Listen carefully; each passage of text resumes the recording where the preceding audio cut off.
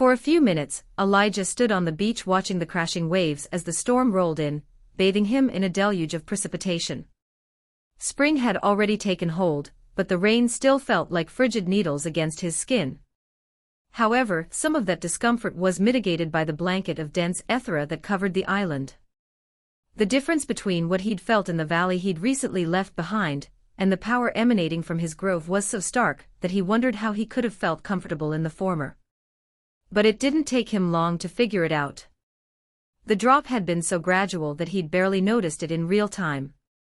It was like the old wives' tale of the boiling frog, and it really put his unique situation into perspective. Certainly, he could have simply left the grove behind and made his way through the world. But it was his home, and what's more, it was special in a way that he had yet to truly appreciate. So, even if he was willing to let the people or Ironshore fend for themselves, and likely fail, he couldn't stomach the thought of ceding his grove to the impending tide of vicious orcs. He remained in place for a while, letting the cold rain soak him through. Then, he sighed and turned back to the tree line. Before he'd taken 2 steps, Elijah had shifted back into his draconid form, after which he raced across the island and to his grove.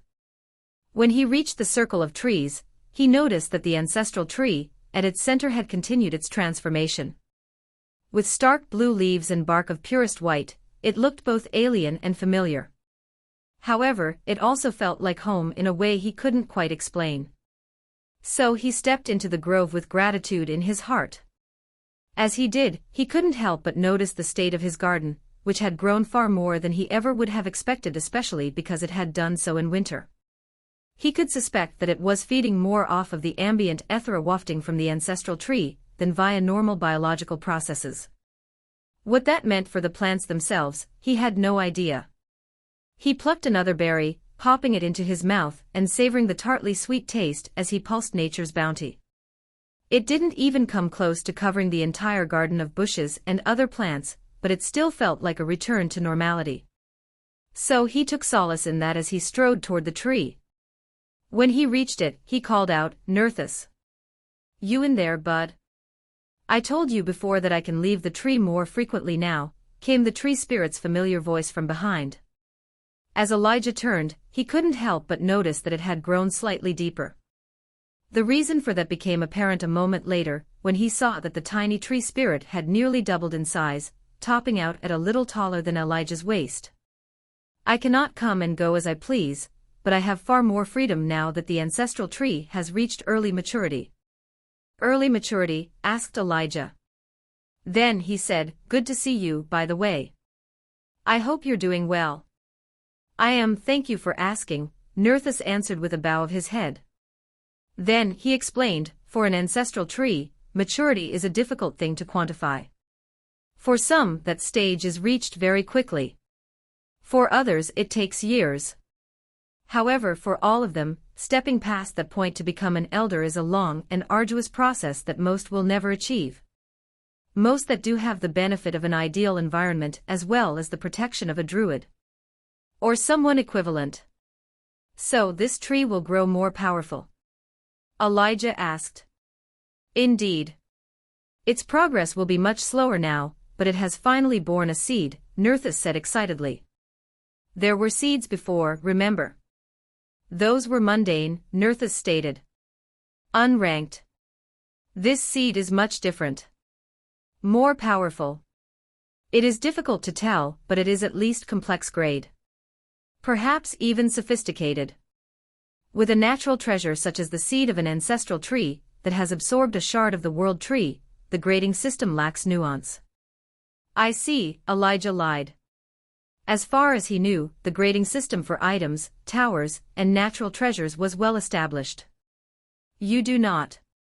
The seed is connected to its progenitor. They are separate, but they are also a single entity," Nerthus explained. "And that entity is connected to the world tree, in ways the heavenly system is not meant to fully understand." "What does that mean from a practical perspective, though?" "If you plant the seed, it will eventually connect to its progenitor through the world tree, extending the boundaries of your domain." "Oh. I like that," was Elijah's lacking response. "I suppose it'll raise the ethereal density in that area, too, huh?" It will, though not to the degree of the original grove, Nerthus said. Elijah sat down and leaned his back against the tree. So, he said. Theoretically, I could take that seed, plant it elsewhere, and eventually, get similar benefits to what I have here. Yes. And what would happen if some disaster struck here? Nerthus gasped. Why do you ask that? Elijah sighed, then explained the situation with the orcs, or at least what he knew of it. When he'd finished, he said, I was just thinking that if things start looking really bad, I could grab the seed and run. You cannot do that. Why? He asked.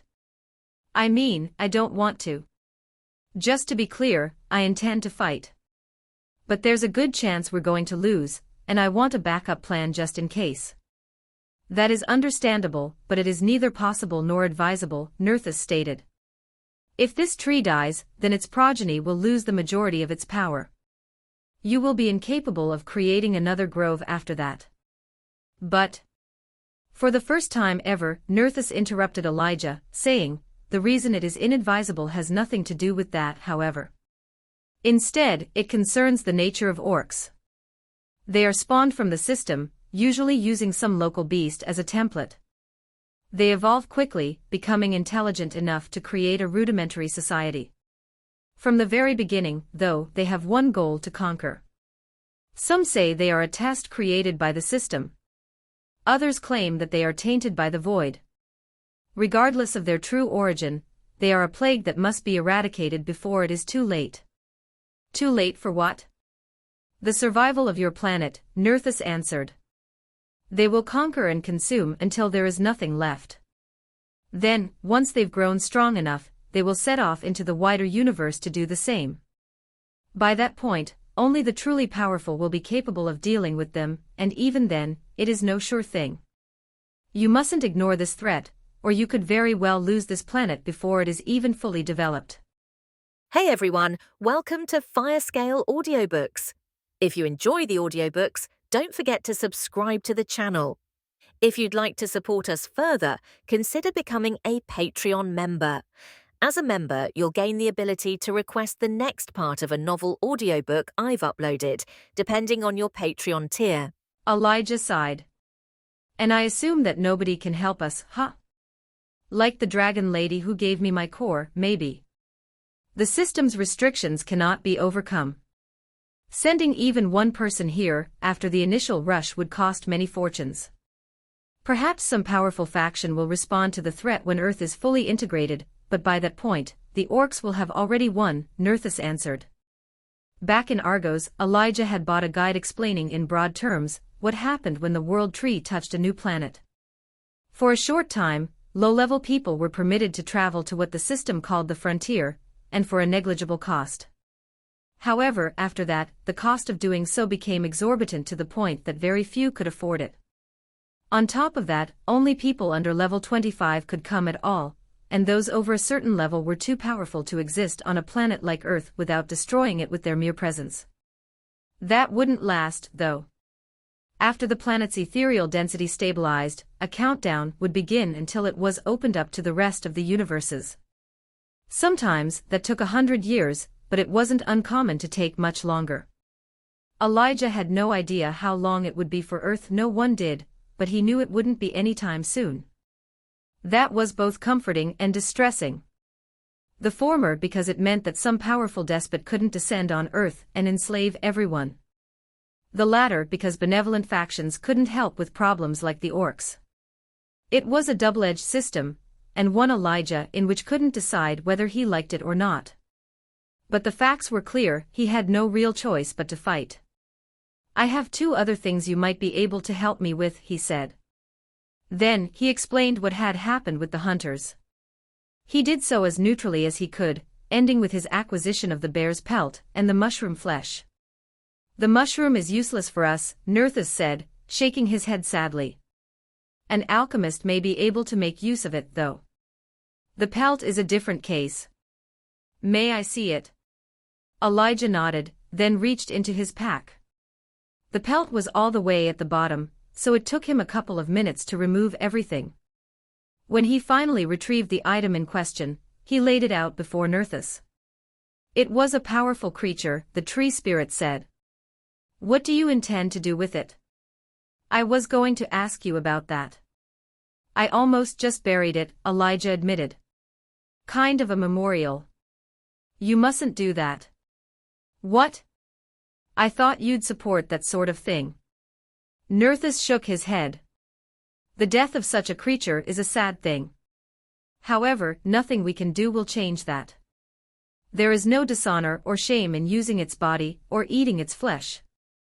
Though if a weakling were to consume the meat from such a powerful beast, they would almost assuredly be negatively affected. Perhaps they would even perish due to the influx of potent Ethera. That can happen. It can. Elijah shook his head.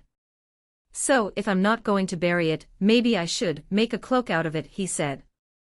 I see. If you choose that route, may I suggest that you leave it here for a few weeks? Nerthus asked. Then, once it is saturated in potent Ethera, treat the hide as you did your staff. In that way, any item created from it will be much more powerful and tailored to your needs. Interesting, Elijah said. Would that work with other items? Nerthus shook his head. Only resources, he answered. And then, only if those resources were once living. Despite the restrictions, it still seemed like it could be a significant boon. However, like the creation of his staff of natural harmony, preparing the hide would take time. It would also require materials that he didn't have. Fortunately, the hunters had done one thing right by already fleshing the hide, which meant that Elijah could get by with storing it in his tree house for now. So, after only a little more conversation with Nerthus, Elijah made his way to his home, climbed the stairs and unpacked. After that, he gratefully took a shower before, at last, heading to bed. Yet, as tired as he was, he couldn't sleep. Instead, he just lay in bed and stared at the lightly glowing flowers as he contemplated the coming fight. 100 ideas on how to deal with the orcs flitted through each facet of his quartz mind, but the fact was that he had too little information to create a proper strategy. Hopefully, he would address that lack tomorrow when he headed back to Ironshore. Eventually, the comfortable bed did its job, and he finally let himself relax. Once he did, he drifted off to sleep. The next morning, Elijah's eyes fluttered open, and for a moment, he forgot the weight of responsibility resting on his shoulders. In those brief few seconds, he raised one hand, letting the warm blanket of dense Ethera envelop him, as he let the first rays of the morning sun dance across his fingers. But it couldn't last. He knew he was on the clock in terms of preparation for the coming orc invasion, and as such, he didn't have time to lie abed. So, with some degree of frustration, he pushed himself out of bed and dressed for the day. He chose his least dirty outfit, which still wasn't precisely clean, and vowed to find some easy way to do laundry in Ironshore. Once that was done, he gathered his things before heading downstairs and to his grove, where he enjoyed a breakfast of berries while walking through the garden and flaring nature's bounty. It wasn't necessary. The bushes had already reached the point where they were self-sufficient, which meant that his efforts only had a limited effect on their growth. Yet it calmed him, bringing back memories of days he'd spent trying to coax the bushes and other plants to fruition. He took a few minutes to converse with Nerthus as well, though he didn't broach any important subjects. Instead, he simply wanted to make the tree spirit feel better about their partnership because, during his travels, he'd come to the conclusion that he'd treated Nerthus more as a means to an end than an actual friend. He aimed to change that going forward. Soon enough, when the sun had pushed fully above the horizon, Elijah gathered a bunch of berries in his pack, then bade Nerthus goodbye before heading to the beach where he'd stored his collection of rowboats. Despite his neglect, the small vessels still looked in good repair, so he pushed one into the surf and began the journey across the strait. As he did so, he sent a couple of large fish, one that was much larger than the boat, swim by beneath him. Yet, none of them paid Elijah's passage any heed. They were too focused on their own lives, which presumably included hunting for prey large enough to sustain them. Like that, Elijah covered the distance to Ironshore's dock, where he was greeted by more than a few hostile stares. The city itself hadn't changed all that much, save that it had developed a little more, with some of the buildings having grown, both in terms of size as well as architectural complexity. Indeed, it looked like a proper city now instead of something that would have been at home in the Wild West. But while there were plenty of fearful glances still directed his way, there was plenty of anger there as well. Fortunately, one of the dock guards recognized him after all. How could they mistake him for anyone else? And asked him to remain at the dock while she fetched Ramek. What followed was an awkward few minutes where Elijah tried not to notice all the aggressive glares. To him, it looked like the dockworkers as well as the few sailors present were only a few inches from tossing rotten produce at him and running him out of town. Soon, Ramek arrived, though, and when the distinguished-looking goblin did, the people reluctantly went back to their business. "What's going on with them?" Elijah asked. "They blame you," the goblin answered with a shake of his head. "If you hadn't killed the mercenaries, what was I supposed to do?" "Just let them kill me," he asked. The question was a little misleading. For all he knew, Cabot hadn't come to the island with murder on his mind. The presence of his private army seemed to counter that presumption, but Elijah had every reason to suspect that if he'd simply run away, Cabot would have let him. Still, there was no way he would have let the greedy gnome destroy his grove and use it for his own progression. So the point was moot. No. Of course not. But the public, they don't know all the facts, Ramek stated. Even though we've spread the story, some disbelieve. Others give credence to rumors. The point is that the people are woefully misinformed as well as frightened. They want to blame someone, and you are the easiest target. That made sense to Elijah, at least. Everything he'd experienced, both before and after Earth experienced the touch of the World Tree, suggested that people were rarely great judges of where to place blame. Especially when there was someone as different as Elijah around. "Is it going to be a problem?" "No," Ramek said firmly. "We have enough guards to keep order." "All right. I have a few errands I want to run," he said. "Then, I want to check out the horde myself. Once we do that, maybe we can develop a strategy." "Oh. I thought that I'd just snap my fingers and make the problem disappear," asked Elijah. "No. Of course not. I know. You are right. Expecting you to deal with them alone was wrong," he said. "I apologize. We will do our part." The conversation went on for a few more moments, but nothing of import was said. So it wasn't long before Elijah found himself heading into the city. Notably, there were a couple of guards trailing him. He didn't mind, though, because as he headed to his first destination, he became convinced that, without the guards, he would have been attacked. Or at least confronted. He had no desire to deal with that, so he was grateful for the guards' dissuading presence. In any case, he quickly found his way to Mari's tailoring shop. When he entered, the matronly dwarf looked up from where she was arranging some of her wares, gave him a short look, and said, "Still haven't gotten any shoes, have you?" "Barbaric." Elijah shrugged. "I thought about buying some in another town, but it just felt weird," he admitted. "I don't think I'm meant for footwear." "If you say so. What do you want?" "Perhaps some cleaning powder for your clothing." "All the gods know you need it," she stated. Is that just soap?" "Because I have plenty of that, and..." "No. It's an alchemical solution. Sprinkle some on your clothes and it'll clean them," she stated. "Not as good as a proper self-cleaning enchantment, but better than doing it the old-fashioned way. I suggest you go visit that crazy old coot of an alchemist if you're really interested in buying some. I have a few pouches in the back, but my prices won't be kind." "Oh. Okay. But no. I was coming here to ask if you know anything about tanning hides," he said. "I've done it without Ethera before, but I'm wondering if there's something else I should be doing." She shrugged. "Tanning solution is something Biggle can provide," she said. "I was more thinking of using natural methods." "Ah. Then you're going to want some brains," she said. "Preferably of a sentient creature. More Ethera, you see." Elijah was well aware of the brain tanning method, and on top of that, he knew he was about to have to kill a lot of orcs, all of which satisfied the sentience requirement.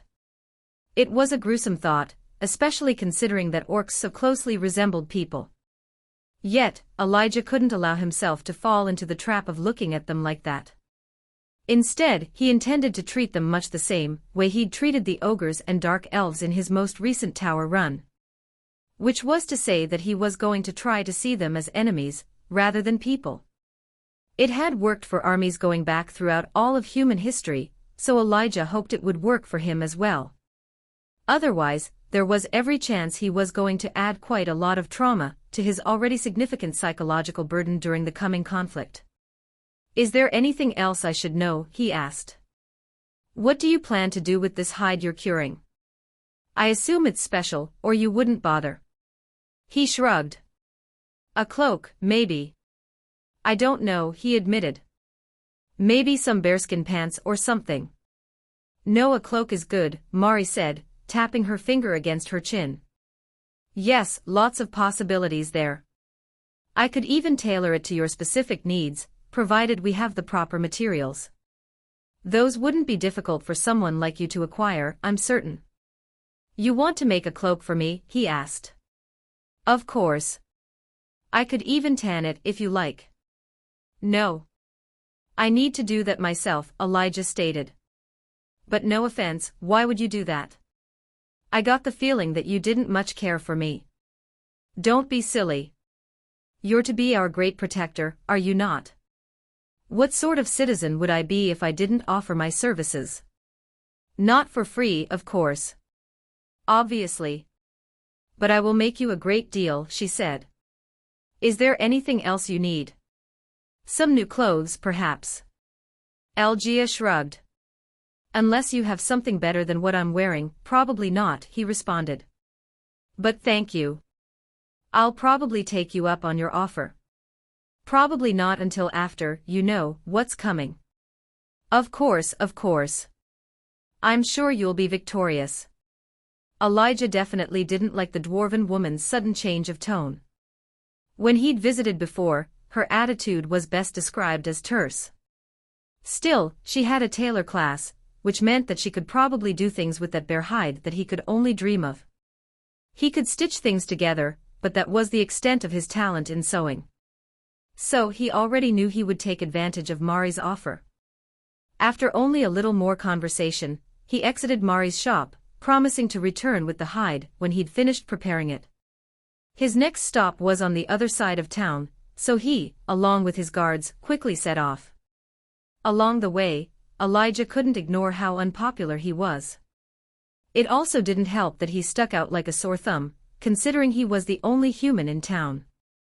Fortunately, he reached his destination only 15 minutes later, though it was not what he'd expected. Set at least 100 yards away from the next closest building, the alchemist's shop, or was it a home, perhaps? Sat atop a low hill. A winding path led to a small fence, on the other side of which was an overgrown garden teeming with Ethera. Elijah marched up the winding path, and when he reached the low gate that he could have stepped over if he so desired, he called out, "Biggle. Can I come in?" There was a small, muffled explosion, followed by a shouted expletive, after which a squeaky voice spat, "Drat. I almost had it." Then, Elijah heard the sound of clinking glassware, and the thud of something extremely heavy before the door to the little cottage banged open, revealing a tiny gnome. He was maybe 2 feet tall and built like a toddler, yet he had a great, white beard, thick eyebrows that looked like pale caterpillars, and a bulbous nose. There wasn't a bit of hair on his head, and the tips of his beard smoldered as if they'd just been on fire. He stomped out, demanding, "What do you want? I swear by all the gods that..." That's when he caught sight of Elijah. Recognition dawned, and the gnome went pale. What are you? Please don't kill me. I got nothing against nature. All my ingredients are sourced from cruelty-free." "I need your help," Elijah said. "I don't care about any of that. I just need some cleaning powder. I also have something that might interest you." "What? You're a druid, aren't you?" "How did you know that?" "It's obvious to anybody who's paying attention," Biggle answered. Are you really not here to avenge the death of your floral friends? Elijah rolled his eyes. I'm not. I just told you why I'm here. Biggle narrowed his twinkling blue eyes. A reasonable druid. Never thought I'd see the day. But it's a new world and a new attitude, I say, he said. Well, come on in. Don't mind the tentacula. It's just playful. Elijah looked back at his guards, both of which took a step back and shook their heads. We'll stay out here, the female dwarf said. Right, Marv. Policy, he grunted. Elijah nodded, saying, sure. Policy. I understand. Then, he opened the gate and marched through. As he did, he focused on one with nature and discovered that most of the plants were mobile. He suspected that they were carnivorous as well, judging by the unique smell of predation. Still, none of them attacked him, which he counted as a lucky break. It unnerved Biggle, too, who said, wish they'd stop biting me like that. In any case, Elijah quickly followed the gnome inside the cottage, which was absolutely strewn with what looked like chemistry equipment and cooking supplies. There were pots and pans, cauldrons, beakers, vials, and what looked like Bunsen burners. In addition, bundles of herbs hung from the beams on the ceiling, and there were huge barrels lining the walls. On the shelves were all sorts of jars bearing labels like nude eyes and giant's toes. And it smelled like a wet foot. Sorry about the mess. And the smell. I've been doing some experiments, hoping to make a breakthrough, and they have not been going well, the little gnome said. You know how it is. One drop of basilisk saliva too many, and the whole thing goes up in smoke. As he spoke, he climbed atop a stool so he could more or less look Elijah in the eye, and he asked, so what can I do for you? You wanted cleaning powder, yeah. Can't blame you on that one. No offense, but you smell worse than a 3-day-old bobdick. Right. You wouldn't know what that is, would you? A bobdick is a swamp monster with a curious life cycle where it starts to decay almost as soon as it hatches, Biggle explained. By the 3rd day, they have the most pungent aroma. But that's when you have to harvest them, or you'll miss peak efficiency.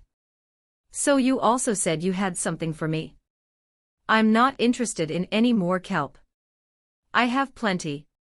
It took Elijah a moment to catch up, but when he did, he unshouldered his pack and said, I have this mushroom. Well, most of it, at least. It's contained in a specially made satchel right now. I'm always interested in mushrooms. Was quite a mycologist back in the day, you know. World-renowned, some might say. Not this world, though. Another world. You wouldn't know it.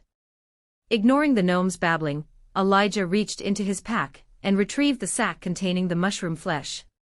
He set it before the alchemist, saying, that satchel is keeping its aura contained. Otherwise, it would have probably killed a few people on the way here. Biggle's eyebrows twitched. And where did you get this sack? He asked innocently. I killed the 4 hunters who had harvested the mushroom, Elijah answered honestly. I don't know where they got it. Oh. Yeah. Right. So let's see what you've got here, the alchemist said. Then he unbuckled the strap and flipped the top open. Immediately, the entire room was bathed in dense ethera. It wasn't quite as strong as it had been when the mushroom was still whole, but it was still enough to elicit a slight feeling of nausea. After using that same ethera to fuel his cultivation, Elijah was used to it, though. However, he did notice that with every passing instant, it felt noticeably weaker. Biggle slammed the bag shut. Is that something you can use? Elgia asked, already knowing the answer to that question. Of course it is. That's a high simple grade natural treasure, Biggle stated. There's nothing else like that in the surrounding area. And if there was, it won't last through the orcs' invasion. So, it's valuable. Extremely. With this, I could create a powerful body cultivation potion. It might even be enough to push someone to the halfway mark. Of the first stage? Yes. Of course. All right. This is the deal. If you want to take it, great. If not, I'll go elsewhere. You give me half of what you make from it, and the mushroom's yours, Elijah said. Half? I wouldn't make any profit. Best I could do is a quarter. After that, the haggling commenced, and it didn't end until they'd settled on a third of what Biggle created from the mushroom, plus a 10-pound sack of cleaning powder. Elijah thought he got the better of the deal, but then again, it seemed that Biggle thought the same thing. So who was to say who won the negotiation? In the end, though, Elijah was satisfied, and that was all that really mattered. After Biggle told him that the potion would be ready in a few weeks, Elijah departed and, along with his guards, headed to the center of the city.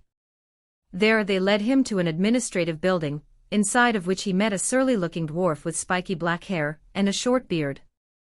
Name's Currick, the dwarf said, holding out a hand. Can't say as I blame you for killin' Cabot. He was a right cunt. Oh, Elijah said, taking Currick's rough hand in his own. Yeah. I guess he was.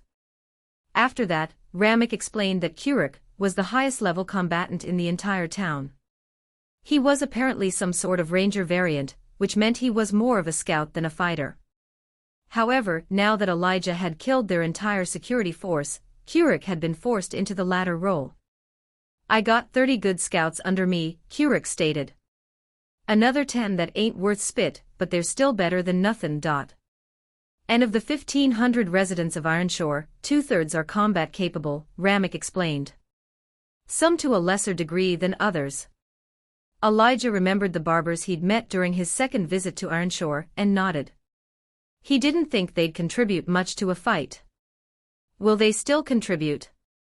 All but the little ones, Ramek answered. The more mature among the children will be used as runners, both for messages as well as supplies. However, there are a few who are not old enough to do even that. We intend to house them here until the fighting is done. Or until everyone was overrun by orcs.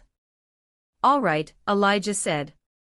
He didn't know much about war, so he was prepared to bow to their judgment.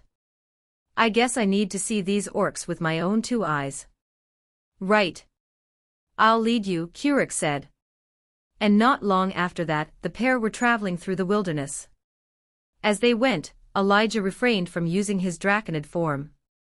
He was certain that Currick and his squad of scouts knew about his ability to shapeshift, but he didn't want to give away any of his secrets, just in case they were leading him into an ambush. As it turned out, 2 days later, he discovered that the residents of Ironshore had been entirely truthful as to the nature of the threat. He stood on a hill, crouching low at the tree line, and looking out at a camp containing thousands of orcs. God! This is going to get really ugly, isn't it? He muttered, using Eyes of the Eagle to get a good look at the creatures. Beside him, Currick said, Damn right it is. Damn right. Horns blew, and flags rippled in the wind of some officiant's spell. The richest and most influential people in Easton stood nearby, drinking and dancing, completely unaware that the world, indeed, the universe, was passing them by. They all thought that the danger had passed, that they were safe. They believed that, after having survived the past few years, they could simply go back to old customs, as if the world would soon return to normal. But as Roman stared down at the seal of authority, he knew it was all a misguided fantasy. There was no such thing as normal. One could never stop striving. The days of humanity standing on the shoulders of past generations were long gone, and now, people needed to forge their own path through an unfamiliar and expansive universe. That was what drove him. That was the reason he couldn't relax. Theirs was a dangerous and deadly world filled with all the worst sorts of monsters. And he was the only one standing between his people and total annihilation. More than anything, he wished that Alyssa could have seen that. But she'd insisted on questioning his authority, on pushing against his every decision. She had championed the weak and protected the insubordinate, and all the while, monsters were knocking at the door. It was madness that she couldn't see the danger she represented. She would have turned on him, Roman was certain of it, and when she did, she would have had enough support to get everyone in Easton killed. Her death had been necessary. Regrettable, certainly. It had been the hardest thing he'd ever had to do. Even after the betrayal that was her inability to prevent Trish's death, he still cared deeply about Alyssa. She had been his only true friend. But that was a sacrifice he was willing to make. As a selfless leader, that was the burden he was forced to bear. All that and more washed through Roman's mind as he watched his people celebrate an accomplishment that was not theirs. The wall had finally been completed, and as such, the city within was safe from the formation of minor rifts or spontaneous manifestations of vox. It was a tremendous feat of engineering, enchanting, and architecture. Yet, it could do nothing about the virus that had already begun to take root within his city. "Congratulations, boss," came a grating voice Roman did not want to hear. "The sheep are safe, but what now?" Roman didn't turn. "What do you want, Trace?" he asked, slipping the seal of authority into his vest pocket. "Maybe I just wanted to make small talk with the big man in charge," the outlaw said, stepping forward until he stood shoulder to shoulder with his superior. Out of the corner of his eye, Roman saw Trace's garish attire. The man flouted the notion of a uniform, making alterations that made him stand out.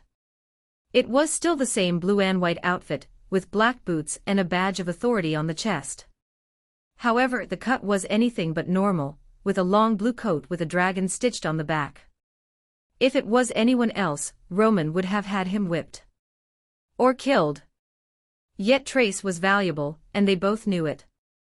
So he got away with things no other person could. For now. Soon, there would come a point when the man went too far. "In that case, leave," Roman stated. "I'm not in the mood for your foolishness. You really take all this seriously, don't you? If you say that's how you've always talked, I'll call you a liar." "Normally, people who say such things end up dead," Roman said, refusing to rise to the outlaw's bait. He had changed his speech patterns, but that was a necessity.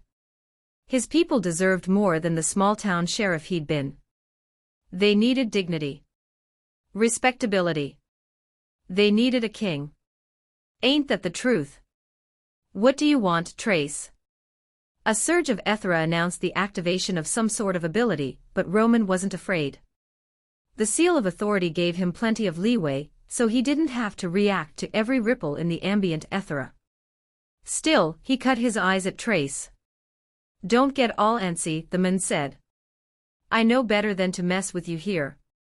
It's just an ability meant to prevent eavesdropping." "That's new." "Is it? Maybe I've just kept it in reserve all this time." That was the problem with Trace. He was an incredibly useful man to have around, ruthless and efficient in what he chose to do. However, he was untrustworthy as well as secretive, meaning that he was unpredictable. Roman hid his irritation by adopting an at-rest stance, with his hands behind his back. His eyes never wavered from the affluent people who'd attended the party he never wanted to host. But Fiona had insisted, saying that it was a display of power as well as a way to keep the idiots happy. He acknowledged that she had a much better head for such things, so he'd chosen to trust her judgment. Still, he could barely hide his irritation. "Speak your mind. You are absolutely no fun. You know that, right?" "Fine. I've traced the traitors to a tavern in the southern district," Trace stated. "Mostly the usual suspects. You know the ones." Indeed, even with Alyssa dead, he'd had to deal with no shortage of naysayers and dissidents. Even as they sheltered beneath his wing, they complained about the manner in which he provided for their safety. It was maddening. He'd given them everything. By all rights, their lives were his to do with as he pleased. Yet, treason had bloomed, vivid and poisonous. The only solace was that they were easy to keep track of. Roman already knew who the leaders were, even if he was unaware of the methods they intended to use. That was where Trace came in. "That is not news," he said. "No," Trace said, running his hand through his hair. "No, it's not. But the people they're meeting with, that might interest you quite a bit." "Who? Who do you think? Who has more reason to hate you than anyone else?" Trace asked. "Carmen." Bingo, Trace said. Does she know? Does it matter? The outlaw asked. She was always a loose end. We should have clipped that thread a long time ago. Roman finally turned away.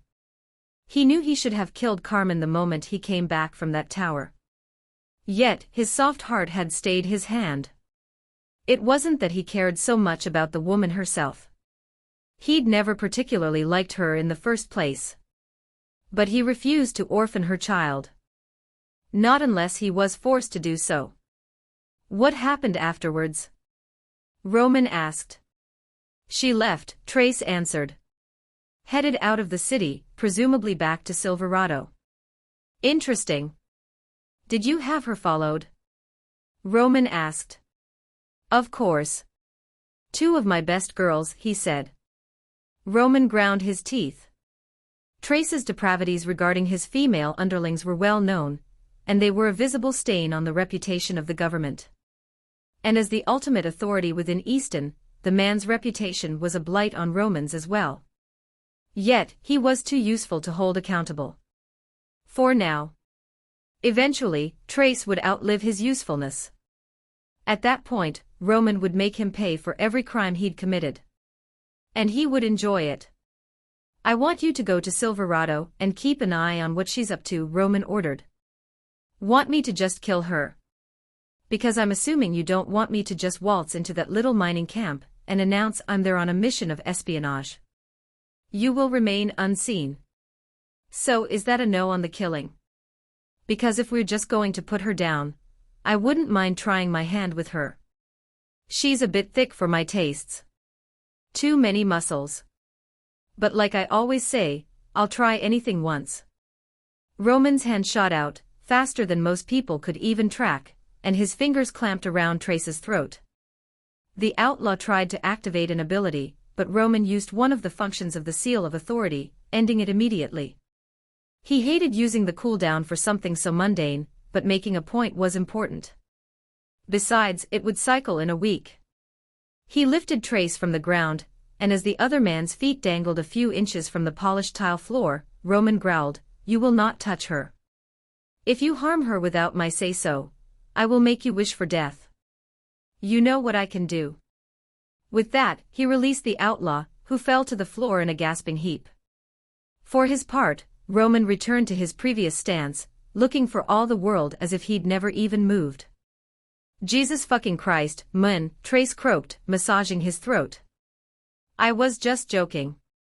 You didn't have to go all evil emperor on me. I am not evil.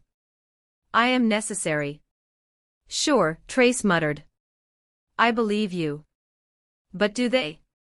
Roman had already seen precisely what Trace was referring to.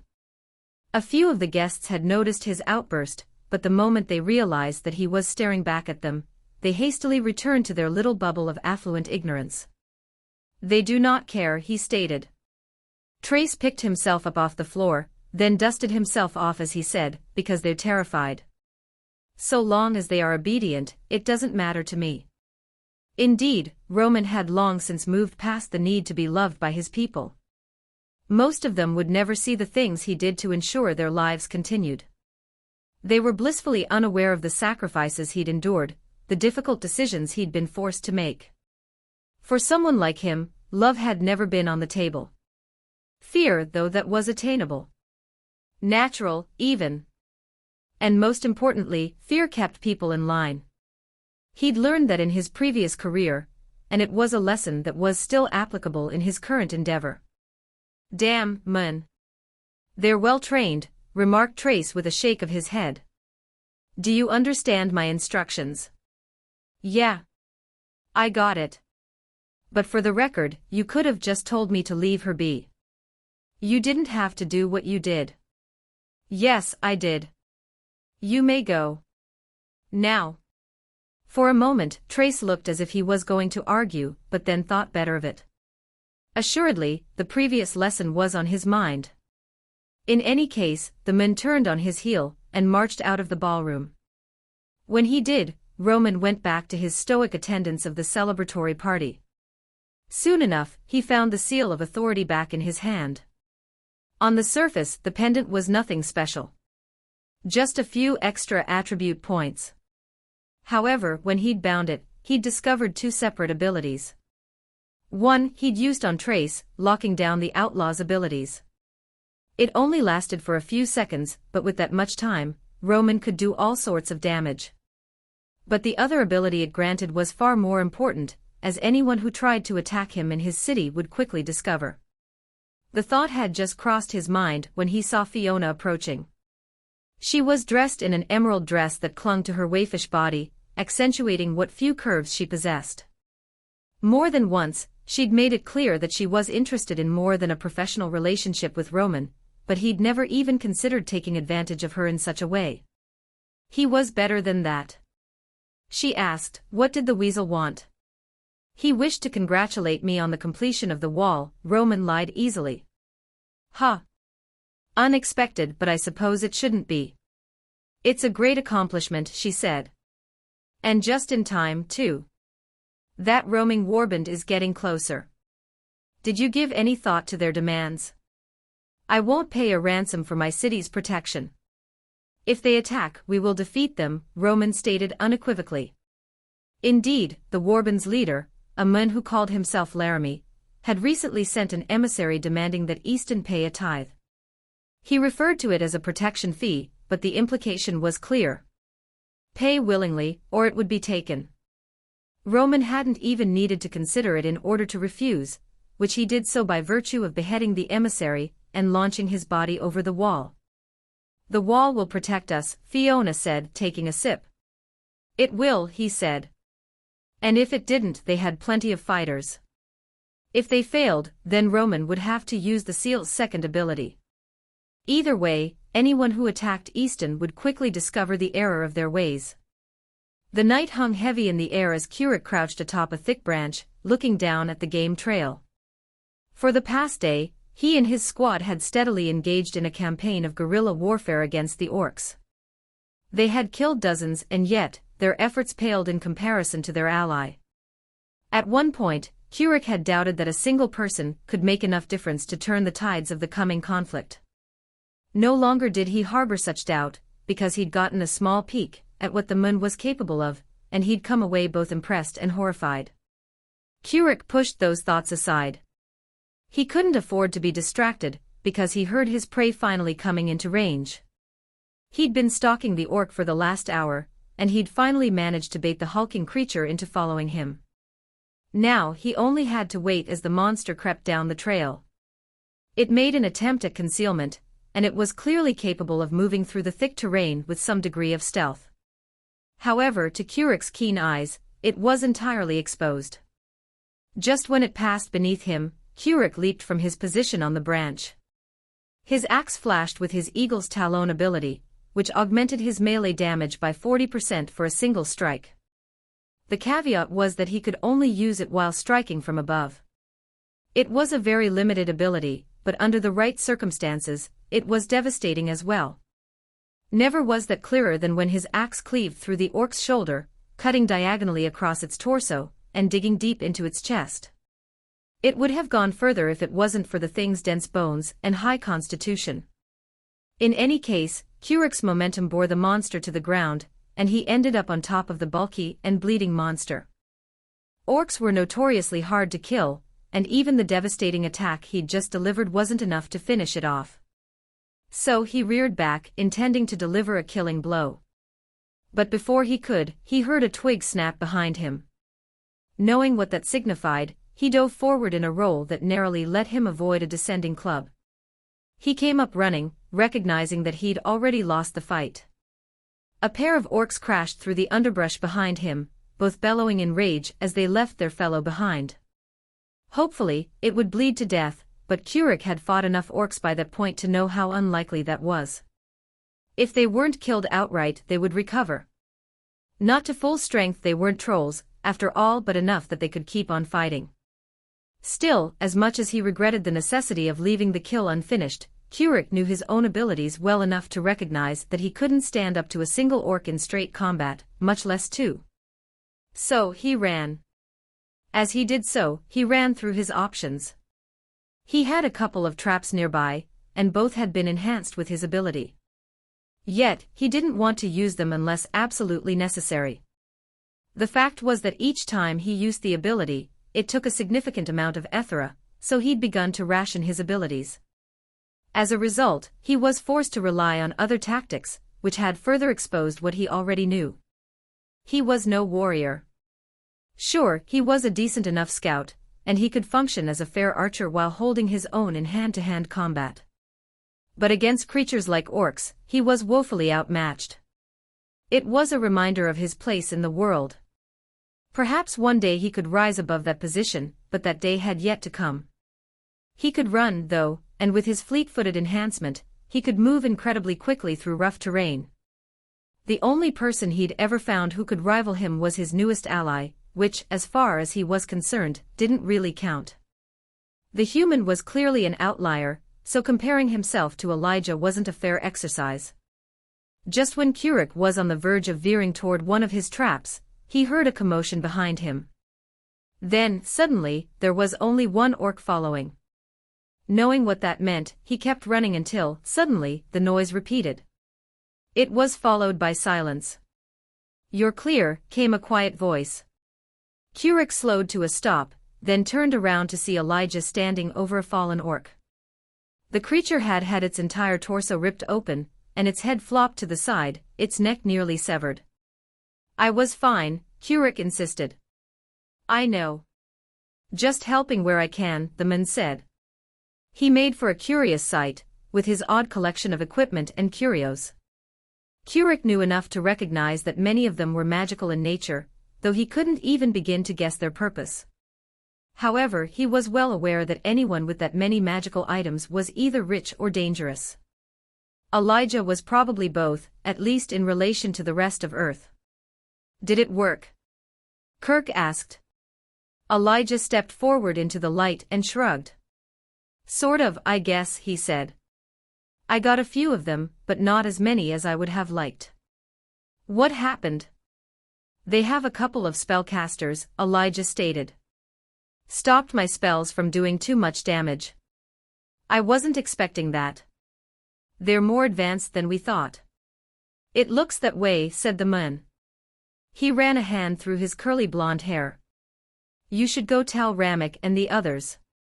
Take the rest of your squad, too. We're not going to win the fight like this. You think we need to come up with another strategy?" "I do." "What are you going to do?" "I'll stay out here and slow them down." "By yourself?" "I'll be careful," Elijah said.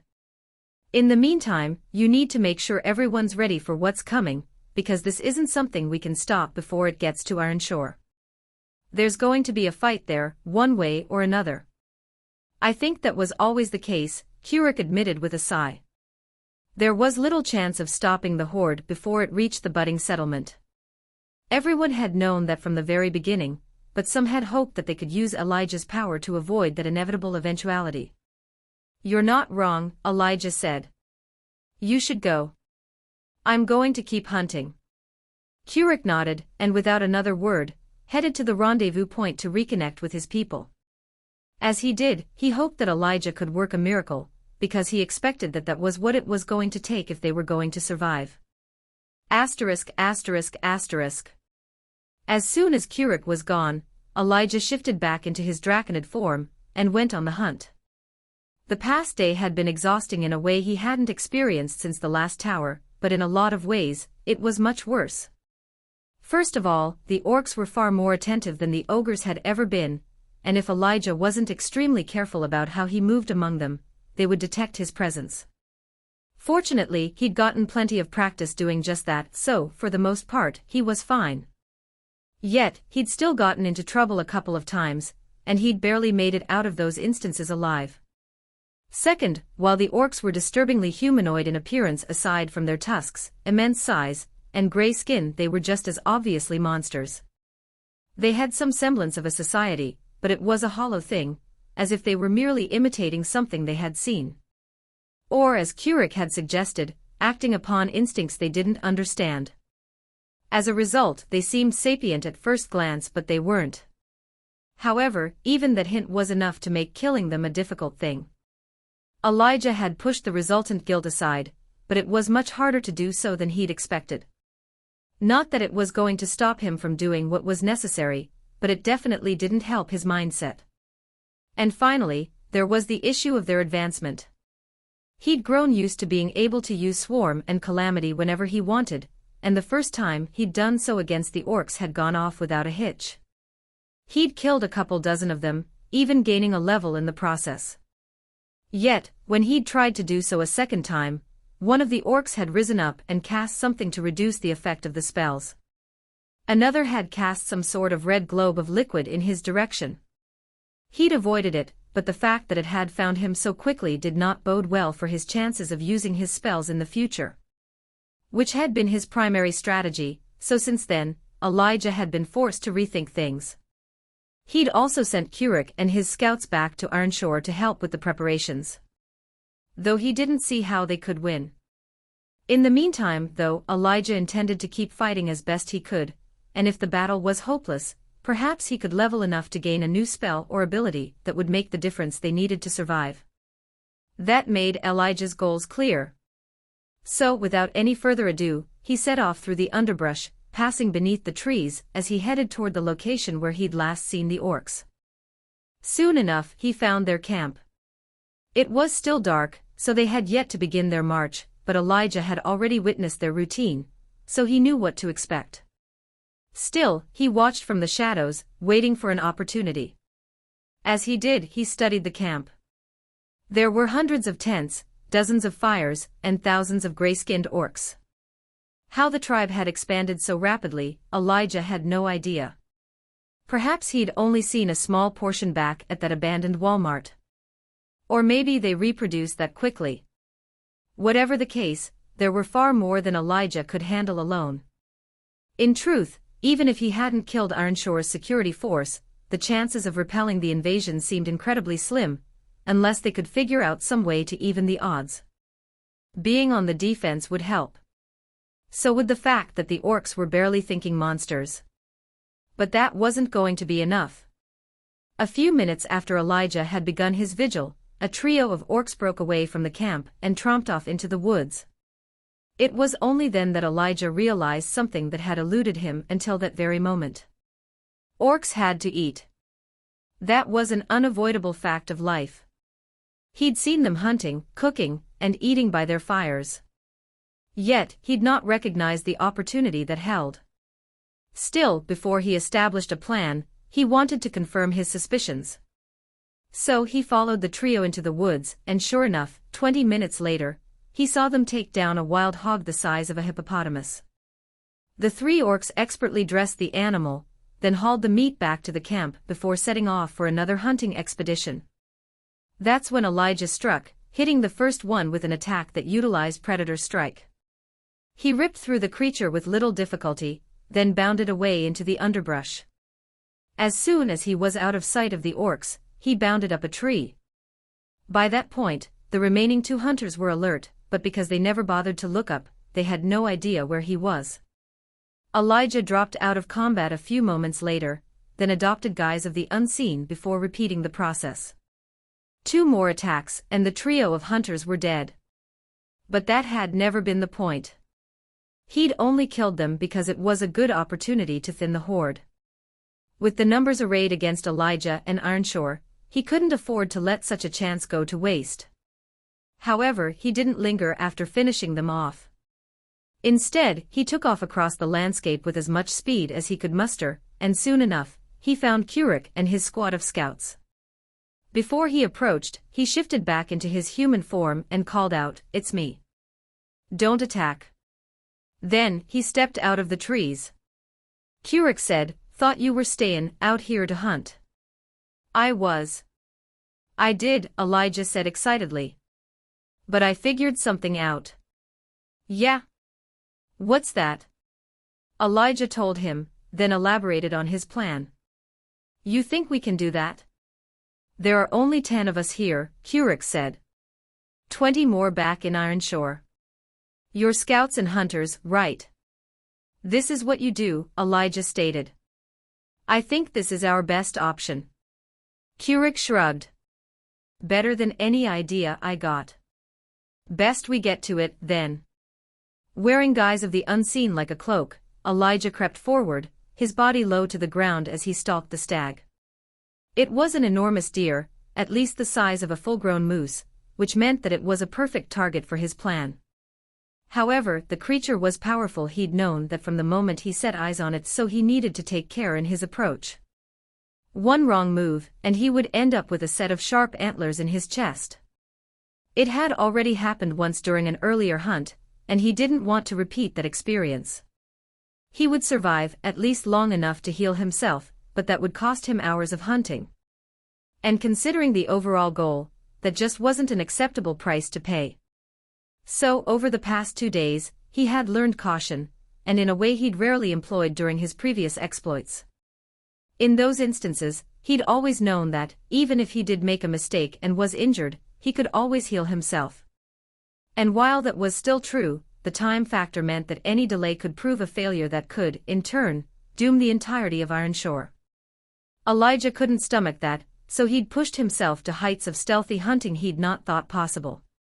But it was too slow. Soon, he knew the time to institute his plan would pass, and they would have to implement the next phase. Still, the more animals he and the other hunters killed, the less food there would be for the orcs. It didn't really fall in line with his protector of nature image, but he'd pushed that sort of thing aside in favor of survival. So the goal was to cut down the animal population to the extent that the orcs would no longer have enough to sustain themselves. Sure, it wouldn't kill them. Elijah was certain of that. But it would weaken them, at least to some degree, and he hoped that would prove the difference in the inevitable battle to come. With that in mind, he silently slipped through the underbrush. Cloaked in guise of the unseen, he should have been undetectable for the stag. Yet, when he came within a few feet, the thing skittishly pranced away. However, by that point, Elijah was already close enough to pounce. He leaped high into the air, landing on the beast's broad back. Digging his claws into its hide for balance, he struck like a crocodile, latching his powerful jaws on the stag's neck. He squeezed, ripping through the animal's flesh and feeling its bones crack beneath his mighty bite. It went limp, having never gotten the chance to resist, and it fell to the ground in a heap. Elijah sprang away, shifting back into his human form before his feet hit the ground. It was at that moment that the orc struck. Elijah had no idea the monster was even there, which meant that it had been using the stealth ability some of their hunters and scouts possessed. Still, it never should have happened. He'd been too focused on the task at hand. Or too exhausted, after 3 days of constant hunting. Whatever the case, Elijah never had the opportunity to dodge the creature's thrusting spear. Its flint tip bit deep into his side before ripping a gaping wound in his flesh. He staggered away, but the orc followed close on his heels. Elijah whipped around, spraying the ground with blood as he smashed his staff against the pursuing orc's tusked face. Under the weight of the blow, the monster stumbled, and Elijah followed that attack up by sweeping his staff toward the orc's ankles. It tripped, tumbling to the ground. Before it had the chance to react, Elijah cast snaring roots, and thick, thorny vines snaked up from the ground to wrap around the monster's flailing extremities.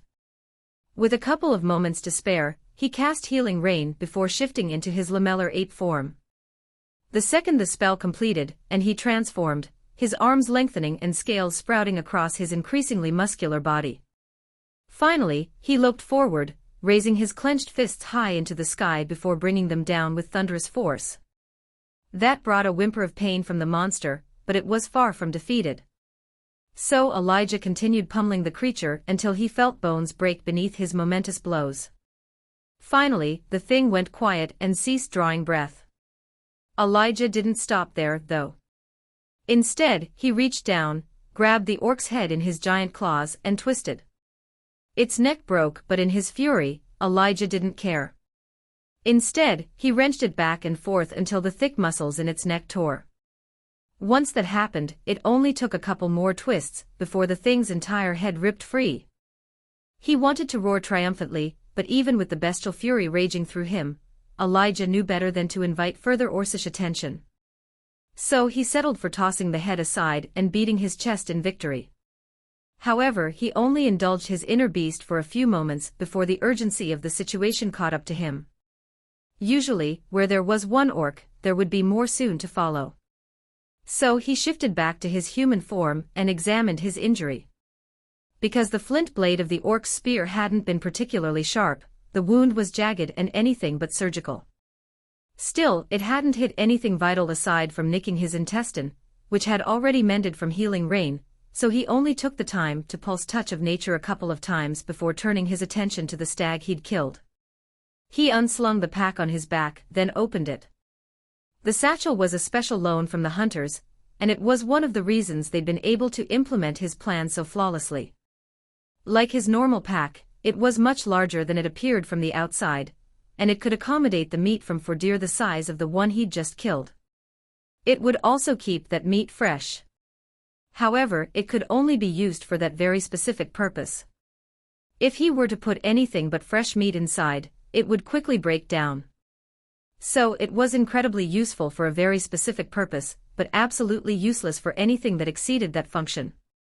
In any case, the pack was nearly full, which meant that as soon as he processed his kill, Elijah would need to return to the forward camp and exchange it for an empty one. After that, he would return to the forest and continue his hunting efforts while someone else took the meat back to Ironshore. It had been going on for a few days by that point, so they had the process down to a science. But before he could do that, Elijah needed to skin the animal and process the carcass. So he set to it, using one of the knives he'd taken from the mercenaries who'd invaded his island what felt like a lifetime ago.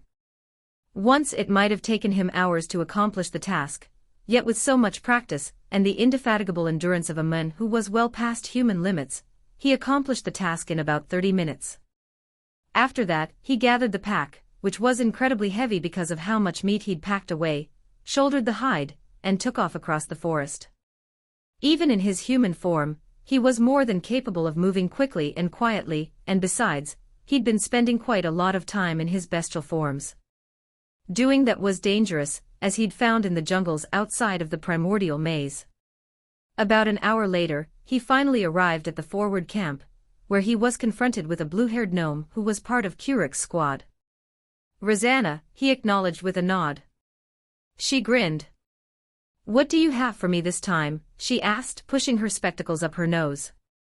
They weren't for correcting her vision. Instead, they helped her see tracks more easily. He shook his head, then said, "Just meat. 2 deer, a hog, and a couple of giant turkeys." The 2 turkeys were closer to dinosaurs than any bird he'd ever seen, and it had taken quite a bit of effort to take the pair of 7-foot-tall birds down. Still, they'd had quite a lot of meat on them, which he supposed would be helpful for the town. More importantly, killing the beasts would deny the orcs any sustenance. "The pickins are gettin' pretty slim out there," came Kurik's voice. Elijah turned to see the lead scout approaching from the right. He carried a large satchel as well, though he clearly struggled beneath its immense weight. That was the other detriment of the hunting sacks, as they were called. They could hold plenty, but they did nothing to alleviate the weight of whatever was put inside. As such, most of the hunters and scouts couldn't get the most out of them like Elijah could. "Think we might need to start pullin' back." Elijah sighed. He'd seen much the same thing, but he knew they'd missed quite a lot of animals. There just wasn't enough time to truly hunt every denizen of the forest. Yet, they'd gotten the easy prey, which meant that the orcs would have to work that much harder to meet their consumptive needs. That was a small solace in an otherwise desperate situation. As he and Kurik stepped into the camp, Elijah asked, "Phase 2. Probably the best chance we'll get. The others are still workin' on clearing the animals from here to Ironshore. We'll work backwards from here, and by the time we get to the city, we'll be as ready as we're gonna get," Kurik answered. "How should I contribute?" Elijah asked. The plan was simple. Over the next few days, Kurik's scouts would riddle the forest with traps. Some, like the dwarven leader himself, had abilities related to those traps. As a result, some of the orcs would die. Others would be injured. But no matter what, the traps would slow them down.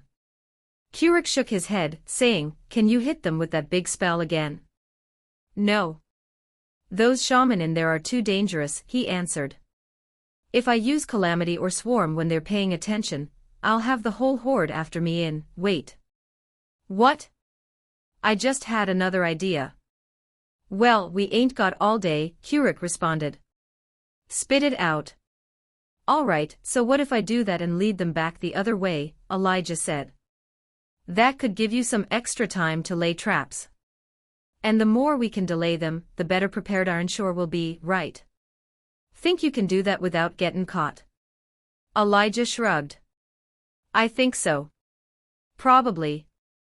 I can move pretty quickly when I want to." "Then do it," Keurig advised. "The more time we have, the better." Elijah nodded, then said, "I need a few minutes of rest, though." "Any food here?" "Not much. We've been sending everything back home. Sides, we can't really have a fire out here." "But here," he said, leading Elijah to a barrel. Inside were a bunch of wild edibles, including mushrooms and berries. "Should be enough to keep you going."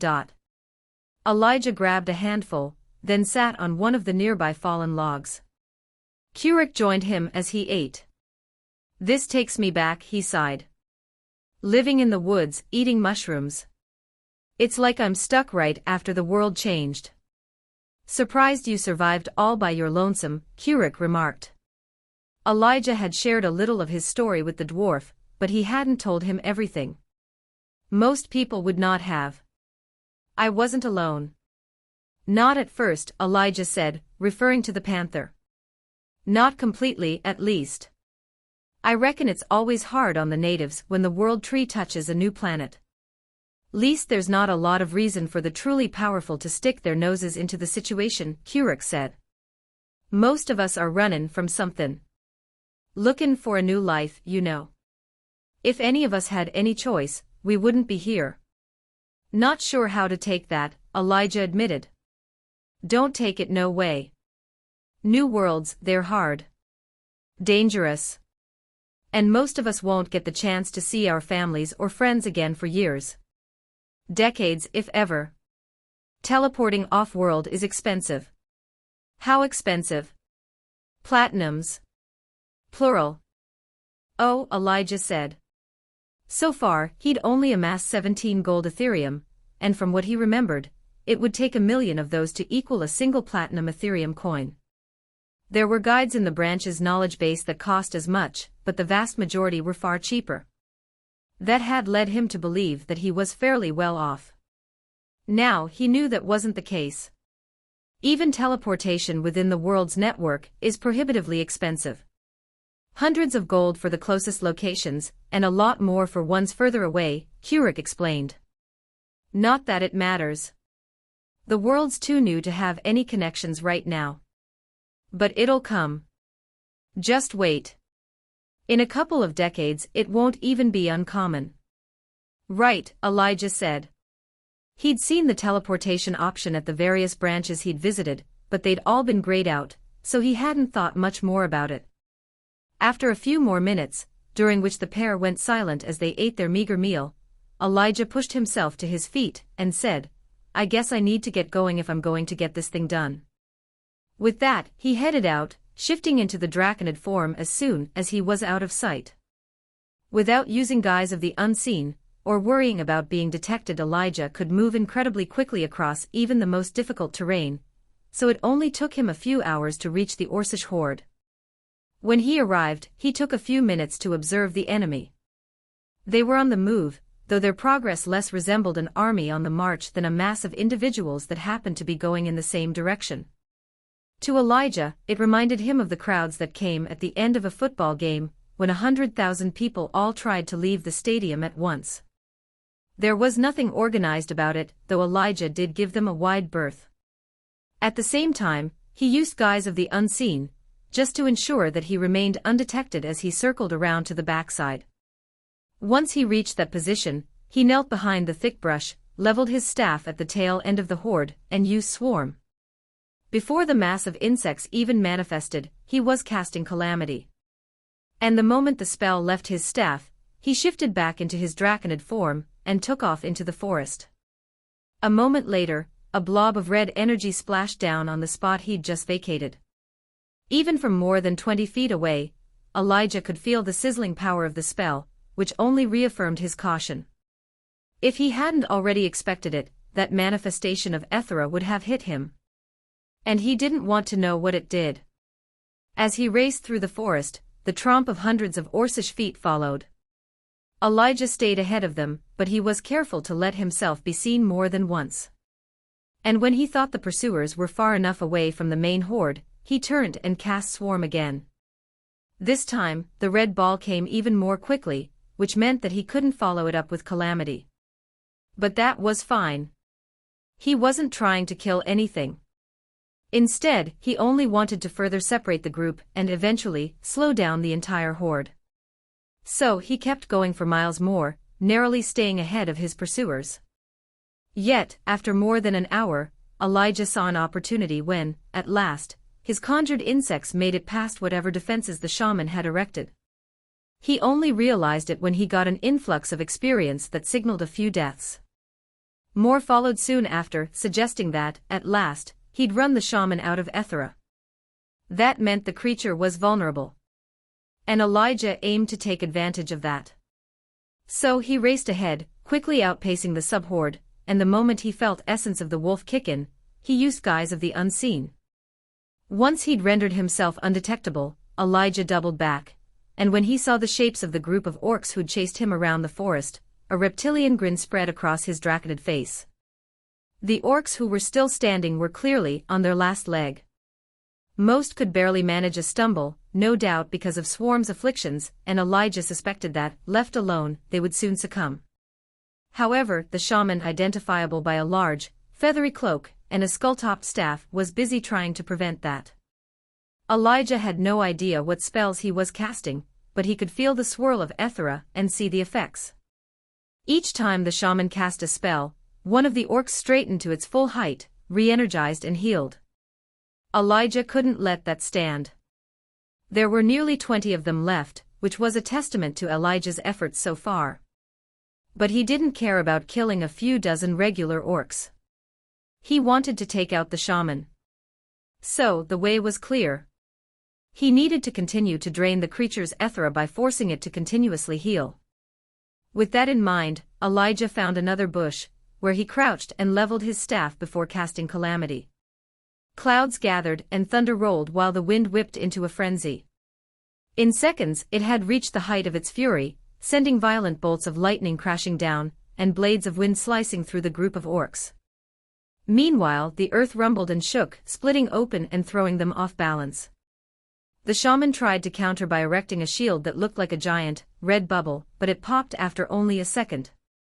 And Elijah recognized the sag of the creature's shoulders for what it meant. It was spent, and its charges paid the price. The Calamity tore through the already damaged orcs, killing quite a few, and injuring even more.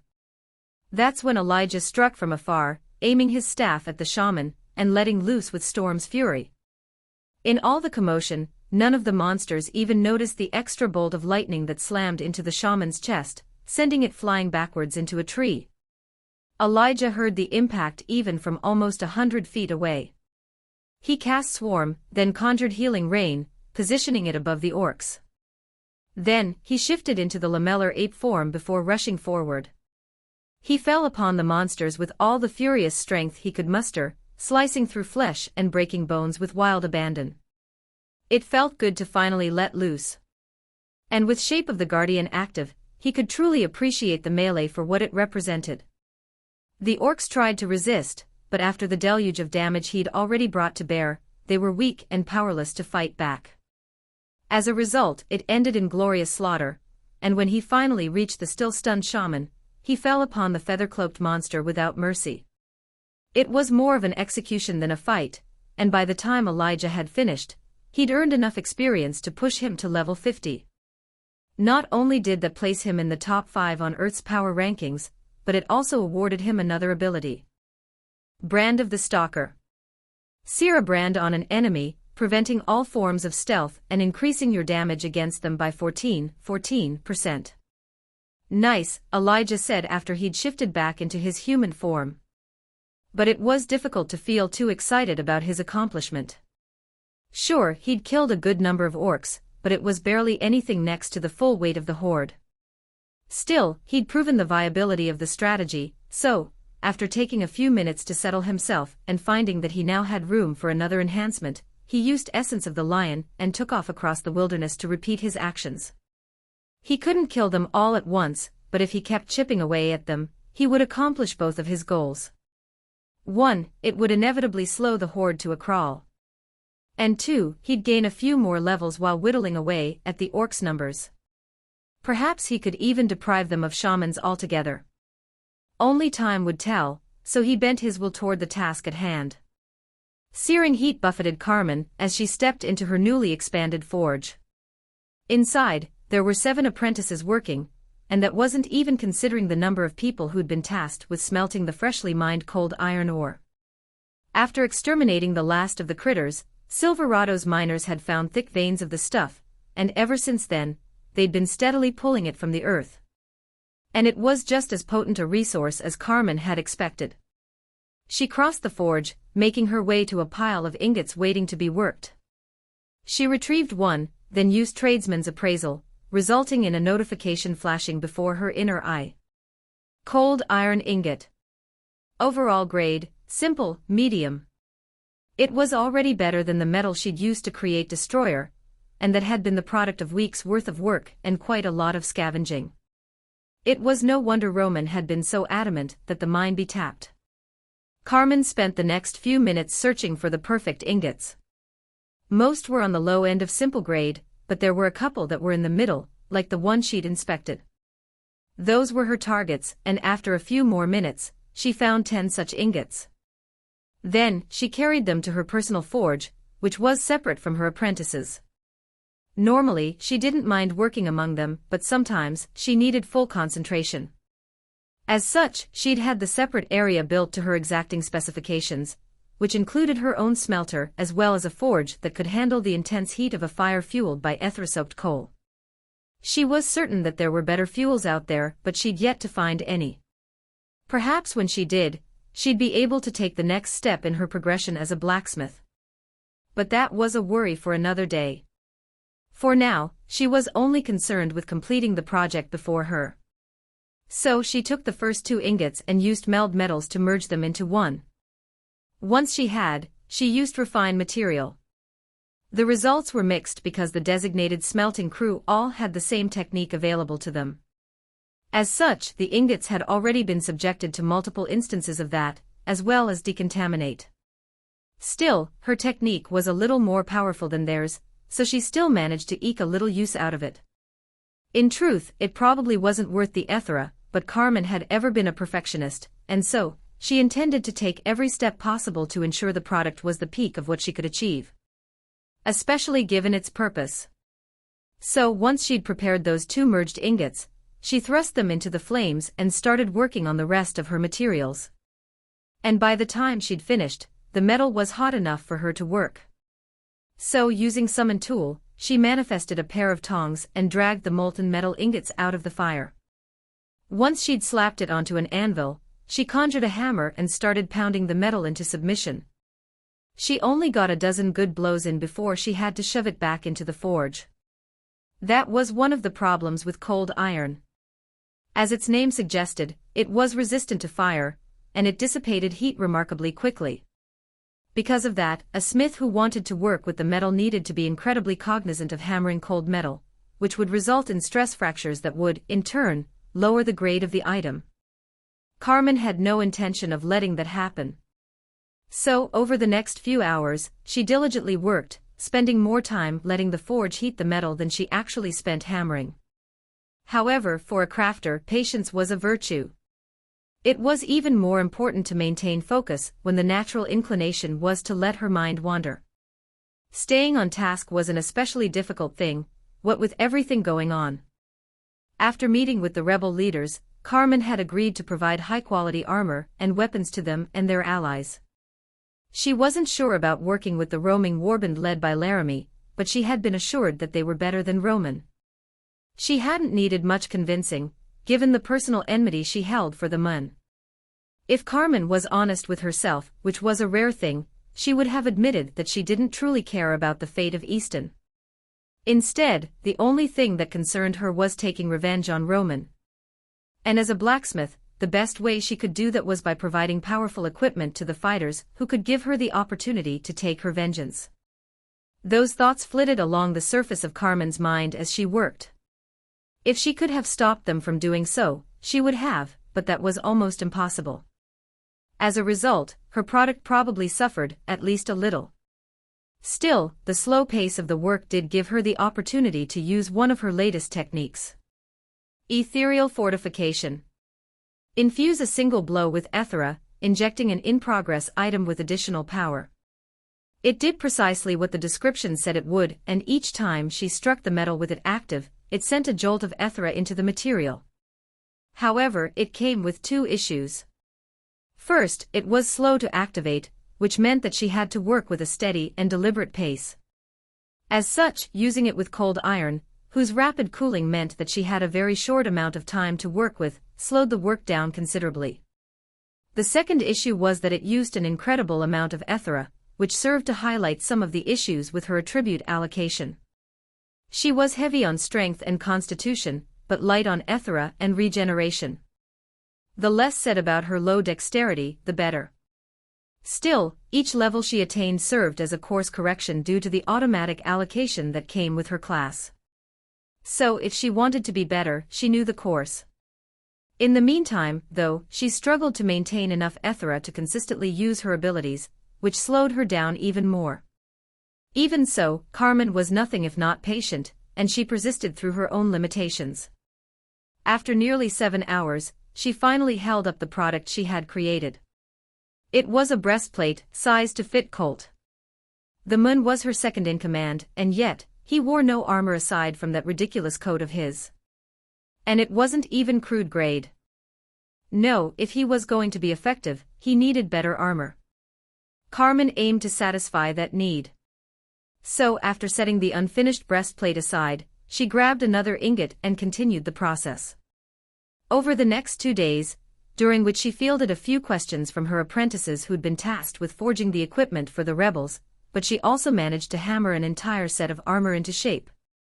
A breastplate, 2 bracers, and a pair of greaves. It wasn't ideal, and if she'd had her way, she would have outfitted him in a full set of armor that covered his entire body. However, Colt had made it abundantly clear that he wanted no such thing. So this was a compromise. The metal itself was deep blue, with hints of pearlescent white. Hopefully, he would like that color. In any case, now that the base structure was done, Carmen needed to start with the embellishments. So she used another new technique. Ethereal etching. Use Ethera to carve embellishments into metal. No tools required. With that ability, she didn't need any tools to create ether-infused embellishments on the armor. However, that was not the extent of what she had planned. Instead, she intended to adjust things a little more fully, using shape. Shape. Reshape a material with raw Ethera. With that, she could make minor adjustments to the armor that would have otherwise required quite a bit more hammering or a grinder. However, using the two in conjunction was extremely Ethera-thirsty, which meant that she was in for a long haul. Still, she persisted, using her 2 techniques as often as she was able. And gradually, the armor took its final shape. She wasn't going for anything truly eye-catching. Just a mostly plain breastplate, with etched greaves and bracers. Still, there was beauty in subtle simplicity, and what's more, Carmen knew that Colt's taste trended toward the unassuming. Eventually she finished, though she didn't dare use tradesman's appraisal yet. Just because the armor was forged, it didn't mean the project was complete. So she gathered the individual pieces and headed away from the forge. When she left the building, she couldn't help but blink as the sunlight of a new day assailed her eyes. Yet, she didn't wait around to let her sight adjust, instead heading to the neighboring building that housed Silverado's overworked leatherworkers. There she found the men she was looking for. "You finish it?" she asked. "I did," the leatherworker said. He wasn't particularly skilled, and he hadn't even reached level 20 yet. However, he was the best Silverado had to offer, so Carmen reasoned that beggars couldn't be choosers. After he retrieved the piece in question, she inspected it. When she was satisfied, she told him what she wanted. It was just one piece of the puzzle, so she wasn't terribly concerned with the quality of his work. Yet, she knew the end product would be better if she let a real leatherworker do it rather than try to make it work on her own. So, after explaining everything, she left the armor with him. With that done, she had a few hours to kill. So she strode toward the training yard where she expected to find Miguel. Sure enough, he was there, practicing the sword with Colt. The two had a good relationship, which Carmen appreciated. A young boy needed all the positive role models he could get, and Colt satisfied that requirement quite well. For a long time, she leaned against the fence that encircled the training ground, just watching her son go through his training. Some of it she understood, but her approach to battle had always been more of a charge in, and hit things really hard sort of method. So, the subtleties of sword fighting had never appealed to her. But watching Miguel, she could certainly see the draw. When he saw her, he gave her a subdued wave, but he knew better than to interrupt his lessons. So that was all Carmen was going to get for now. After a couple of hours, she returned to the leatherworker and inspected his work. It was adequate, so she handed him a handful of copper Ethereum for his trouble. He tried to protest being paid, saying that he didn't mind, but Carmen knew just how much a few extra copper could help. So she didn't mind.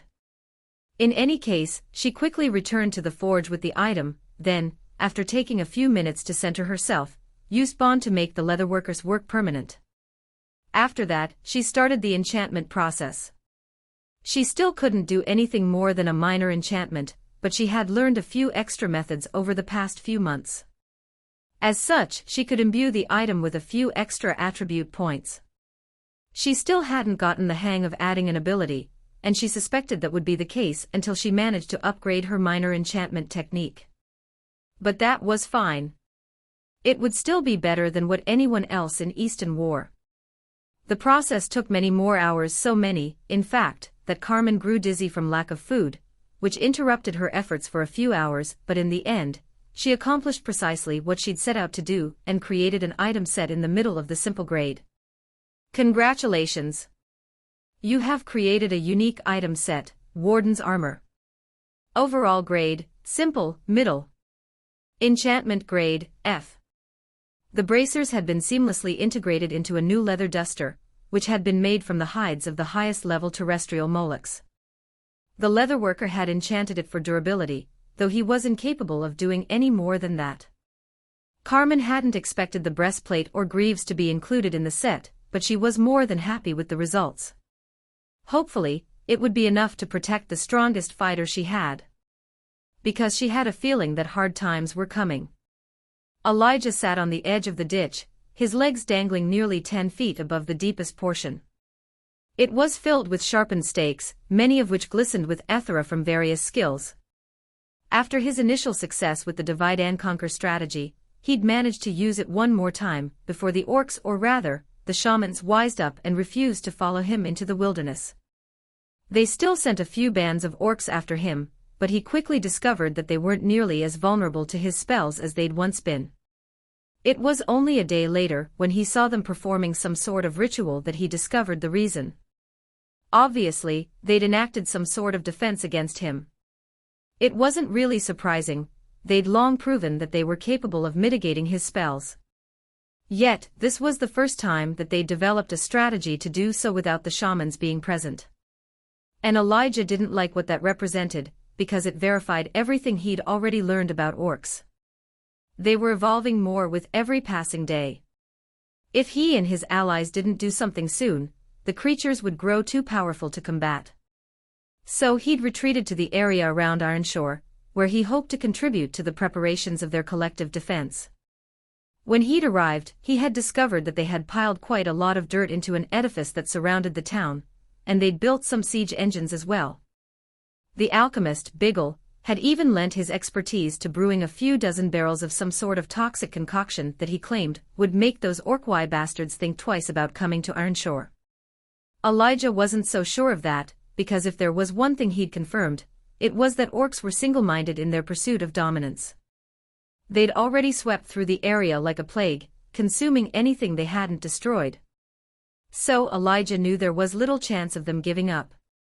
Nothing short of total annihilation would stop the orcs. Which meant that the weight on his shoulders wasn't limited to the coming conflict.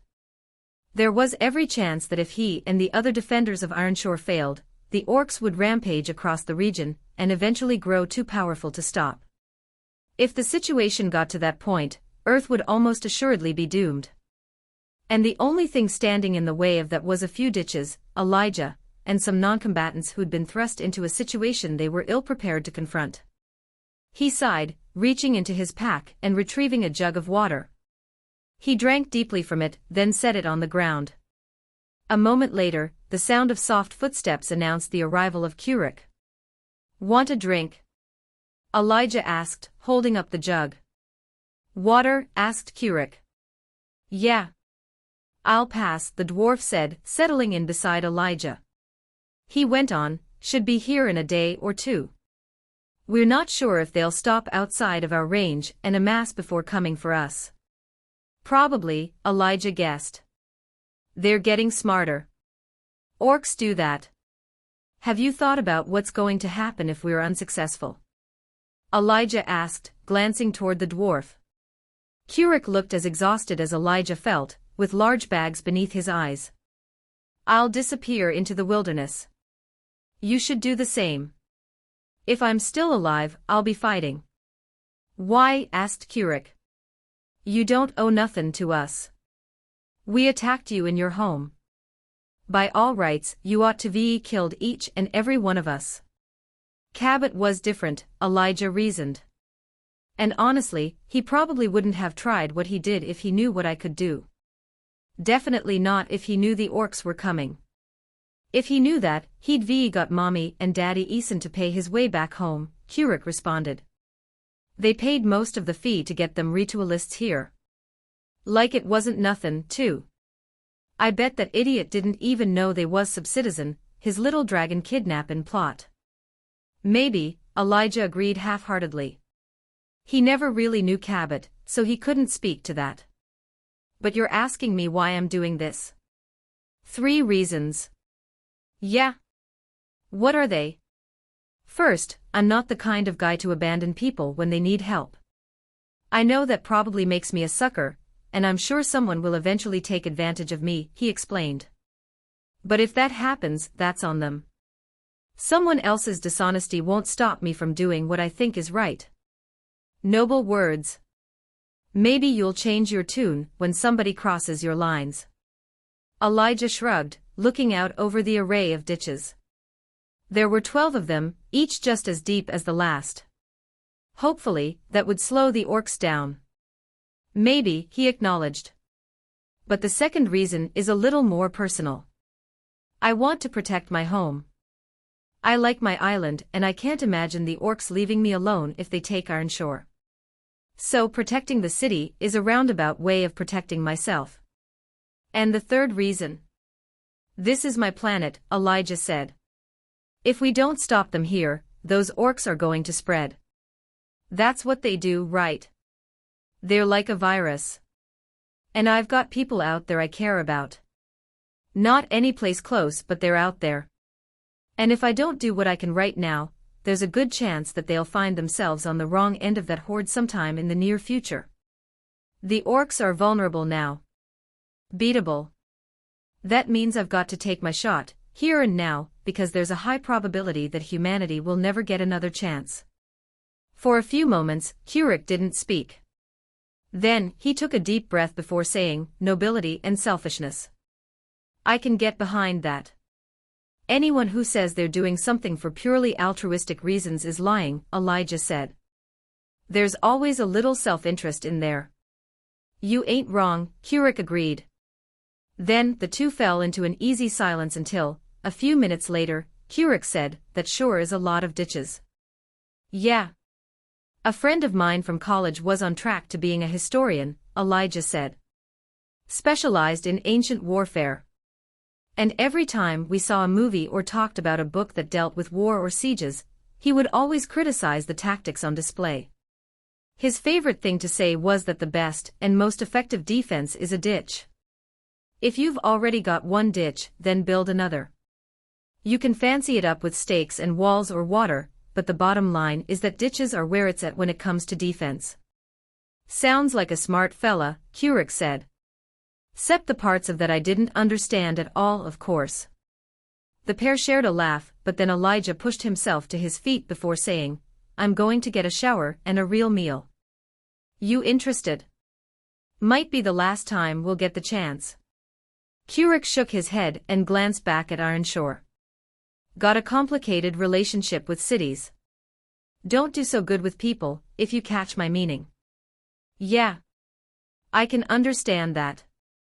But if you change your mind, you'll know where to find me. If I didn't, I'm sure I could just follow the angry glares. Some folks still ain't forgiven you for killin' their so-called security force, Keurig stated. Elijah shrugged.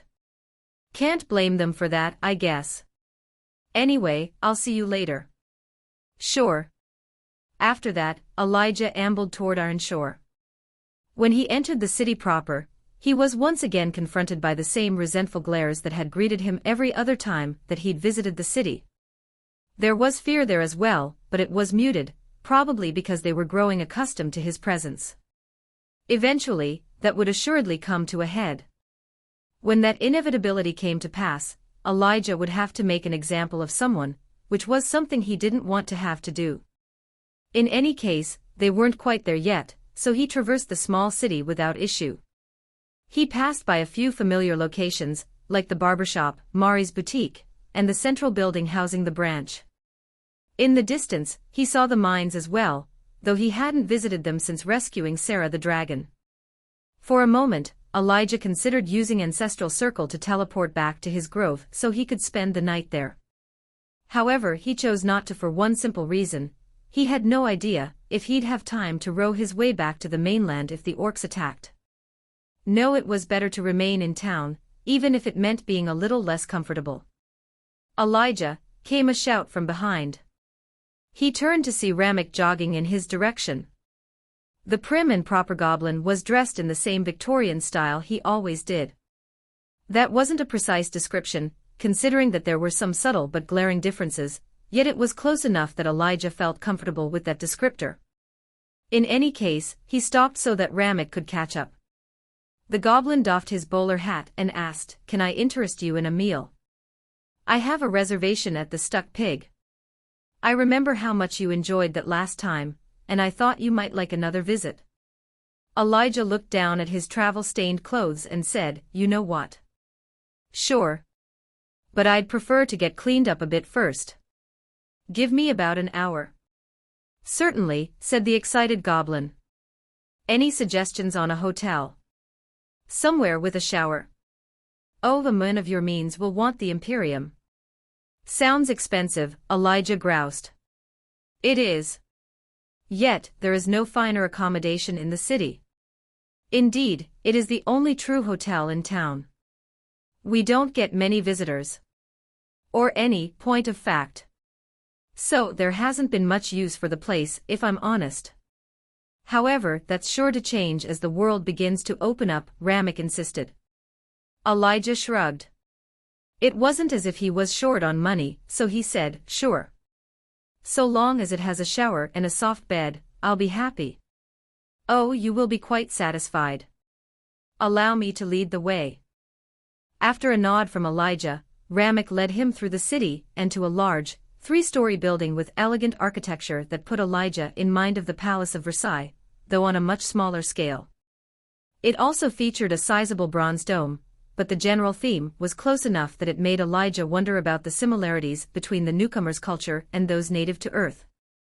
As such questions crossed through a couple of facets of Elijah's mind, he followed Ramek into the Imperium. And when he stepped inside, he couldn't contain a slight gasp. To call the decor rich would have been an understatement. Inlaid marble, gold trim, and elaborately carved moldings abounded, and the floor tiles were arranged in an artful and dizzyingly complex geometric design. A goblin in a tuxedo greeted them. Aside from a brief glance at Elijah's bare feet, he gave no indication that he was put off by the sheer shabbiness on display before him. "Welcome to the Imperium," the goblin intoned. "My name is Dakar, and I am the chief proprietor of this branch of the Imperium, the finest hotel in the universe. Please, may I ask what I can do for you?" "My friend wishes a room," Ramek said. "Money is no object." It's some object," Elijah remarked. "Trust me, my friend, you won't regret spending a few Ethereum on this," Ramek stated. Elijah shrugged. He didn't really know what else to spend his money on, so he said, "Sure. Whatever. Fair warning, though it's got a ways to go if it's going to compete with my tree house. I am certain that the Imperium will compare quite favorably to any tree house," said Dakar. And it did. Elijah spent the next hour being pampered in a way he never thought possible. Not only was he afforded the opportunity to finally take a shower, but the apartment he rented for the night was twice as large as his tree house. On top of that, it was just as richly decorated as the rest of the hotel. That meant that it looked like it was fit for a literal king. On top of that, Elijah was also subjected to a massage administered by a skilled dwarven woman. So when he finally returned to the lobby an hour or so later, he felt more refreshed than he had in months. The following meal was just as enjoyable, albeit in a different way. There was something so communal about eating a meal in good company. It seemed like such a simple thing, and though the food was good, it shouldn't have relaxed him like it did. However, by the time Elijah finished with the stuck pig, where he ate what felt like his weight in smoked meats, and sides he couldn't identify, he felt flush with contentment. A more cynical person would have expected something to interrupt that happiness, but nothing happened, and Elijah ended up settling into his huge bed and falling asleep with some degree of optimism in his heart. He almost managed to forget about the Orcish horde knocking on the proverbial door. But not quite. Trace was bored out of his mind, and the worst part about it was that he didn't think there was any end to it in sight. It was his own fault, really. He knew it, too. He should have just killed the bitch and let the chips fall where they may. It was still on the table, as far as he was concerned, though if he went down that road, he'd have to talk fast to keep Roman from gutting him. And he would, too. That cold bastard would slaughter his own children if he thought it would further his goals. Trace had seen it play out in the tower, when he'd watched the men decapitate a woman he'd called his closest friend. And for what? So he could solidify his rule. It was madness of a sort Trace wanted nothing to do with. Yet, he'd stuck around in Easton, largely because, so long as he acted according to Roman's will, he got to do whatever he wanted, whenever he wanted. And since the world ended, that was all he cared about. There had been a time, and not so long ago, that he'd have put his life on the line for family and friends. In fact, he'd done just that right after the world had changed. He was good at it too, and for a while, he had been successful. But then Marley had died, killed by some sort of humanoid tree monster that had taken Trace nearly an hour to hack apart. She was the first, but she'd been far from the last. One by one, everyone he'd ever loved had been taken from him until he was the only one left. That's when he broke, when he had chosen to give up on the idea of being a hero. Of protecting people. Of looking out for anything but his own best interests. Since then, he'd descended down a spiral of hedonism, theft, and murder, only surfacing when his benefactor gave him a task. Nearby, two of his girls' cute little slips of femininity waited, watching for his signal. He couldn't see them, much to his dismay. Like him, they were equipped with potent stealth skills, so no one that wasn't at least 10 levels their senior would be capable of detecting them. Unlike him, though, they were both gorgeous. It was practically a crime, covering that up with a skill. They were also oh so pliable. Trace had taken advantage of that last trait on more than one occasion. They were broken, too. But instead of throwing caution to the wind and truly committing to the pursuit of pleasure in all its varied forms, they'd simply given up. Most of the time, they didn't even say anything, which was fine by him. The last thing he wanted was to waste time listening to a teenage girl's inane chatter.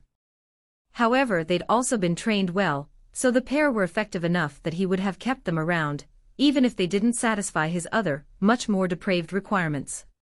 In any case, Trace didn't have to worry about them, so he kept his attention squarely on the two figures in the middle of what looked like a paddock. The area was surrounded by a low fence, and it featured hard-packed dirt that spoke of many hours of trampling feet. The two people within its bounds were interesting enough that Trace barely noticed their surroundings, though. One was a boy with dark hair and a tan complexion, while the other was a tall, slim man who looked like he'd stepped off the set of an old cowboy movie. However, instead of a six-shooter, he wielded a katana with a gleaming blade and a worn hilt.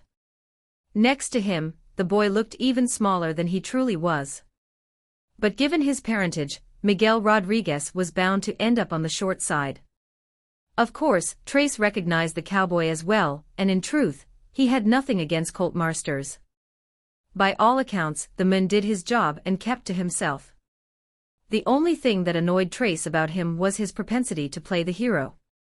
The man had never met a dangerous situation he wouldn't throw himself against, which Trace found naive, performative, and a little sad.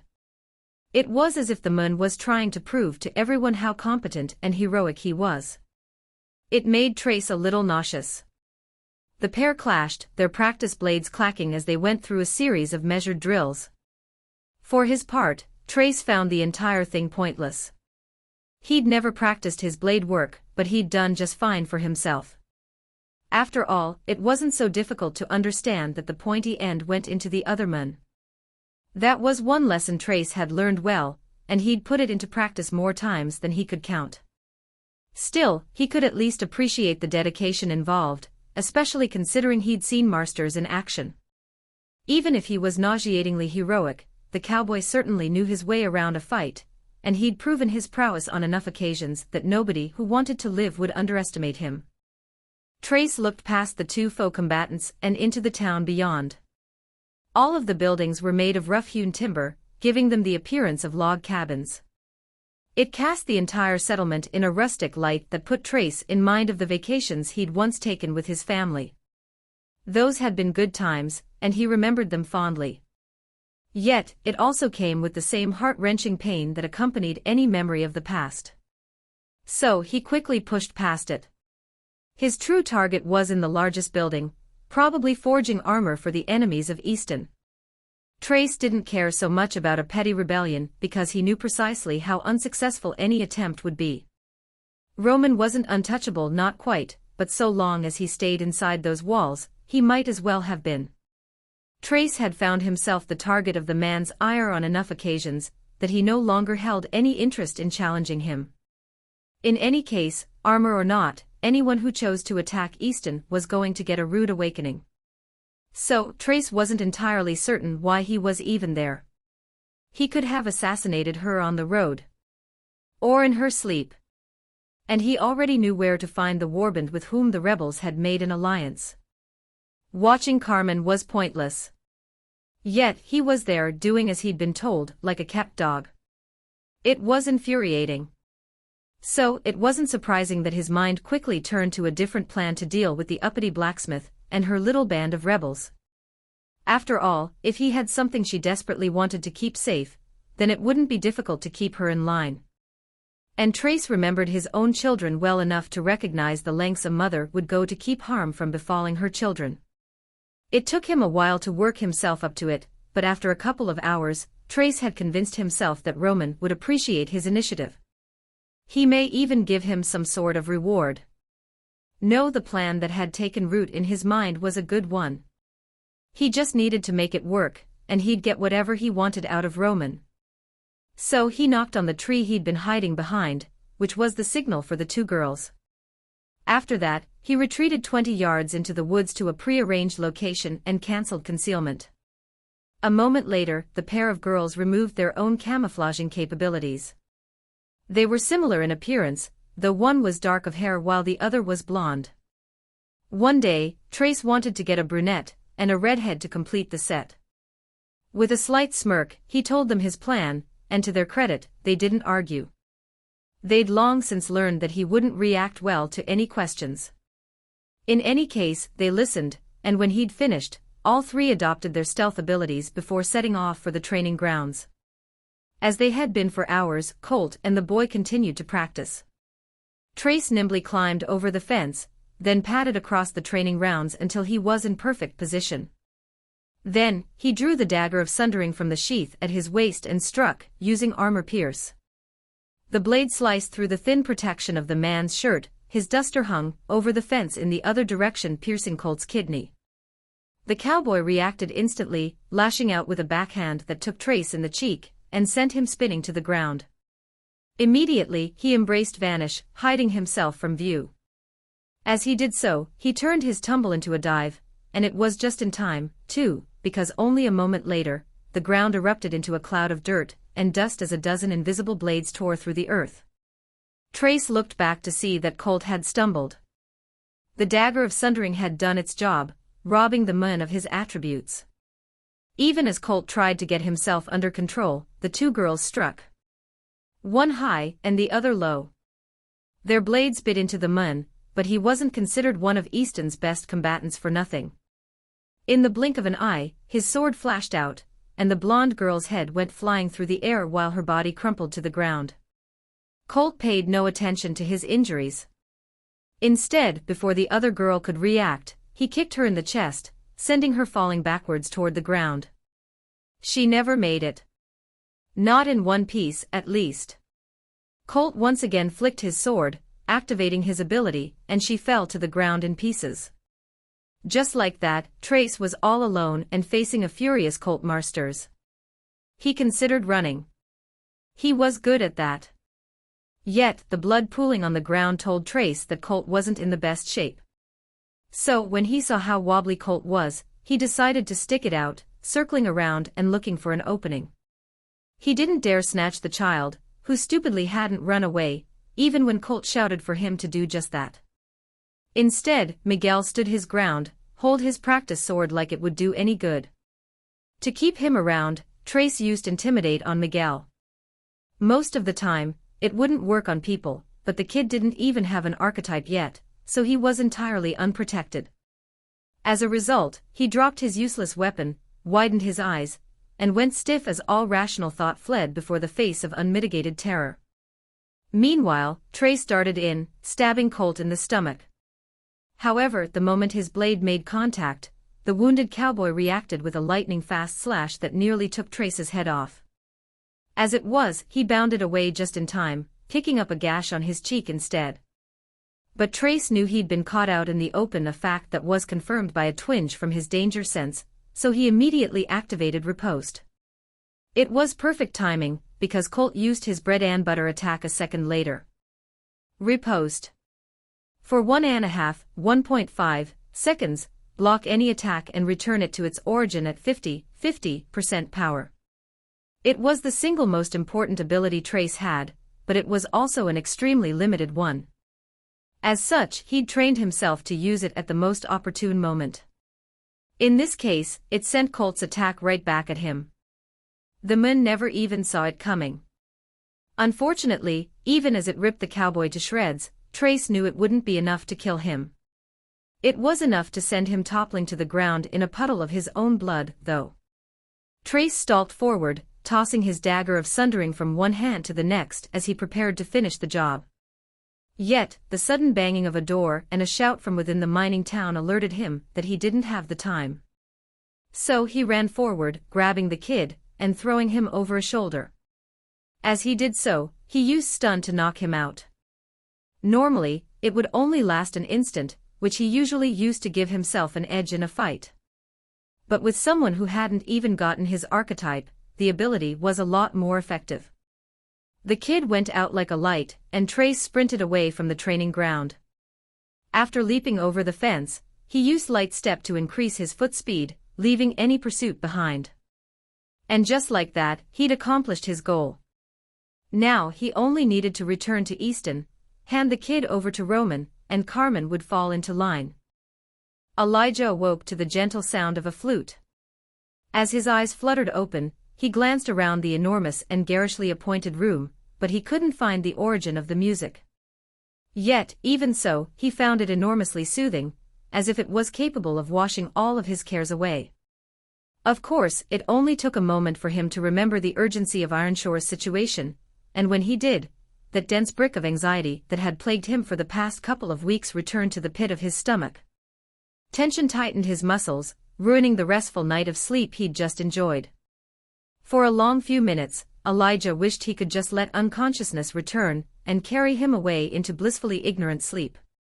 Yet, he knew he couldn't do that.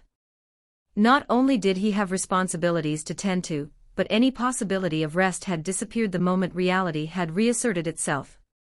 Even if he'd wanted to go back to sleep, he couldn't have managed it. So, with some regret, he threw his blankets aside and pushed himself upright. As he stretched, he noticed that the flute music had ceased, and in the back of his mind, he wondered if he was finally cracking under the pressure. After everything he'd been through, Elijah couldn't help but think it was only a matter of time before his sanity slipped. Sighing, he glanced toward the window. It was a huge, arched thing that stretched from the richly tiled floors to the molding near the ceiling, and Ethera danced along the panes. He shook his head, ignoring the oddity as he looked out over the town. Despite being just past dawn, people were already up and about, moving with no small degree of urgency. And Elijah couldn't blame them, either. Every report he'd read suggested that the orcs were soon to arrive. Perhaps it would be today, or maybe it would be tomorrow. But there was no doubt that they were coming, and soon. The people of Ironshore might not have been classed as combatants, but they intended to be ready to defend their new homes. What other choice did they have? None of them could afford the fee to teleport to another world, and fleeing into the wilderness was almost as dangerous as facing the orcs. It was especially so because the orcs certainly wouldn't stop at Ironshore. They would keep going, sweeping across the land until there was nothing left. With that fate before them, the idea of risking everything to cut the threat off before it could grow out of control was an attractive one. Still, some had already fled. Elijah had seen them leave during the night, and though he held no true grudge against them, he couldn't help but think of those people as cowards. They'd been called to defend their homes, and they'd responded by running away. As understandable as their response was, those were the actions of cowards. Elijah pushed those thoughts out of his mind. He had no right to judge them. Certainly, he had the ability to resist. He could fight back. But what was a cobbler supposed to do against a horde of orcs? What of a cook? Or a fisherman? They simply weren't equipped to confront the threat, and so, they'd taken the only path available to them. Then again, they could still help, and that help could well prove the difference in the coming battle.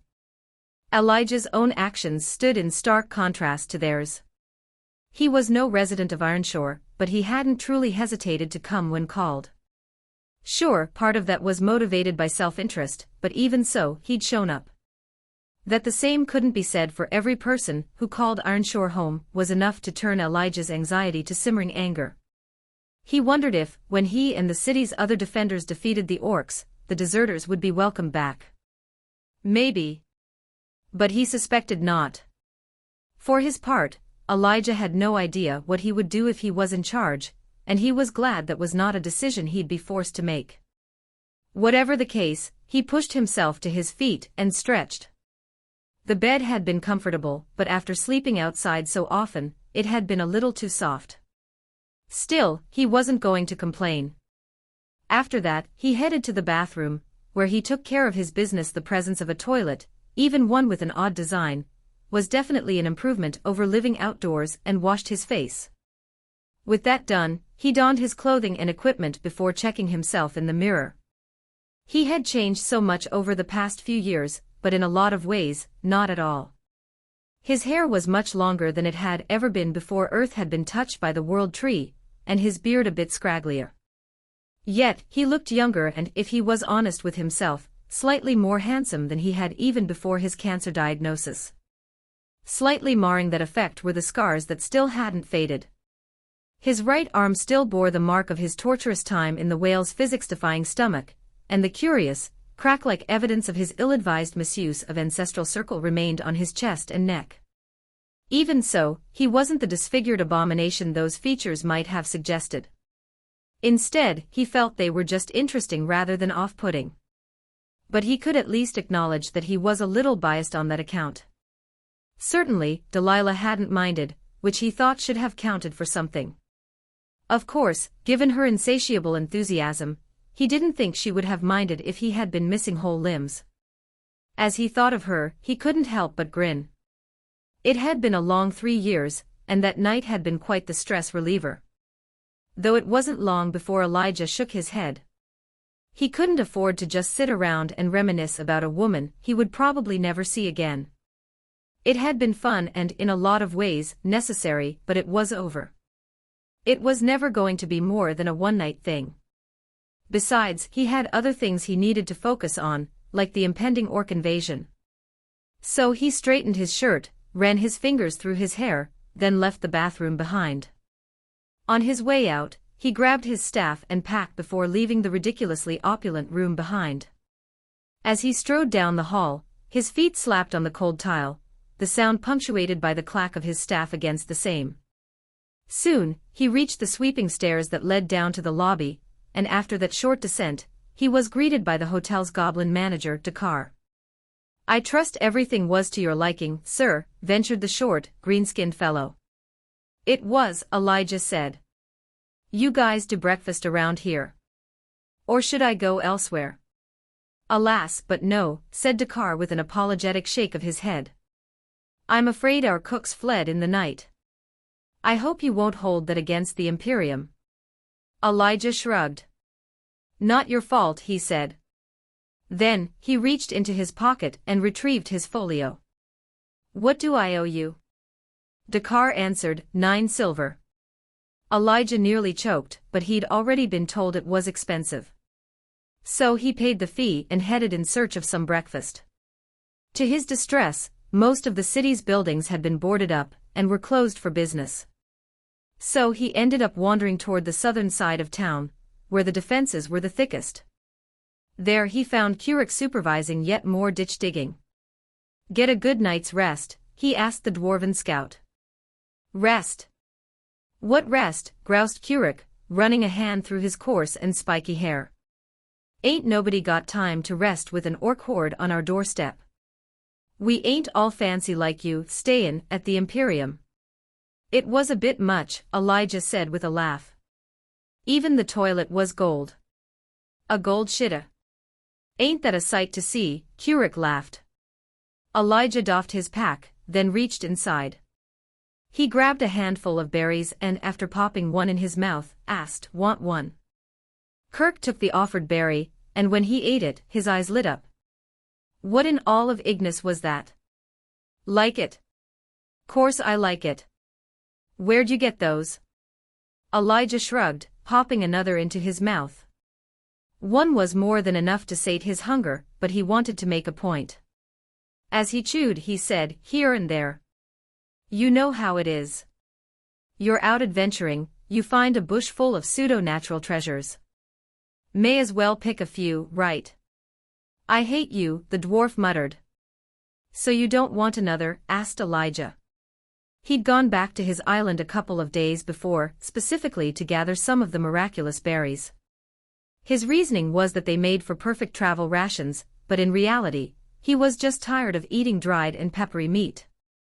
"God's damned right, I want some more." Elijah acted as if he wasn't certain about doing just that, but then knocked it off when the dwarf started looking a bit antsy. After that, he grabbed another handful and handed it over. To his credit, Keurig made sure all his men got a berry before eating his second one. After that, Elijah took a swig from one of his jugs of water and asked, "So, you think they'll be here today?" "I'm sure of it," Keurig stated, staring off across the field. There were nearly a dozen ditches between him and the tree line, each one lined with sharpened stakes. Most had been modified with various abilities as well. But to Elijah, it seemed a pitiful defense for what he knew was coming. As if he could read Elijah's mind, Keurig said, "Ain't no shame in runnin'. You don't owe us nothin'. I'm good," was all he said in response. Keurig knew better than to push, and the two fell silent. And before long, Elijah went to help the scouts as they continued to dig trenches and festoon them with stakes. Like that, the hours passed until, at last, someone raised the alarm. The clear sound of a ringing bell swept across the would-be battlefield, letting everyone know that, finally, the orcs had arrived. Keurig asked him, "You ready for this?" "Not really," Elijah admitted. Over the past couple of years, he'd fought quite a bit, but he'd never been in a real battle. And he knew enough to recognize how different the two situations were. "Me neither," admitted Keurig. "Is anyone ever?" Keurig shook his head, saying, "Probably not." But it was at that moment that the first orcs stepped out from the tree line. They were just as huge, muscular, and savage-looking as ever, which softened the psychological blow of what Elijah knew was about to happen. The orcs had overwhelming numbers on their side, but Elijah knew they were going to need those and more. The orcs kept piling out from within the forest as they amassed just outside of the city's defensive perimeter. There were thousands of them, and each one started howling for blood the moment they caught sight of the city and its defenders. Elijah glanced to his side, and he saw that the townspeople had all come the moment the alarm had been raised. Not only did he see hundreds of people he didn't recognize, goblins in three-piece suits, dwarves wearing the heavy clothing of miners and wielding picks, as well as gnomes with oversized weapons, but there were plenty he did know. Mari, the tailor, wielding a giant club. The trio of barbers, armed with shears. Ramek with an elegant rapier, and Carissa, who was armed with a pair of hand axes. Even Dakar, the proprietor of the swanky Imperium, had shown up, though he didn't appear to be armed. But rather than find it comforting, Elijah couldn't help but wonder how many of them would die before the day was done. He only had a few more moments to contemplate the mortality of his allies before the orcs let out a collective roar, jerking his attention back to the upcoming battle.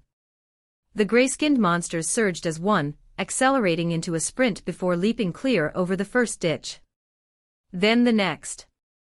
And the next after that. However, they all didn't make it, and because of the nature of such a crowd, the ones in the back couldn't maintain the momentum necessary to complete the leap.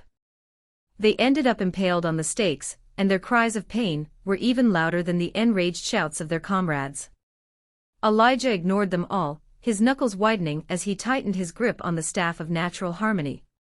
He could feel the familiar carved roots digging into his palm as the orcs raced across the battlefield.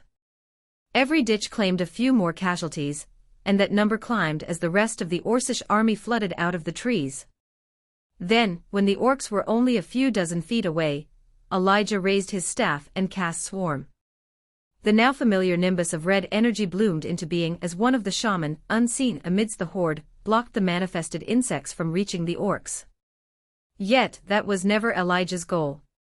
Next, he cast Calamity. A natural disaster of myriad proportions erupted among the orcs. Slicing winds, rumbling earth, and sizzling lightning tore through them. But they were once again protected by the shaman. However, Elijah had been watching, and he pinpointed the origin of that red-tinted Ethera. That's when he saw the shaman. Elijah cast Brand of the Stalker. The spell, which was usable in any of his forms, cut through the chaos as well as the shaman's attempt at a block, and it slammed into the creature's chest. The instant it landed, Elijah knew precisely where the monster was. He could have closed his eyes, and it wouldn't have made a bit of difference. He raised his staff high into the air, and the rest of the defenders cut loose with any ranged abilities they had at their disposal. For some, that meant loosing a barrage of arrows. For others, there were spells and skills. Fireballs and ice spikes, earthen spears and balls of roiling electricity fell among the horde, scorching, freezing, and impaling. Yet on the swell of slavering savages came. Elijah didn't waste his Ethera on any more ranged attacks. Instead, he cast Healing Rain, then checked that his various enhancements were active. For this sort of battle, he'd chosen Essence of the Boar, Essence of the Lion, Aura of Renewal, and Shield of Brambles. As always, One with Nature and Essence of the Wolf were active as well. However, he'd made certain that his various enhancements weren't limited to himself. Instead, he'd spent much of the morning making certain that each and every person he could see were augmented by appropriate spells. Hopefully, it would be enough to keep some of them alive. For now, though, as the orcs charged through Calamity and 100 other spells and skills, he shifted into his lamellar ape form. It was the first time that most of the townspeople had seen it, and even in the chaos of an impending clash, the sight drew quite a few gasps. One overzealous or frightened person even hit him with a weak fireball. Elijah ignored it. Instead, he planted his feet, roared, and beat his chest as he prepared to meet the orcs' charge. The smell of charred flesh and the screams of dying orcs filled the air as Elijah let the rage of the lamellar ape rush through him. All around him, gnomes, dwarves, goblins, and a scattered few elves screamed their various battle cries as the orcish horde bore down on them, leaping the final ditch before ramming into the defenders. For his part, Elijah threw himself into a trio of clustered orcs, his claws sweeping out to swat them aside. Another roar escaped his maw as he turned that into a shoulder tackle that bore his enormous and muscular target to the ground. He got one pummeling blow in before a flint-headed spear dug into his side. It did no good because he'd activated iron scales, preventing any penetration. The orc on the other end of the spear got the worst of the exchange as a wicked thorn from shield of brambles pierced its torso. Elijah paid it no heed, vaulting to his feet and leaping into the mass of orcs. With his overly long arms, he grabbed one around the ankle and swung the monster around like an impromptu weapon. He only got a few good hits in before he spun around like an Olympic hammer tosser, then threw the orc over the heads of its fellows. That got the attention of the horde, and they collapsed onto him like a wave of dull, gray muscle. They bit and clawed, stabbed and slashed, but Elijah kept iron scales active, and at great cost to his stamina. Yet he had no choice. So long as they were focused on him, the orcs couldn't target his allies. And the Ironshore defenders used that distraction to great effect, raining destruction onto the throng of attackers. It took the form of a wide variety of spells, skills, and projectiles, but the end results were clear mass casualties. Most didn't die outright. The orcs were far too hardy for that. However, in a battle like the one before them, a grievous injury was just as good as a kill shot. Whatever took the orcs out of the battle, even for a few minutes, was a win. Elijah couldn't afford to pay much attention to his allies. Instead, every facet of his quartz mind was trained on his surroundings. One paid attention to his mundane senses, while another was focused on one with nature. The rest he employed to drive his reactions and counterattacks. The result was that, to his enemies, he likely seemed like he had eyes in the back of his head coupled with precognition. He didn't dodge blows, though. Instead, he merely shifted to protect his most vital areas. The hide of the lamellar ape was as thick as armor, and even without iron scales sending his defenses through the roof, he had more than enough constitution to protect him. He was especially difficult to harm if he never took a solid blow, so that was what he endeavored to ensure, and to some degree of success. He still took plenty of hits that would have felled someone with lesser defenses.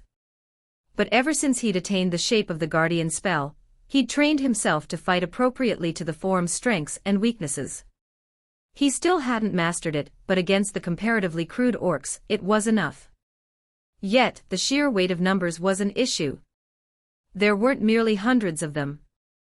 Instead, there were thousands, and it felt like every time Elijah took one out, another pair took its place.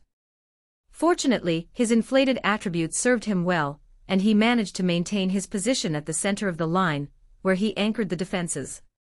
Every now and again, he caught sight of the region behind the orcs, and he saw that they'd formed gruesome body bridges across the various ditches. The orcs who'd been incapable of leaping over the obstacles, either due to injury or simple weakness, had simply piled up, creating an avenue for even more orcs to overcome the trenches. Still, the defenses had served their purpose by slowing the orcs, claiming a few lives, and preventing the defenders from being overwhelmed straight away.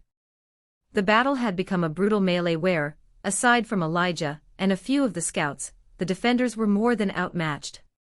Fortunately, they were better equipped and stood atop a berm that had been constructed from the piled dirt that had once filled the trenches. It was only a few feet high, but it was enough to give them the advantage of positioning to couple with the benefit of superior equipment. It was barely sufficient to keep the defenders' casualties to a minimum for the time being. Yet Elijah knew it couldn't last, especially when a trio of red balls of energy splashed down in the middle of the defensive line.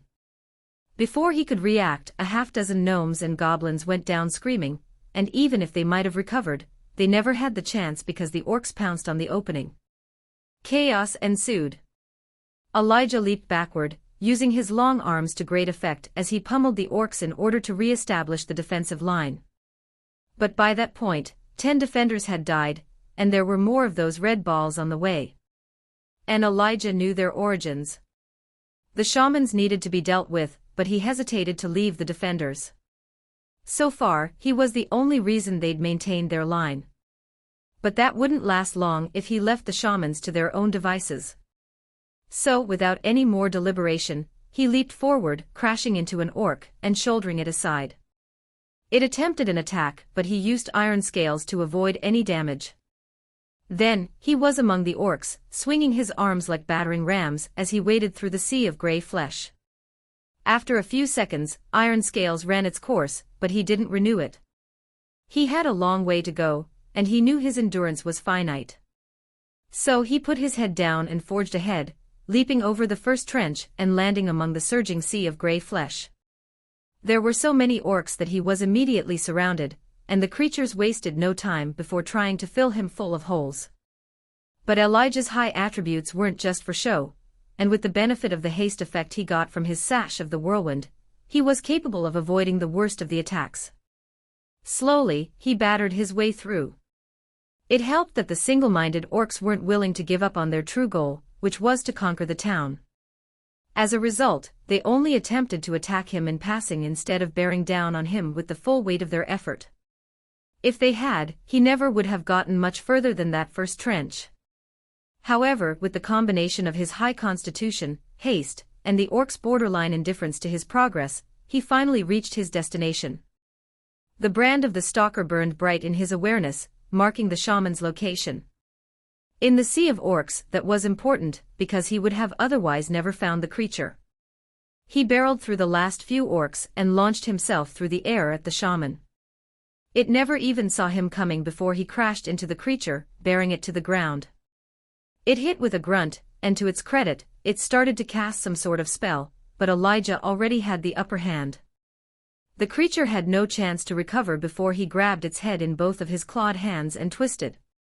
Even amidst the chaotic roar of battle, he heard the sound of snapping vertebrae.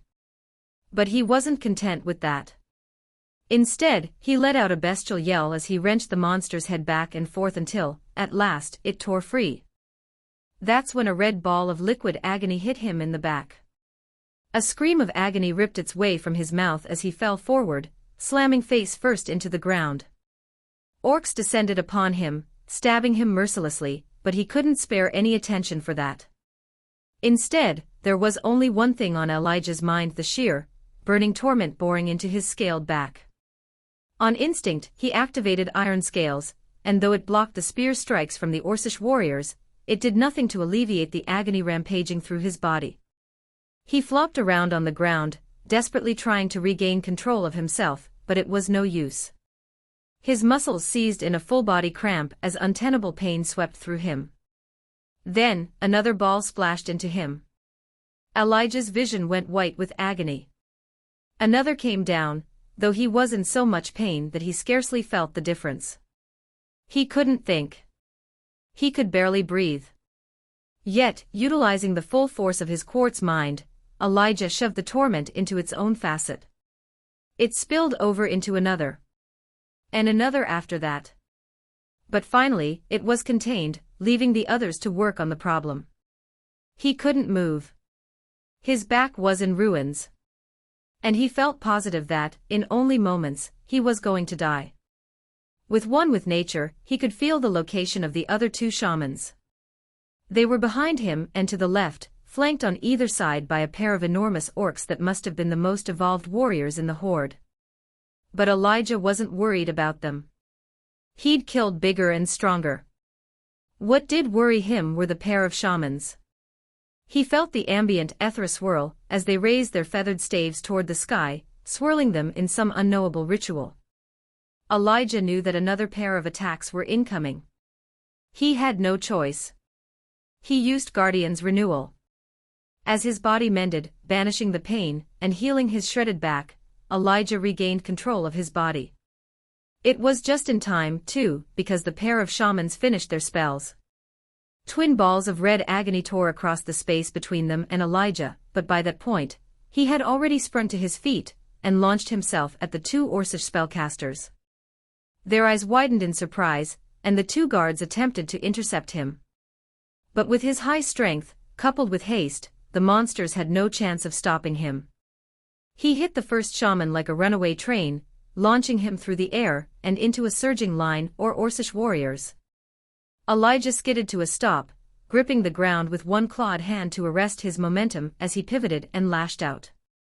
To its credit, the shaman managed to dodge backward just enough to avoid a lethal blow that would have ripped its throat out, but it could do nothing to keep Elijah from grabbing its staff and ripping it away. That's when he took it in two hands and swung it like a golf club, connecting with the shaman's chin, and launching it into a backflip. But Elijah wasn't finished. He turned that swing into a low backhand that sent one of the guards sprawling across the ground. That gave him just enough space to pounce on the fallen shaman and crush its skull beneath a heavy, stomping foot. One facet of his quartz mind let him know that the other shaman had recovered, sending another ball of red energy screaming in his direction. But having seen it coming, Elijah had no trouble dodging the relatively slow-moving projectile. He darted to the side, then loped forward. The shaman tried to block his descending claw, yet it underestimated his immense strength. As a result, the staff broke and Elijah's claws ripped through its face, sending a spray of blood splattering against the ground. It howled in agony as it stumbled backward, but Elijah didn't let it put any distance between them. Instead, he refused to allow that, grabbing the monster's shoulder and dragging him close. Then, he followed his instincts and struck. Not with his hands. Nor his feet. Instead, he snapped out like a crocodile, clamping his jaws around the orc's head and crushing it like a melon. The taste of blood and brains filled Elijah's mouth as he flung the dead orc at one of the pursuing guards. The corpse functioned as a perfect distraction to mask Elijah's charge, which took the enormous orc in the midsection. His claw dug deep into the monster's torso until he felt bone. Then, he latched onto the creature's spine and ripped. It did not go well for the massive orc, as more than a few vertebrae came free. It flopped to the ground, paralyzed by Elijah's unconventional attack. Meanwhile, armed with a new, bony weapon, he threw himself at the remaining guard. And miraculously, the monster turned and ran. That strategy earned it another few seconds of life as Elijah tore across the battlefield in a pursuit that ended when he tackled it to the ground and pummeled it into submission. He let out a roar of victory, losing himself in the heady sensation of success. Yet, that lasted only a few seconds until he saw the sea of gray flesh and tusks all around him. The battle was yet to be won. He intended to change that. So, after checking his surroundings, he shifted into his human form, and the sudden cessation of his bestial rage nearly overwhelmed him. However, he'd experienced it often enough that he quickly adjusted. Then he cast Swarm, Healing Rain, and targeting a few hundred feet away, Calamity. Then, before the spells even took hold, he rapidly cast Shape of the Guardian, retaking the form of the lamellar ape. The rage returned, but it was accompanied by a sense of immense satisfaction as he saw his spells crash into the horde, unfettered by the now-dead shaman's protective shield. Seeing that, Elijah threw himself back into battle, knowing that he had a long fight ahead of him. But in his mind, the odds had just tipped in the defender's favor. With 3 orcs clinging to his exhausted body, Elijah struggled to stay upright as the monsters bit and clawed, stabbed and scratched. Roaring, he tried to dislodge them, but the creatures were nothing if not tenacious, so his efforts were for naught. Still, he managed to grab hold of one with his free arm, and rip it free. A second later, it was sailing through the air to collide with another of its fellows. When it did, a handful of arrows fell upon that area, piercing through their durable bodies. At that sight, Elijah received a surge of energy and kicked out, sending another one of the orcs tumbling across the blood-soaked earth to bowl over another pair. But the moment he'd freed himself from that set of grasping hands, another orc leaped to the fore to take the dislodged creature's place. And then another after that. Before Elijah could bring his sluggish reflexes to bear, 2 more orcs had latched onto him. So when a 6th and final monster hit him with a shoulder tackle, it sent him staggering backwards, and into one of the ditches he'd so laboriously helped to dig. For a second he felt weightless, but then he slammed into the ground. Fortunately, he maintained just enough of his wits to activate iron scales before he landed. Otherwise, he would have been impaled by the sharpened stakes that had already claimed the lives of so many orcs. As it was, his scales were only nicked, but the orcs couldn't claim such good fortune. 2 of them were crushed beneath his massive weight, while 2 others were completely pierced through by the sharpened stakes. That left only the 2 that had been clinging to his front, and in a daze, Elijah dealt with them the same way he'd killed so many others. With either hand, he gripped a different monster's head, then squeezed. They screamed in protest, clawing at his wrists, but they could do no good. No, they were powerless to resist his immense strength, and after only a few more seconds, their skulls shattered. Even as their brains oozed between Elijah's claws, he couldn't help but wonder at how perfectly sized the orcs' heads were to fit in his guardian form's hands. But then a wave of nausea hit him, reminding him that he wasn't out of the woods.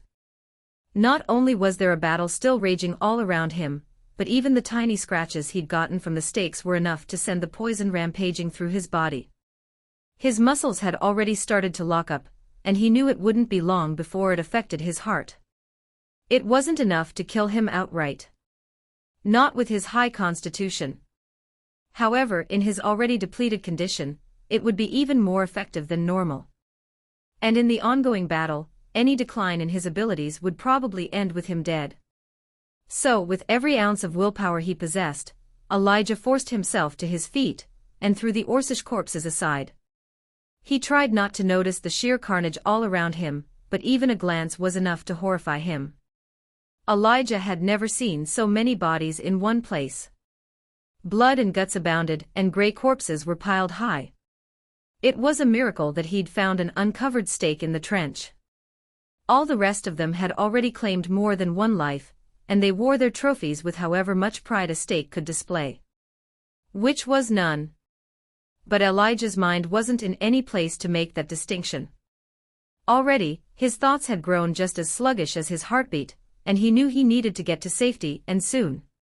So, with his waning willpower pushing him forward, he climbed the steep slope of the trench, surfacing on the other side.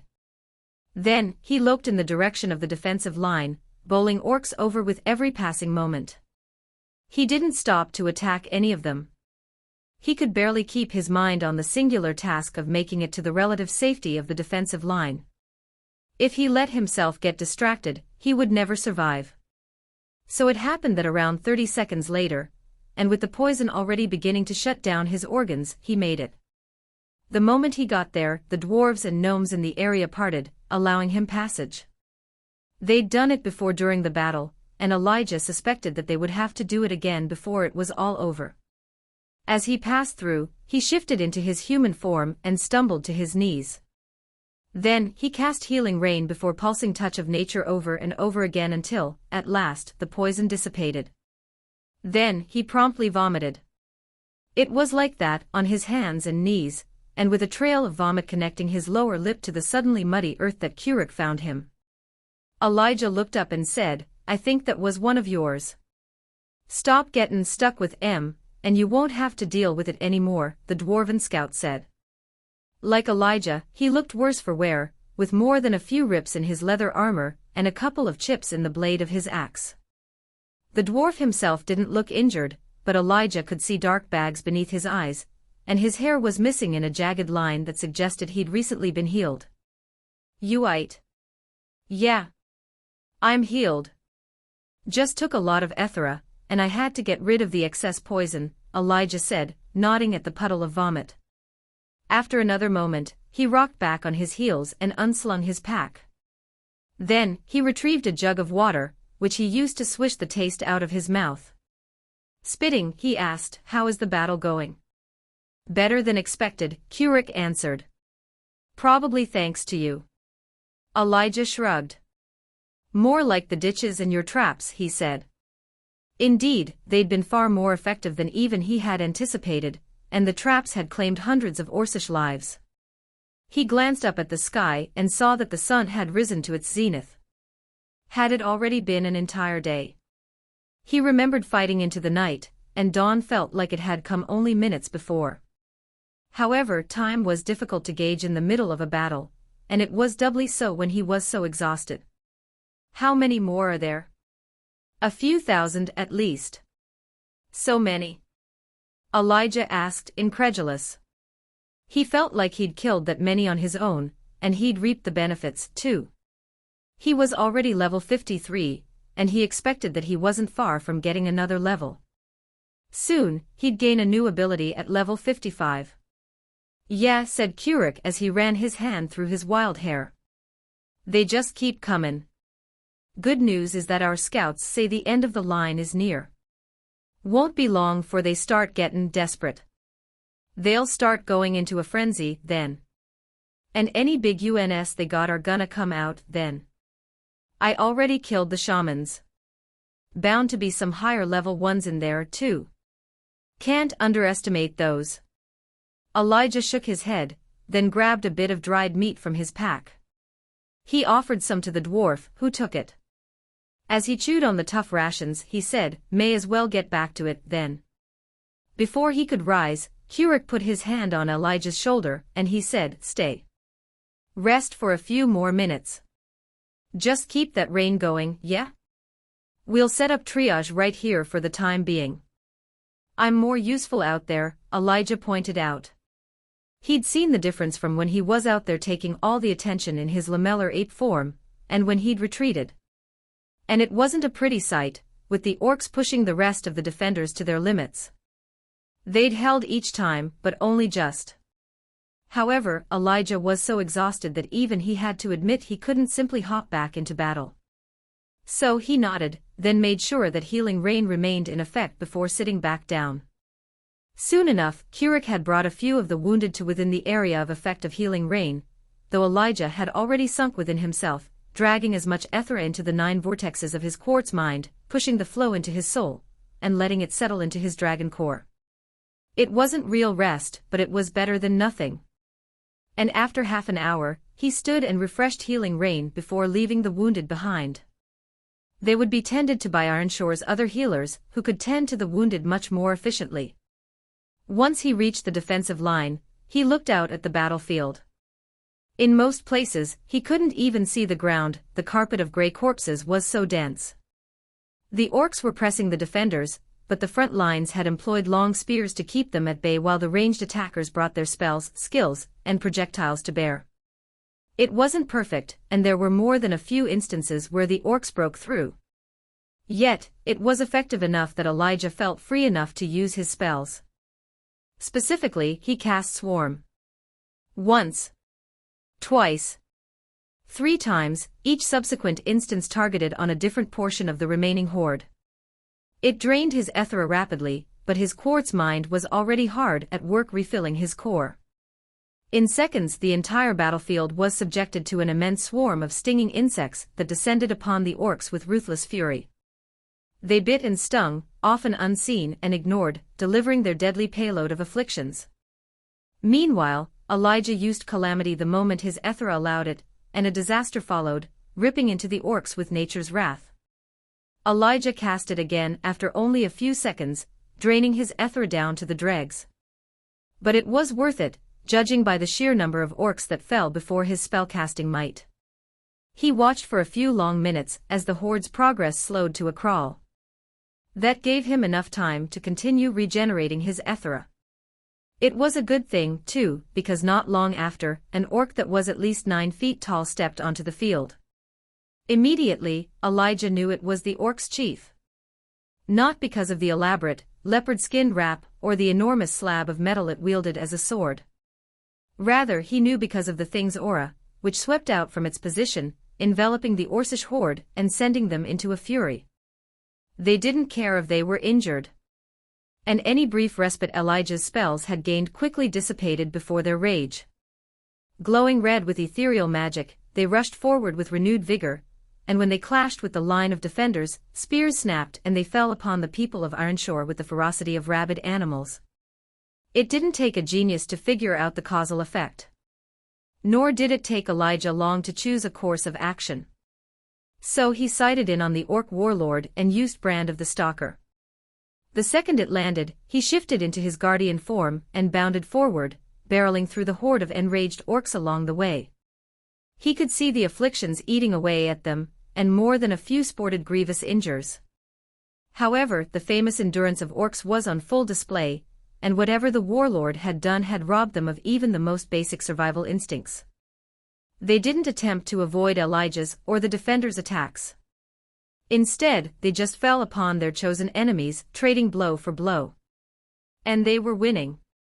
Elijah knew he needed to reach the warlord and neutralize it before the battle was lost. So he leaped over trenches and swept the orcs aside as he used his immense strength to cover as much ground as possible. Then, finally, he fell upon the massive orc, hitting with all the weight and rage he could muster. And for the first time since the battle had begun, he was rebuffed. He bounced off the orc like he'd hit a brick wall, then staggered backwards, dizzy and dazed. Elijah barely regained his wits in time to dive aside and avoid the orc's descending slab of a blade.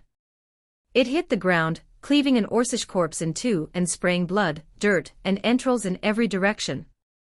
It recovered quickly, though, aiming a front kick at Elijah's chest. It connected, sending Elijah stumbling back. That kick, which felt like it had broken a couple of ribs, was evidence that Elijah was in over his head. Yet, he had no choice but to keep going. More than 1,000 people were depending on him. So was Nerthus and his grove. And in a way, the rest of the world.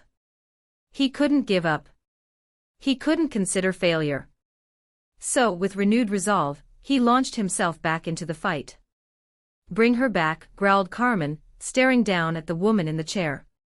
She couldn't have been more than 20 years old, and once upon a time, she'd been quite lovely. And she would be again once Keith was done with her. She glanced at the healer, seeing hesitation on his face. "Now. I'm not comfortable with this," he said, wringing his hands. He'd already brought the woman back from near death a half-dozen times, and as far as Carmen was concerned, he would do so a half-dozen more before they were done. And 100 more after that. It would keep going until she gave Carmen what she wanted. "I don't care. Do it. Carmen." All it took was a scathing glance before he went silent. Then, he used his healing spell. Carmen had no idea what it was called, and the mostly dead woman gasped in surprise. Keith kept channeling the spell until she was back to perfect health. "Please, I had no idea, I didn't want to." Carmen didn't care about the woman's excuses. She'd never even asked for a name. All she knew was that after that despicable excuse for a human being had taken Miguel, they'd lost him in the woods. However, their search had yielded some results when they'd found 2 women trying to hide nearby. They'd been cloaked in some sort of skill meant to camouflage them, but all it took was the direct attention of one of Silverado's scouts to strip them of the effect. Laid bare, they'd quickly surrendered. Since then, they'd learned the error of that course of action. One was already dead, the result of Carmen letting her temper take over and push her much too far. And she'd come close on more than one occasion with the other, which was the woman sitting right in front of her. That was where Keith had come in. Carmen had beaten the woman near to death so many times that her knuckles had cracked and broken under her own strength. And yet, the ally of that monster had refused to reveal anything. It would have been admirable if Carmen wasn't so furious with herself as much as with the outlaw who'd kidnapped her son. And with Roman, who'd doubtless ordered it. With the world itself. So she took it out on the helpless prisoner she'd tied to a chair. At first, it had been an attempt to get information, but it had quickly devolved into something much worse. Something far more primal. Once, she'd have looked down on anyone who used such methods, on those who would let their emotions get the better of them when confronted by evil. Now, she embodied that wrath more than she'd have ever thought possible. It wasn't surprising. Alyssa's death had changed her, and in more ways than she wanted to contemplate. Before, she'd looked at the world with a fair amount of optimism. But now, that seemed like such an alien viewpoint that she couldn't understand how anyone could see the world through such rose-colored glasses. And when she'd seen Trace fleeing through the woods with her son thrown over his shoulder, Carmen had snapped. It had almost cost Colt his life. He'd been so thoroughly injured that it took Keith, and the town's other healer, nearly 6 hours to save him. Even then, he wasn't entirely whole. Meanwhile, Carmen had stomped through the woods in a vain attempt to catch a man whose very existence screamed of an ability to hide. He was a rodent. A pest that needed to be exterminated. Yet, like all pests, he was incredibly difficult to pin down. So, when the two accomplices had been found, Carmen hadn't wasted any time before employing the worst of the worst interrogation tactics, and to almost no effect. Sure, she'd discovered some pertinent information, like the fact that Trace was the head of some sort of secret police in Easton. Or that he'd been sent along with what sounded like a harem of young and beautiful apprentices to spy on Carmen. What was unclear was whether or not he'd chosen to kidnap Miguel on his own, or if it had been part of the plan. "Where did he go?" she asked, pulling back her fist. She hit the woman again, breaking the delicate bones in her face. "Where is he keeping my son?" I don't know," she muttered, spitting blood with every syllable. "I didn't even know." Carmen hit her again. And again after that. It was the same answer, over and over again. So she kept going until, at last, someone grabbed her arm. Then, when that wasn't enough, a second person joined in. And a third. In all, it took 4 people to restrain her, and even they were barely capable of the job. Colt, injured and pale, screamed, "We know where he went. You don't have to do this." That cut through her fury. "What?" she spat, her eyes wild. "Where?" "We found a trail," Colt stated. "Heading toward Easton. That's where he's going." "I'm sure of it." "Kill her, then," Carmen growled. "No, ma'am." "What did you just say?" she demanded, still struggling against the people restraining her. She glared at the tall, slim man. "Do you know what she did? Do you understand?" "She didn't do anything," Colt said, his voice calm. "The one responsible is Trace. This girl is a victim, same as anyone else. You know that." "I don't," Carmen responded. "I won't, I can't." She tried to pull away once again, but much of her fury had dissipated. Instead, it was replaced by hopelessness. "He can't be gone. I can't, I. She collapsed into sobs. Colt stepped forward, saying something Carmen didn't hear. Then, she was suddenly free. But she didn't launch herself at the bound woman, as she would have just moments before. Instead, she collapsed to her knees. Colt knelt beside her, wincing in pain, as he put his arm around her shoulders. "It'll be okay. If they was gonna do something to him, they already would've," he said. "We have allies in Easton. We can use them to make Roman give him back." Carmen barely heard him. Instead, she wept as she tried to process the chain of events that had led her to such dire straits. If she hadn't flown off the handle and killed Varen, things might have turned out differently. Yet, she knew that would never have been possible. The moment the healer had revealed her part in Alyssa's death, her fate was sealed. Finally, Carmen wiped the tears from her eyes, sniffed loudly, then said, "Then we need to go. Now. Get one of the trucks ready." "What about her?" asked Colt. Carmen glared at the injured woman. "Heal her," she told Keith. "But we're not letting her go. Now, let's move." Everyone in the room did just that, and Colt helped her to her feet. "You okay?" he asked. "No," Carmen answered. Then she said, "Put on your armor. You're going to need it." "Yes, ma'am," the cowboy said before heading toward the door. "And Colt," she said. He turned back to face her. "Thanks." "Yes, ma'am," he repeated. From there the small town erupted into a whirlwind of activity as Carmen, and her most loyal followers assembled. The civilians within the town were vulnerable, but the remaining combatants were more than capable of guarding them against all but the worst threats.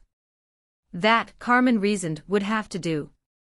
After all, as much as she wanted to protect the people who had put their trust in her, she cared about her son infinitely more.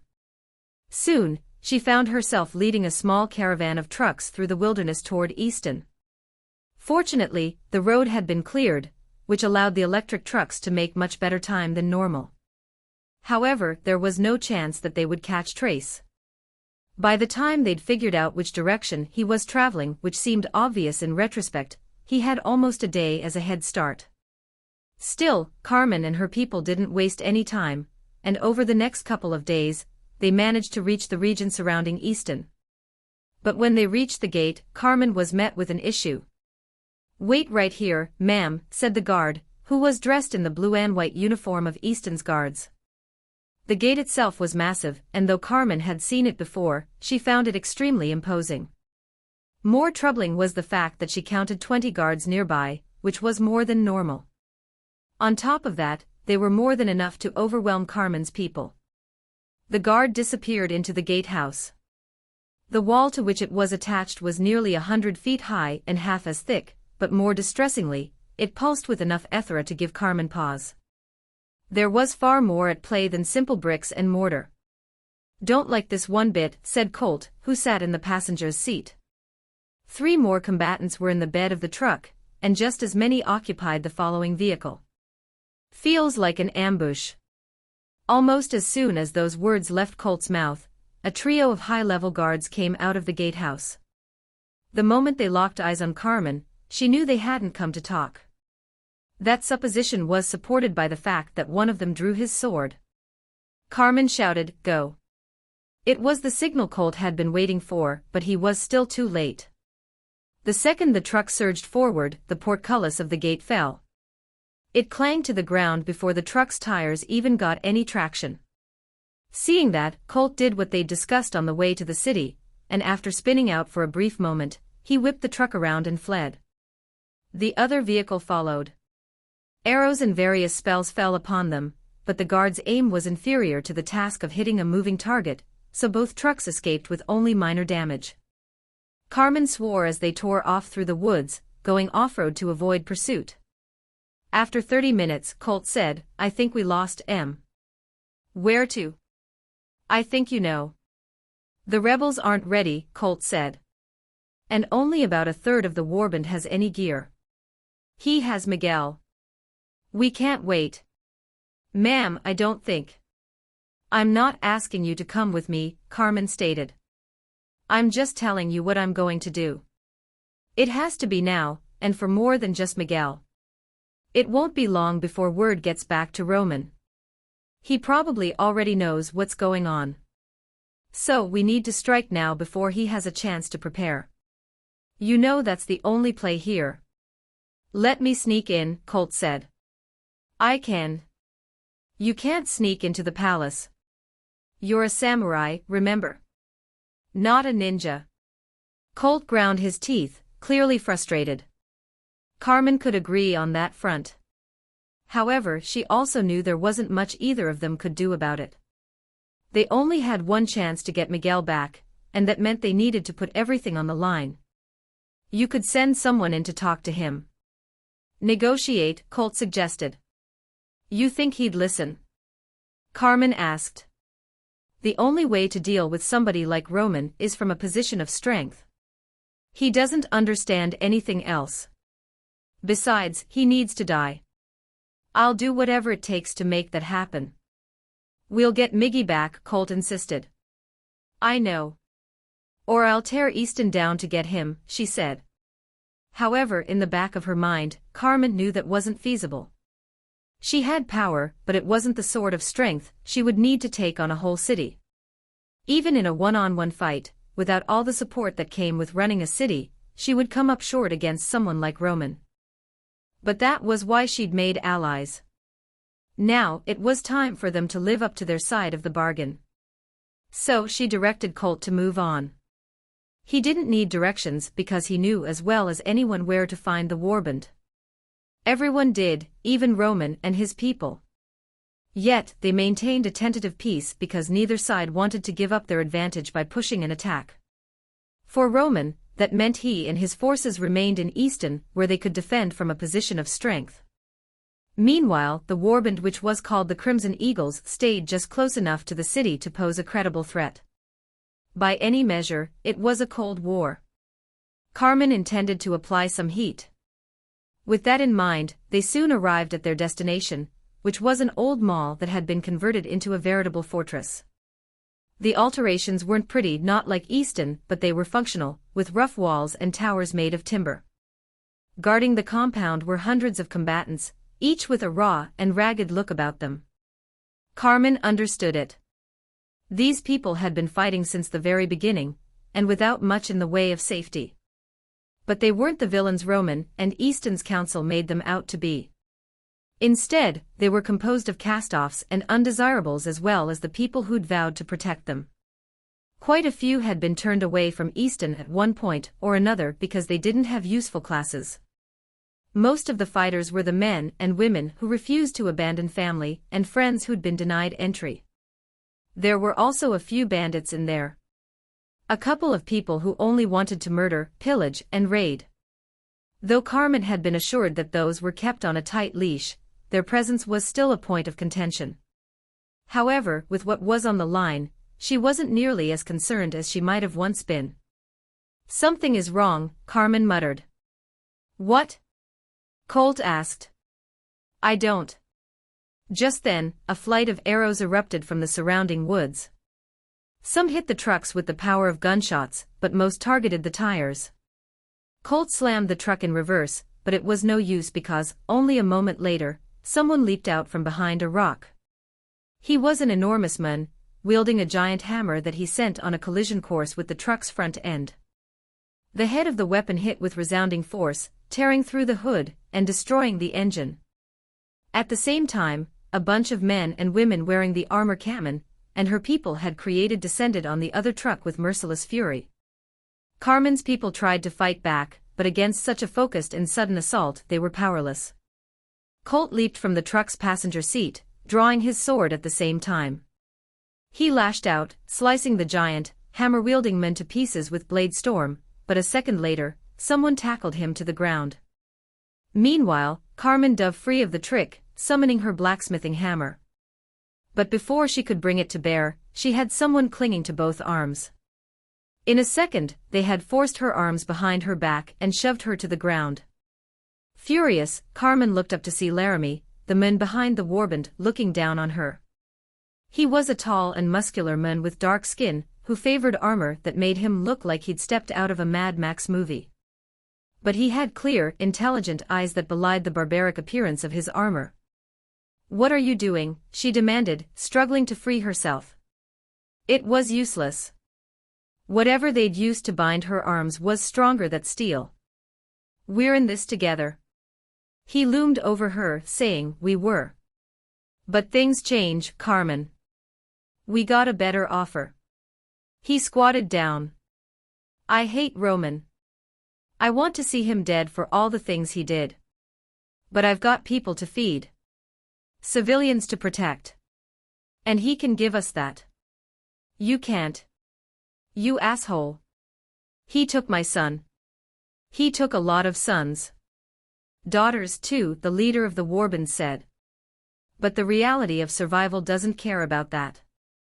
I'd hoped you would understand, even if you didn't want to accept it." Then, he pushed himself to his feet, and called for the prisoners to be taken away. That included Carmen, and though she struggled, she was incapable of escape. Instead, she and Colt were half dragged, half escorted into the mall before someone shoved the both of them into a makeshift dungeon that had once been some long-closed clothing store. "I'm sorry," Colt said. "I keep failing you." Carmen didn't respond. Instead, she turned her attention to their surroundings. The former store had been stripped of everything but a few mannequins, and the entrance was guarded by a roll-down cage. Moreover, both she and Colt, the only two survivors, were bound so tightly that neither could properly move. That's when the reality of her situation hit her. Her capture had probably sealed her son's fate. If he wasn't dead, he soon would be. And she wouldn't be far behind him. Colt hadn't been the only one to fail. There's a lot of that going around, she muttered.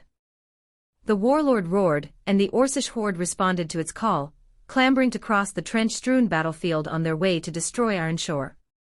The defenders attempted to fend them off with their long spears and copious use of their various abilities, but the frenzied orcs had no sense of self-preservation. As a result, they crashed into the defenses with reckless fury, nearly breaking the line with the sheer weight of their charge. Meanwhile, Elijah picked himself up just in time to avoid the warlord's descending blade. He leaped backward, clearing nearly 20 feet in a single bound, but the warlord followed, screaming with fury that was only matched by his followers' collective rage. Elijah batted the flat of the weapon, sending it just off course. As it hit the ground, he lashed out with a hand clad in the claws of gluttony, ripping a chunk of flesh free. It was a superficial wound, barely more than a scratch, but the Orcish warlord screamed like he'd just taken a mortal injury. In a sudden move that took Elijah by surprise, it lowered its shoulder and hit him with a charge that knocked him from his feet. He hit the ground on his back, then rolled to a stop a few feet later to see the warlord's blade once again descending in a quest to split him in two. Using the haste of his sash of the whirlwind to great advantage, he again slapped the flat of the blade. This time, however, it wasn't enough to send the blade completely off course, and it hit his shoulder, carving a massive slab of flesh free. As the meat flopped to the ground, Elijah let out a roar and leaped at the monster's legs. He didn't attack with his claws. Instead, he snapped out with his powerful jaws, and when they closed around the monster's calf, he heard cracking bones. Then, channeling his inner alligator, he rolled, and the monster lost its balance, falling atop Elijah in a heap. With every point of strength he had at his disposal, Elijah shoved the monster away. But when he tried to find his feet, he realized that the Orcish warlord had latched onto his ankle. He yanked, trying to free it, but it was no use. Its grip was like iron. The only solace was that, in such close proximity, it couldn't bring its massive slab of a sword to bear. Yet, its own two hands were plenty to do all sorts of damage. It demonstrated that fact when it wrenched Elijah's ankle to the side, breaking delicate bones. Howling in pain, he jerked free, but by that point, the damage had been done. Elijah stumbled to all fours, which quickly turned into a three-legged retreat. The orc followed, screaming bloody murder as it limped in pursuit. But to Elijah's horror, the thing had the same famous durability of all orcs, and it was far better suited to dealing with a gimpy leg. So it caught him after only a few seconds. As it reached for his thick tail, Elijah made a choice that he hoped wouldn't come back to bite him. He shifted into his human form, casting Healing Rain the moment it became available. At the same time, he reversed course and dove between the giant creature's legs. The moment he rolled to a stop, he pulsed Touch of Nature, sending regenerative Ethera toward his ruined ankle. The orc whipped around, mistakenly trying to pivot on its own injured leg and paying the price. When it put weight on the limb, it stumbled slightly, giving Elijah the opportunity to put a few more feet worth of distance between himself and the monster. Then, he pulsed Touch of Nature again, healing his injury enough that he could put weight on that leg. One more, and it was entirely healed. And it was just in time, too, because the Orcish warlord recovered extremely quickly. It launched itself at him, drawing a machete-sized dagger from its hide belt. Even as it descended, Elijah was casting another spell. Swarm completed just before the orc reached him, and Elijah aimed a baseball-style swing at the creature's already injured leg. He put every ounce of power he could summon behind it, and he was rewarded with the loud sound of cracking bone. Or that was what he thought, right up until he looked down at his staff and saw only a jagged wooden stake. He was so surprised that he didn't even see the orc's backhanded blow before it hit him in the stomach, sending his much lighter body flying across the battlefield. He hit the ground almost 30 feet later, collided with a screaming orc, and nearly rolled into one of the trenches. For a moment, his head swam with what he expected was a concussion, but a reflexive cast of Touch of Nature banished the wooziness. Then, he used it again to heal himself only to discover that he wasn't grievously injured. He thanked his smaller body for that. If he'd been anchored by a lot more mass, he wouldn't have been launched across the field, which had served to dissipate some of the force. Regardless, he knew he was in a rough state. His store of Ethera was getting much lower, and he knew he couldn't continue the fight like he had so far. His guardian form had no advantages over the massive orc, and his human form was practically useless without Ethera. So Elijah reasoned that he only had one chance of winning the battle. Using a similar tactic to what he'd employed against the ogre champion back in the tower, he shifted into his draconid form after using one last touch of nature. Then he turned and ran. The Orcish warlord followed, barreling through its own people as it chased him. Meanwhile, Elijah bounded from one to the other, using his superior speed and motor control to dodge any attacks they sent his way. At the same time, his claws flashed every time he passed an orc, severing tendons and ripping through muscles. More importantly, though, he infected them with contagion. That was only a side effect of his flight, though. Leading the orc away was the primary goal, and the monster, as single-minded as it was, never suspected that it was being manipulated. Elijah leaped over trenches and wove between the orcs comprising the horde, and though he experienced more than one close call, he narrowly avoided any attacks they sent his way. For a long few minutes, he utilized every facet of his quartz mind to keep track of the chaotic battlefield. But then, the warlord seemed to recognize that it was being led on a merry chase, and it turned to return to its original purpose. That was precisely what Elijah had been waiting on, and he leaped, hit an orc, to reverse course, and rocketed toward the warlord's back. He leaped upon it, using Venom Strike before savaging the monster a half-dozen times, then bounding away. It reacted with all the fury Elijah would have expected and abandoned its march toward Ironshore so it could chase Elijah's retreating form.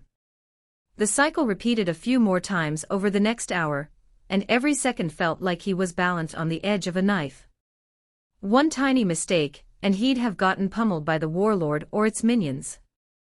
Yet, Elijah had been through multiple crucibles since Earth had been touched by the World Tree, and through those experiences, he'd been forged into the sort of person who could walk that tightrope and expect to maintain his footing.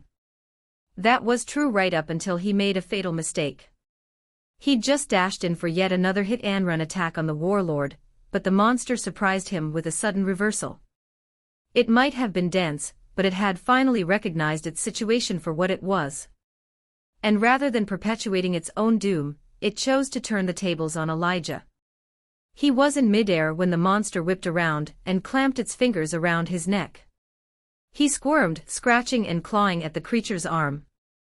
It was under the effect of dozens of instances of contagion as well as the afflictions of Swarm and Venom Strike, and yet, it looked only a little worse for wear. By comparison, the surrounding orcs almost all looked like they were dead on their feet. But Elijah wasn't worried about them. Indeed, he wasn't worried about anything but his own life. Panicked, he let his draconid form fall away, and immediately initiated a transformation into a lamellar ape. Before it could truly begin, though, the Orcish warlord slammed him into the ground. Elijah felt his body crumple.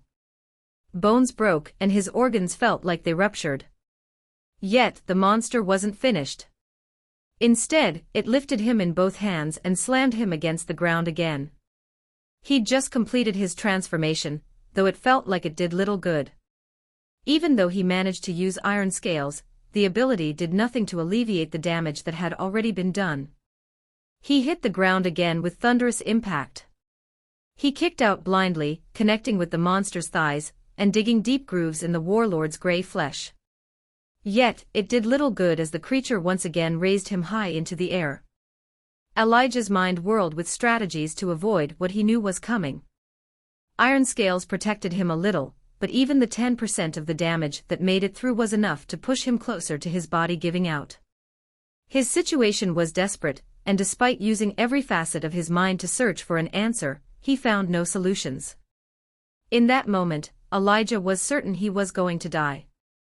Iron scales gave out, and the monster let out a victorious roar as it slammed Elijah into the ground. The killing blow didn't come, though. Instead, a dense bubble of blue energy bloomed into being around Elijah, softening the blow. The Orcish warlord looked down on him with mingled confusion and surprise, which allowed Elijah to wriggle free. As he did, he activated rage. Instantly, his body was flooded with renewed strength, sending his physical attributes skyrocketing well past his normal limits. And when he hit the ground after having freed himself from the warlord's grip, Elijah used that additional power to great effect. He grabbed hold of the monster's ankle and yanked with all his might. The creature, weakened by various afflictions and blood loss from the claws of gluttony's anticoagulant effect, was incapable of remaining upright. It tipped over, hitting the turf hard. Elijah knew that wasn't enough to even slow the monster down, much less put it out of commission. However, he did have an idea. So, ignoring the pain of his injuries, Elijah thrust himself to his feet and dragged the struggling orc a few feet to the nearest trench. Because he recognized where on the battlefield he'd ended up. After all, it wasn't that long ago that he'd fallen afoul of the stakes at the bottom of that very ditch. With all the strength granted by his lamellar ape form, combined with his natural attributes and the effects of rage, Elijah heaved the orc over the edge. In midair, it flailed for a few seconds before slamming into the bare stakes. Of course, the monster tried to pull itself free, but Elijah wasn't going to allow that. As rage dissipated, he switched to his human form. Rather than heal himself, which he desperately needed, Elijah cast snaring roots. Thick vines erupted from the ground, holding the monster in place. Then, he cast Storm's Fury. Lightning descended from on high, smashing into the prone warlord. Without the enhancement of the ruined staff of natural harmony, the spell did little damage. Yet, that was never the point. Instead, Elijah had cast Storm's Fury with one intention, to stun the creature. And in that endeavor, it was successful. As the orc ripped itself free of the vines, Elijah cast snaring roots again, keeping it in place. But to his horror, the warlord wasn't succumbing to the poison on the stakes as quickly as Elijah had expected. And he didn't have the Ethera to keep going much longer. Indeed, if he didn't heal himself soon, he was going to die. He could feel fluid building in his lungs, and his insides hurt like never before. In that moment, Elijah made a decision to end it, one way or another. So, after pulsing touch of nature a single time to keep himself alive, he initiated a transformation back into his lamellar ape form, draining the last of his Ethera. Before he'd completed the change, the orc ripped free of the vines, and it started to extract itself from the stakes. That's when Elijah fell upon it, raining a series of vicious blows onto the vulnerable monster. He pummeled the creature with every ounce of fury he could muster, and yet, he couldn't do so without taking plenty of hits himself. It was like two heavyweight boxers trading blows in the 12th round of a championship fight. Neither was in any condition to continue, and yet, they both persisted well past the point of no return, hammering one another with heavy blows that could shake the world. Elijah knew what his decision entailed. He wasn't going to make it. Even if he managed to take the monster out, the damage was too severe. Without a full core of Ethera, he couldn't heal himself quickly enough to recover. But he was okay with the choice he'd made. Running had been an option, and he'd considered it. Yet, that was just delaying the inevitable. The monster had been vulnerable, and if he hadn't pounced when he had, it would have recovered and laid waste to the remaining defenders as well as Ironshore. From there, the horde would sweep across the world. And though he hadn't seen them in a long time, Elijah had people he cared about out there. Not only were Alyssa, Carmen, and Miguel somewhere out in the world, but he'd had friends back in Hawaii, too. Not to mention the friends he'd made in Ironshore. Isaac and Delilah back in Argos. Or Jess and Essex in Norcastle. Nerthus and his grove. There were a lot of reasons he couldn't allow the orcs to live. Elijah channeled that while pummeling the warlord, and it gave him a burst of energy that, in turn, allowed him to, at last, finish the thing off with a massive blow that broke the creature's neck. He only had a brief moment to realize that he'd won before the weight of injury swept over him. Dizziness assailed every facet of his mind, but he managed to climb free of the trench before, at last, collapsing. He crawled forward a few feet, but that was the extent of his ability. Faintly, he heard familiar voices, and he suddenly realized that he'd shifted back to his human form. Someone shoved something into his mouth, and miraculously, he felt a brief surge of healing. More importantly, a drop of additional Ethera hit his core a second later. Something else hit his tongue, and he felt something tart and familiar. His eyes focused, and he realized that Kuruk was standing over him, and holding a handful of Elijah's grove berries. "Open up, you moron," the dwarf growled. "Not lettin' you die after all that." Elijah's jaw fell open, and Kirk shoved another couple of berries into his mouth. That was enough to clear his head, at least a little, and though he had a host of questions, he knew he needed to cast Touch of Nature or he wouldn't survive much longer. So he did, and soothing energy washed over him, mending his injuries. It was only a drop in the proverbial bucket, but it was enough to return him to complete awareness. He jerked, croaking, "What happened?" "The orcs." "Dead," Kuruk said. "When you finished the big un off, they lost that enhancement. Wasn't long after that your afflictions took 'em down. With a little help from us, o' course." "Oh, so, it's over?" Elijah asked. "Everything but the cleanup," Kuruk said. Elijah finally relaxed with a sigh of relief that sent an arc of pain tearing across his torso. "Good," he muttered.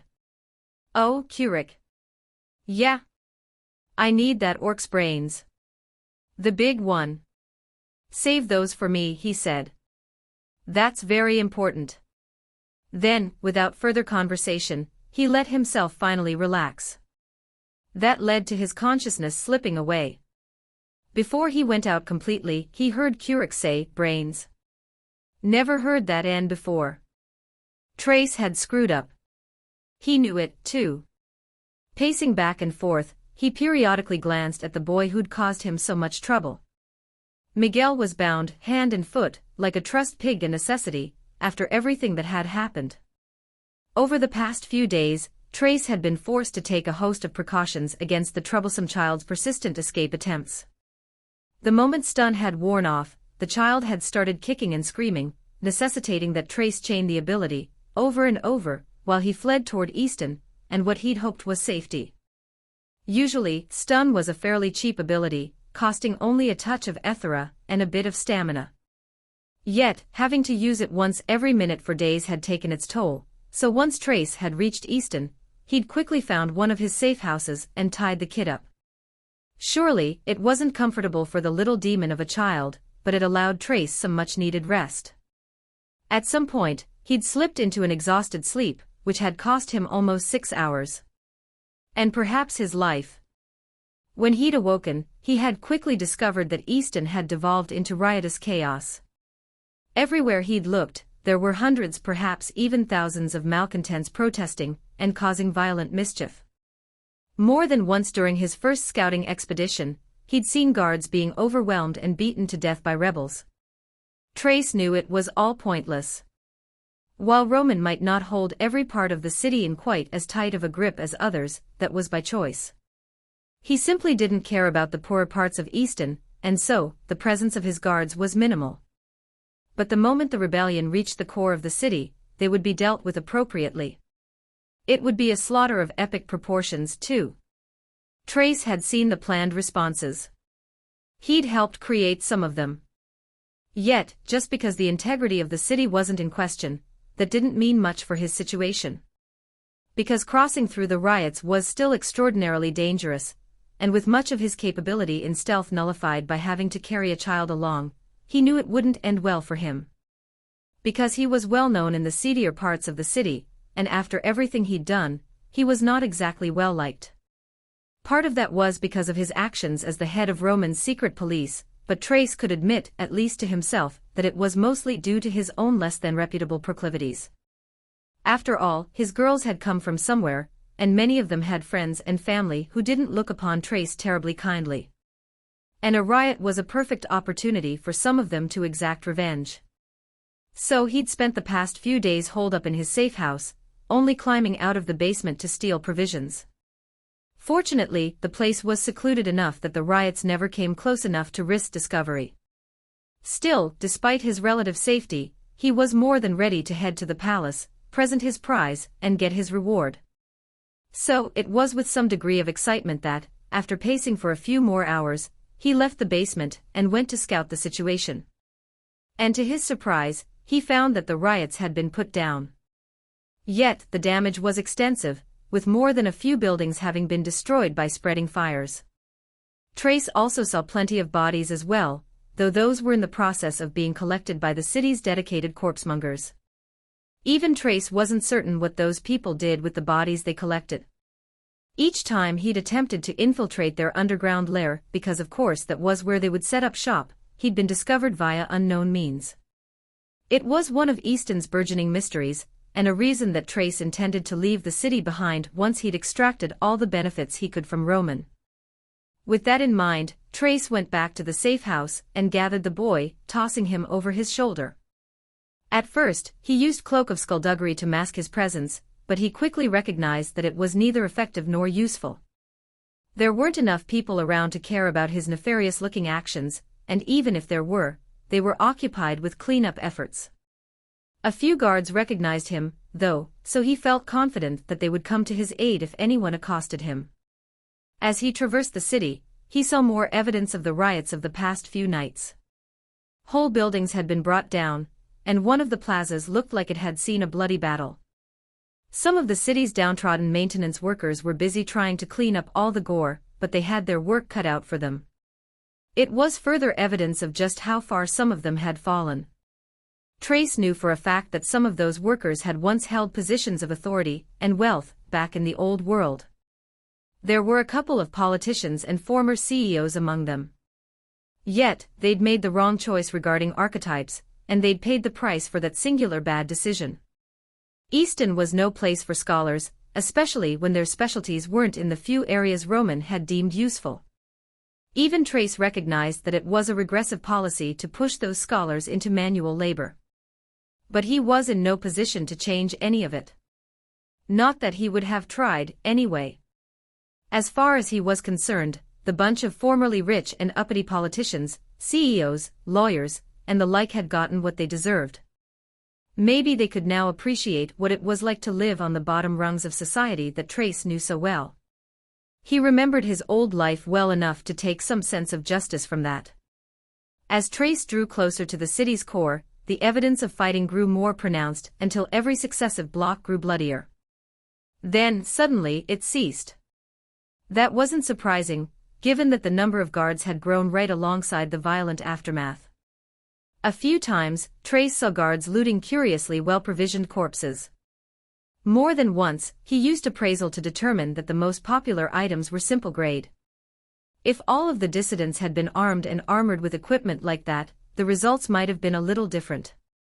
Yet, there were only a scattered few such instances that Trace could see, which meant that the effects were minimal. Still, the only times Trace saw any significant number of guards' corpses were around such well-armed bodies, suggesting that they'd put up quite the fight. That just underscored how important good equipment really was. Not that Trace needed to be reminded of that, after he'd used his dagger of sundering to such great effect. It had allowed Roman to kill Alyssa, that uppity bitch, and it had been at least as effective in every fight Trace had fought since then. It was a valuable piece of equipment, and he expected that he'd get years of use out of it before he moved on to something better. More importantly, it was the linchpin of any plans he'd made to deal with people like Roman. Eventually, they'd come to an impasse. It had come close to happening a few times already, and when that time came, Trace intended to come out on top. Despite the disparity in power, especially in Easton, Trace liked his chances. Regardless, he put those thoughts aside as he entered the vicinity of the palace. Once there, he dropped any pretense at stealth and was greeted with a mixture of revulsion, respect, and curiosity by the palace guards. The structure itself was a display of brutal opulence. Roman's architects had done a phenomenal job of creating a beautiful, yet overbearing building that was dominated by straight lines, sharp angles, and Gothic flourishes that gave it a very distinct appearance. Trace saw it as needless posturing, but he supposed that Roman had his reasons for ordering such a building. The rest of the city would soon follow suit, he knew. That was how Roman thought. Everything had to be in its place and conform to the collective. Otherwise, it would drive the men mad. After entering the palace, Trace made his way through the familiar halls until he reached the wing containing Roman's office. There was a throne room as well, though that was only for official duties, like hearing the petitions of the useless council. They held no real power, except to suggest things or request Roman's intervention. Ultimately, every major decision was made by the big man himself. As he swaggered up to the guards on duty, he said, "Special delivery for the big guy. You want to sign for it?" At that, the kid squirmed a little more, so Trace reapplied stun. He went blessedly limp, giving Trace a little peace. The guards looked at one another, then decided to pass the burden on to someone else. So one of them disappeared through the doors, presumably to let Roman know what was going on. Meanwhile, Trace tried to make conversation with the remaining guard, asking, "So, a bit of a scuffle out in the city, huh? What happened?" "Rebel scum," the man spat, his hand on the hilt of the sword at his waist. "Don't know what they expected to accomplish. They never had a chance, the poor idiots." "Seems like they did a lot of damage," Trace said. The guard shrugged. "Burning down their own homes and businesses." "Really smart," he responded. "Like I said, I don't know what they expected that to do, except make their own lives harder. Guess there's a reason they are who they are, right? If they were smart or competent, they wouldn't have anything to bitch about. It's like I was telling my wife, they're just a bunch of useless malcontents, who are upset with the way the world works. It's not enough that they're only alive because of the safety and security we provide. No, they want all the benefits without any of the work." Trace listened as the man went on about how the poor and less useful deserved everything they got, so he was grateful when the other guard returned and waved Trace through. He nodded at the pair of sentries and swaggered through the door and into a long hall. There were other guards posted at regular intervals, but they didn't move a muscle as he traversed the opulent corridor. Soon, he found himself at the door to Roman's office. He knocked and immediately received the go-ahead to enter. When he did, he saw the man himself sitting behind a massive, wooden desk. The walls were decorated with various trophies from Roman's kills. None of them had been truly impressive prey, and Trace suspected they were more for ambience than to commemorate any significant events. Yet, they did that job well, and when Trace looked at those monstrous heads, a chill went up his spine. He tossed the kid onto the sofa that stood against the wall. It was upholstered in leather, and looked extremely comfortable, and said, "So, I might have took a bit of initiative with the whole Carmen problem." Roman's eyes flicked to the child, but he didn't give any other reaction until he asked, "Is that who I think it is?" "If you think it's that bitch's brat, then yeah. I think I killed her second, too," he said, plopping down in one of the chairs on his side of Roman's desk. He added, "You're welcome on that one. I told you to watch her. Not to kill anyone." "Yeah," he said, drawing a small knife from his belt. He picked at his fingernails. "I like to go above and beyond the call of duty. One of my many positive traits. So here's what I'm thinking, you let the rebel bitch know that." In the blink of an eye, Roman was across the desk. If Trace hadn't been so exhausted, he might have responded. Yet, given where they were as well as Roman's advantage in levels, he would have still been overmatched. Still, he did manage to jab the small knife into Roman's shoulder as the taller man slammed him into the ground. "What the?" Trace didn't get a chance to finish his sentence before Roman's fist found his face. He tried to activate his abilities, but it was useless. Roman punched him again, growling, "I told you to watch." He smashed his fist into Trace's face again. "Not to kidnap a child." Again, he punched Trace. By that point, his mind had gone fuzzy, and though his abilities were suddenly available, he was in no mindset to consciously use them. Especially when Roman hit him again. And again. Along the way, Roman kept growling about crossing lines, but Trace couldn't understand any of it. But one thing he did understand was when Roman yanked a dagger from his belt and rammed it into Trace's chest. Over and over again, he stabbed the outlaw until Trace managed to croak, "Why? You disgust me," Roman said, straightening his back. He pushed a lock of stray hair from his bloody face before adding, "Every man has a line. You just crossed mine." Then, he reached forward, grabbed Trace by the hair, and sliced the outlaw's throat. Even as he bled out, Trace's mind whirled with questions. He didn't truly understand what he'd done wrong. Which was precisely the problem, he belatedly realized right before everything went dark. A new day dawned on a field strewn with corpses. Having recovered overnight, Elijah stood on the earthen bulwark where Ironshaw's defenders had made their last stand. It was little more than a slight rise next to a trench, but from a symbolic as well as a literal perspective, it had been incredibly important. To Elijah, it looked like an island amidst a sea of grey bodies. "How many, do you think?" came Curic's familiar and gruff voice. Elijah turned his head to see the broad-shouldered dwarf standing only a few feet behind him. He'd also been injured in the battle, though not nearly as grievously as Elijah, who'd only been a hair's breadth from death. The only reason he'd survived was due to Curic's quick thinking with Elijah's grove berries, which had given him a surge of vitality as well as Ethera.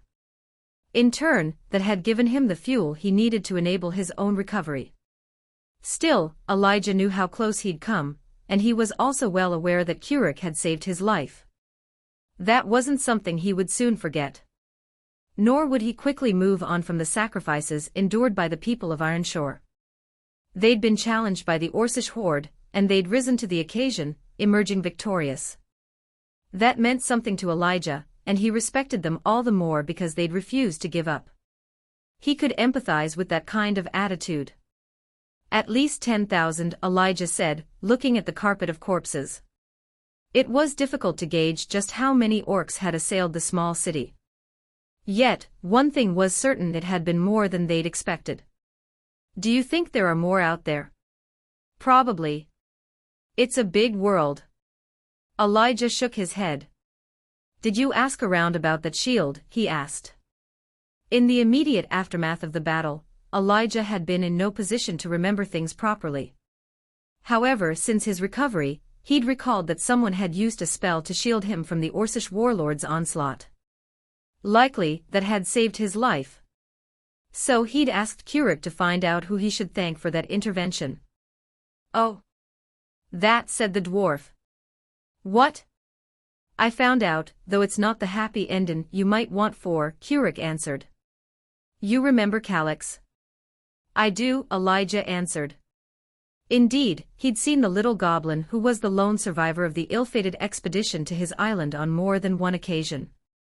However, he hadn't really spoken to her, largely because of the fear he had seen in her eyes. "It was her," Curic explained. "Took a spear to the gut for her trouble, too. Didn't make it." "Shit," Elijah muttered, hanging his head. It wasn't as if he'd really known the goblin. And his choice to let her live had been the result of a whim rather than an attempt at mercy. Yet, he didn't know how to react to the knowledge that she had not only saved his life, but she'd died in the process. "Wasn't for you," Curic stated. "She knew you were the only one who could save us, so the girl made the only reasonable choice she could. I suppose." That statement, while probably true, still didn't help with Elijah's roiling emotions. "Got any more of them berries?" Curic asked. "Oh," Elijah said. "Sure." Then, he unshouldered his pack, reached inside, and handed Curic a handful. The dwarf ate them appreciatively, then said, "They ain't the best taste, and they're a mite too much for me. But damn if they ain't reinvigorating." "They are that," Elijah stated. Then he asked, "What are they going to do with all the corpses?" "Burn 'em, I suppose." "Why?" Elijah shrugged. "They're not useful. Not anymore. 'Cept the brains you asked for. We got to those in time. Most of the rest went bad too quick to harvest," Curic answered. "Not that anybody was looking forward to using it, course. They look too close to people, see. Puts everyone off, even if we all know they're just monsters like any other." "I can see that," Elijah said. There was a clay full of the brains in question inside his bag, but he'd yet to really look at them. "Doesn't really feel like we won." But we did, Kuruk said. And most of us got the levels to prove it. This little battle probably single-handedly ensured that our ensure'll survive for years to come. Most of these people are used to levelin' from craftin' and such. That's slow but it's steady. Killin' that many orcs was enough to push most of 'em to the next ability or technique threshold. That's big. You get anything good? Asked Elijah. I did. Want to share? Nope. Elijah sighed. Fair enough, he said. After that, the two remained silent for a few minutes until Elijah said, Thanks again for saving my life. I'll pay you back. I promise. You saved my home, Kuruk said. That's payback enough. Still. Don't worry about it, the dwarf insisted. Friends don't keep score, right? Elijah nodded. Until that moment, he hadn't really considered the idea that he and Kuruk were friends, but in retrospect it was obvious. After spending so much time together in the wilderness, he felt more comfortable around the dwarf than he had with anyone since the world had ended. Perhaps even more than anyone from his old life except Alyssa. Because there was something about going to war with someone that forged a much more meaningful bond. Next to that, his previous friendships felt shallow. You should come to my island, Elijah said. I think you'd like it. Last folks who went to your island ended up pretty dead. That's not true. Ramek and Carissa have visited twice. They didn't go no further than the beach, Kuruk stated. That don't count. This is different. You're invited, Elijah countered. But no worries if you're not comfortable with it. Oh, I'll come. I just wanted to ruffle your feathers a bit, all, the dwarf said with a chuckle. But for now, I got work to do. Me and some of the other scouts are goin' to make sure there ain't no more orcs out there. You want to come? Elijah shook his head. Not unless you need me, he answered. He'd had enough orc slaughter for 2 lifetimes, and he wasn't eager to revisit that situation. He would if necessary, but so long as there was a choice, he knew which side of the fence he'd land on. Besides, I need to talk to Ramek about something. All right then, Kuruk said. He extended a hand, which Elijah grasped. See you soon, then. See you soon. With that, Kuruk started to pick his way across the battlefield. Only then did it occur to Elijah that the dwarf had likely volunteered to search for any Orcish stragglers in an effort to avoid the cleanup. Smiling wryly, Elijah turned and descended the berm and started back to the city. As he did, he checked his gains from the battle. First, he noted that he'd gained level 55, as denoted by his updated status. Name: Elijah Hart. Level: 55. Archetype: Druid. Class: Animist. Specialization: Not applicable. Alignment: Not applicable. Strength: 67. Dexterity: 59. Constitution: 57. Ethera: 65. Regeneration: 59. Attunement: Nature. Cultivation stage, cultivator. Body: Core. Mind. Soul. Wood. Hatchling. Quartz. Neophyte. His attributes, even without the benefit of his many enhancements or buffs, as the people in Argos and Norcastle called them, had become truly impressive. And he knew that with every level, they would become more so. He'd already proven that, from a physical standpoint, he could stand against some incredibly powerful monsters, and he couldn't help but wonder what the future would hold in that department. However, he was far more interested in the next notification he'd received. Congratulations! You have achieved the requirements for the evolution of the spell Ancestral Circle. Please choose a path. Roots of the World Tree. Protection of the World Tree. Blessing of the World Tree. By creating additional circles, you may spread your roots to new locations. By expanding your circle, you may enhance the protection afforded by your grove. Through a nurturing touch, you may increase the power of your grove. It was the first time he'd been afforded the opportunity to evolve one of his spells or abilities, and it was far more involved than he'd expected. So far, he'd simply been awarded spells at specific intervals, but now, it seemed like his progression would require more input in the future. For now, though, he had a decision to make. Based on the descriptions, which seemed a little inadequate, the choices came down to whether or not he wanted to spread his influence or empower his grove, either via enhancing the protection it afforded, or what sounded like increasing the Ethera density. Before he made a decision, he needed to talk to Nerthus to see if the tree spirit could offer any insight. He'd already checked the available guides at the branch of the world tree, and he'd found nothing that seemed like it would explain anything. There was precious little concerning druids at all, and what little existed was incredibly expensive. Of course, it didn't help that none of it was organized in any way that Elijah could understand, so searching for applicable information was a pain. Apparently, there were classes that specialized in such things, but Ironshore wasn't large or important enough to warrant such people. In any case, Nerthus offered the best chance of solid information, so he embraced the teleportation portion of Ancestral Circle, and a moment later, he disappeared only to rematerialize in his grove. Once there, he called out for Nerthus. When he appeared, Elijah let him know what had happened in the battle with the orcs, then broached the subject of his evolutionary path. "Interesting," said Nerthus as he paced back and forth. As he scratched his chin, Elijah couldn't help but notice that the tree spirit's mannerisms and speech patterns had become quite a bit more human of late. He wondered if that was his influence, or if it was a normal development for tree spirits. The first will almost assuredly let you create a teleportation network. The second will allow you to establish a defensive perimeter that will protect the island from would-be invaders.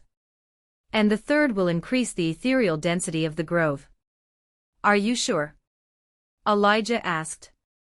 "Reasonably so," Nerthus said. Then he admitted, however, "I should point out that these are guesses. The reality could very well be quite different from what I've inferred from those descriptions." "That is unlikely, given the straightforward language used." "The choice is obvious, then." "Is it?" "All three seem very useful," Nerthus stated. "Though there are some caveats to that sentiment." "Oh? It seems to me that we should increase the ethereal density," Elijah said. His reasoning was simple according to everything he'd read. Advancing his cultivation required incredibly dense Ethera. If his grove could naturally provide that, then he would be halfway to reaching the next stages of his development. "That is a mistake," Nerthus stated. "Really? I was thinking that my cultivation. It would be useful, but the timing is troubling," Nerthus said. "Unless I am wrong in my assessment, the increase in density will be multiplicative based on current levels. That means that it would be far more useful to wait until Earth's ethereal density settles. That will be years from now." That made sense.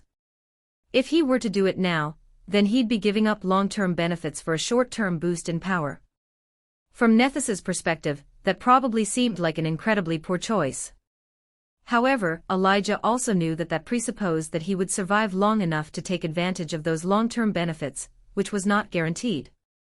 Getting the boost that increasing his cultivation stage would provide would no doubt go a long way to ensuring his survival. "What about the defense one?" Elijah asked, still mulling over the other option. "Very helpful," Nerthus admitted. "It would have helped with the Orcish invasion, certainly. The city on the shore would not benefit, but it might have been enough to let the grove endure." That seemed straightforward enough, though Elijah wasn't sure what form that defense might take. So he asked, "And the other one?" "Mobility will be very important. Teleportation is extremely expensive," Nerthus stated. "Prohibitively so. If you can move around the world without having to pay that, you will be able to afford many things you otherwise would not. So I could theoretically have a teleportation point that would let me cross the world in an instant?" Elijah asked. "Assuredly. Interesting. It should also be noted that you will not evolve the spell immediately. These things require the completion of a quest, Nerthus said. The more powerful the spell, the more time-consuming the quest. You will also likely be afforded the opportunity to choose the other two options at some point in the future. So it makes sense to take the most immediately impactful. Likely, with the aforementioned caveats. That made Elijah's decision, so he made his choice. Congratulations! You have chosen to evolve Ancestral Circle into Roots of the World Tree. Complete the following quest to finalize the evolution. Accomplish 2 feats of strength, complete. Conquer 1 tower, complete. Build a dolmen, incomplete. Oh. Nice, Elijah said. 2 steps already finished. Only 1 to go. Apparently, I need to build a dolmen. From what Elijah remembered, a dolmen was something like Stonehenge. Which meant that he had his work cut out for him. He explained everything to Nerthus, who told him that those dolmens would likely constitute the teleportation points. So he wouldn't be able to just build the dolmen anywhere he wanted. Instead, he needed to find a proper location first. And he had some ideas about where he wanted to put it. So, with that taken care of, Elijah collected his things, making sure to stock up on berries, and headed to his rowboat collection, which was dwindling with each time he teleported back to his island and paddled across the strait and into Ironshore. Once he reached the dock, he set off for the city's governmental building, where he hoped to find Ramek. Along the way, Elijah noticed 2 things. First, the residents of the city were incredibly busy in the aftermath of the battle. Some had been tasked with cleaning up the battlefield, while others were repairing damage wrought by a few orcs who'd broken through the line and descended upon the city. Still others were organizing supplies for the survivors. It was a nice reminder that, when disaster struck, people tended to band together. That those people were gnomes, dwarves, and goblins as well as a few elves was immaterial, and it warmed Elijah's heart to see everyone working toward the greater good. Hopefully, that would last. The second thing he saw was more of an absence than anything else. Gone were the dirty looks and angry glances he'd endured before. There was still fear there, but they didn't seem to hate him. That was progress, at least as far as Elijah was concerned. Eventually, Elijah reached the governmental headquarters and found Ramek, who looked as busy as anyone else Elijah had seen during his trek through the city. Still, the goblin was quick to greet him, asking, "What can I do for you?" "I came for my payment," Elijah said. "Oh. That? What can we give you?" "Our Ethereum."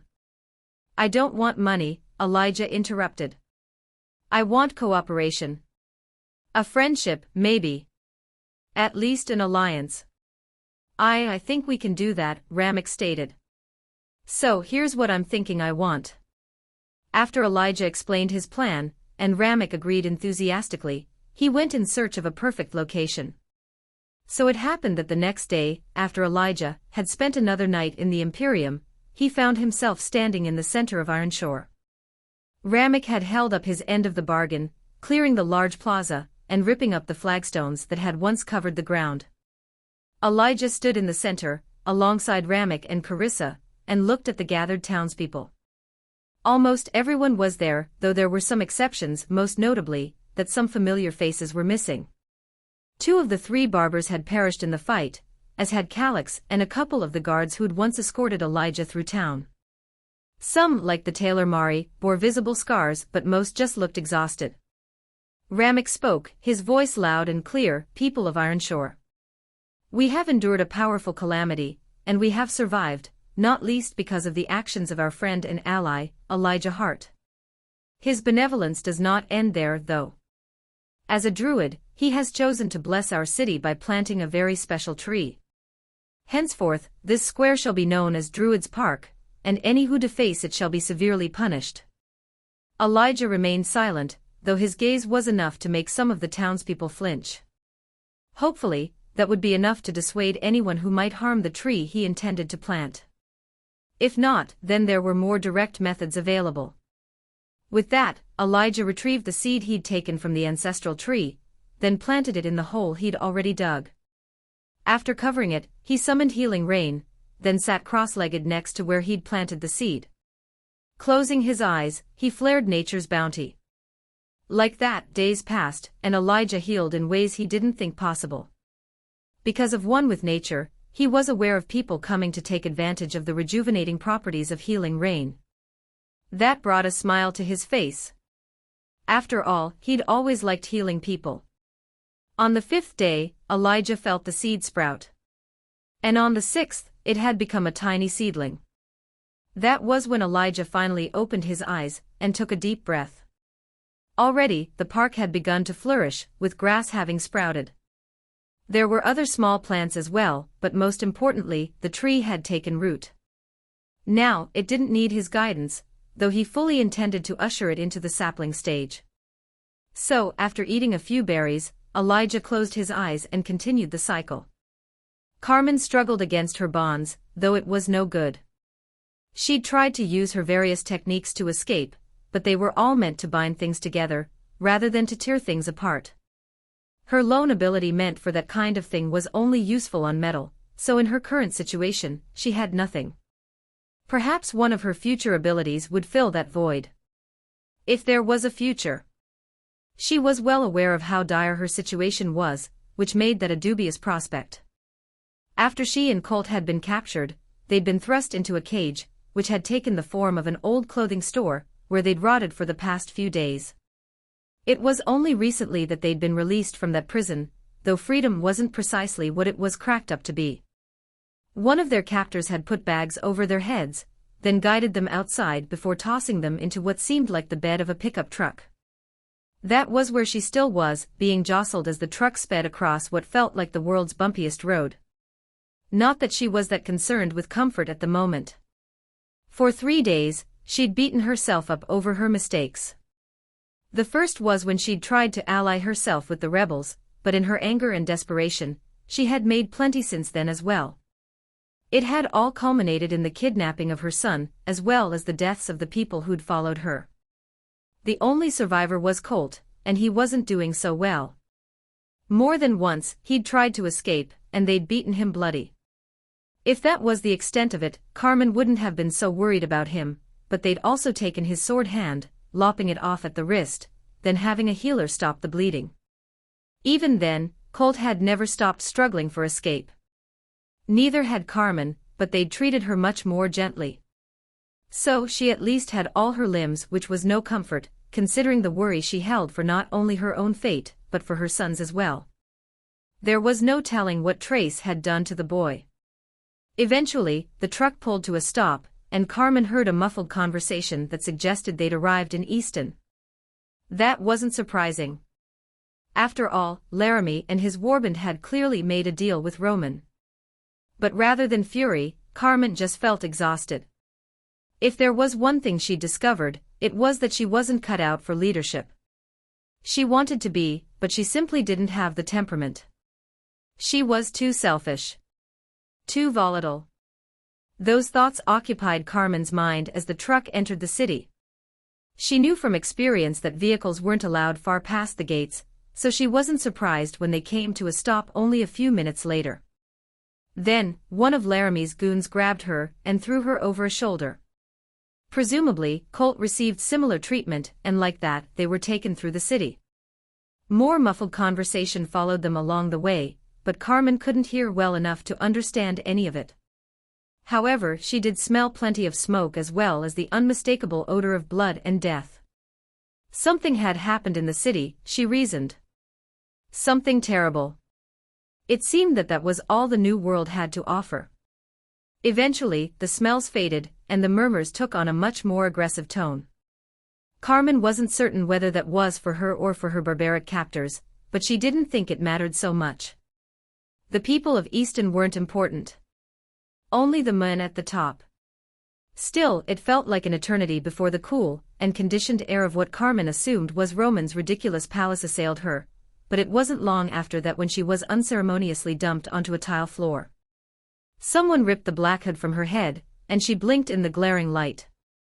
That's when she saw him. "Miggy," she shouted, struggling to go to her son. It was no good, though. With her hands and feet bound, she couldn't do anything more than flop over. For his part, Miguel raced to her side and buried his head in her shoulder, muttering one apology after another. She soothed him by saying, "It's okay. You didn't do anything wrong. He's a good kid," came the voice of the man who'd been standing behind Miguel. Carmen looked up to see Roman staring down at her, his gaze intense and predatory. "I'm sorry for what happened. If it makes any difference, the man who took your son is dead." "Fuck you," Carmen growled. "I know what you did."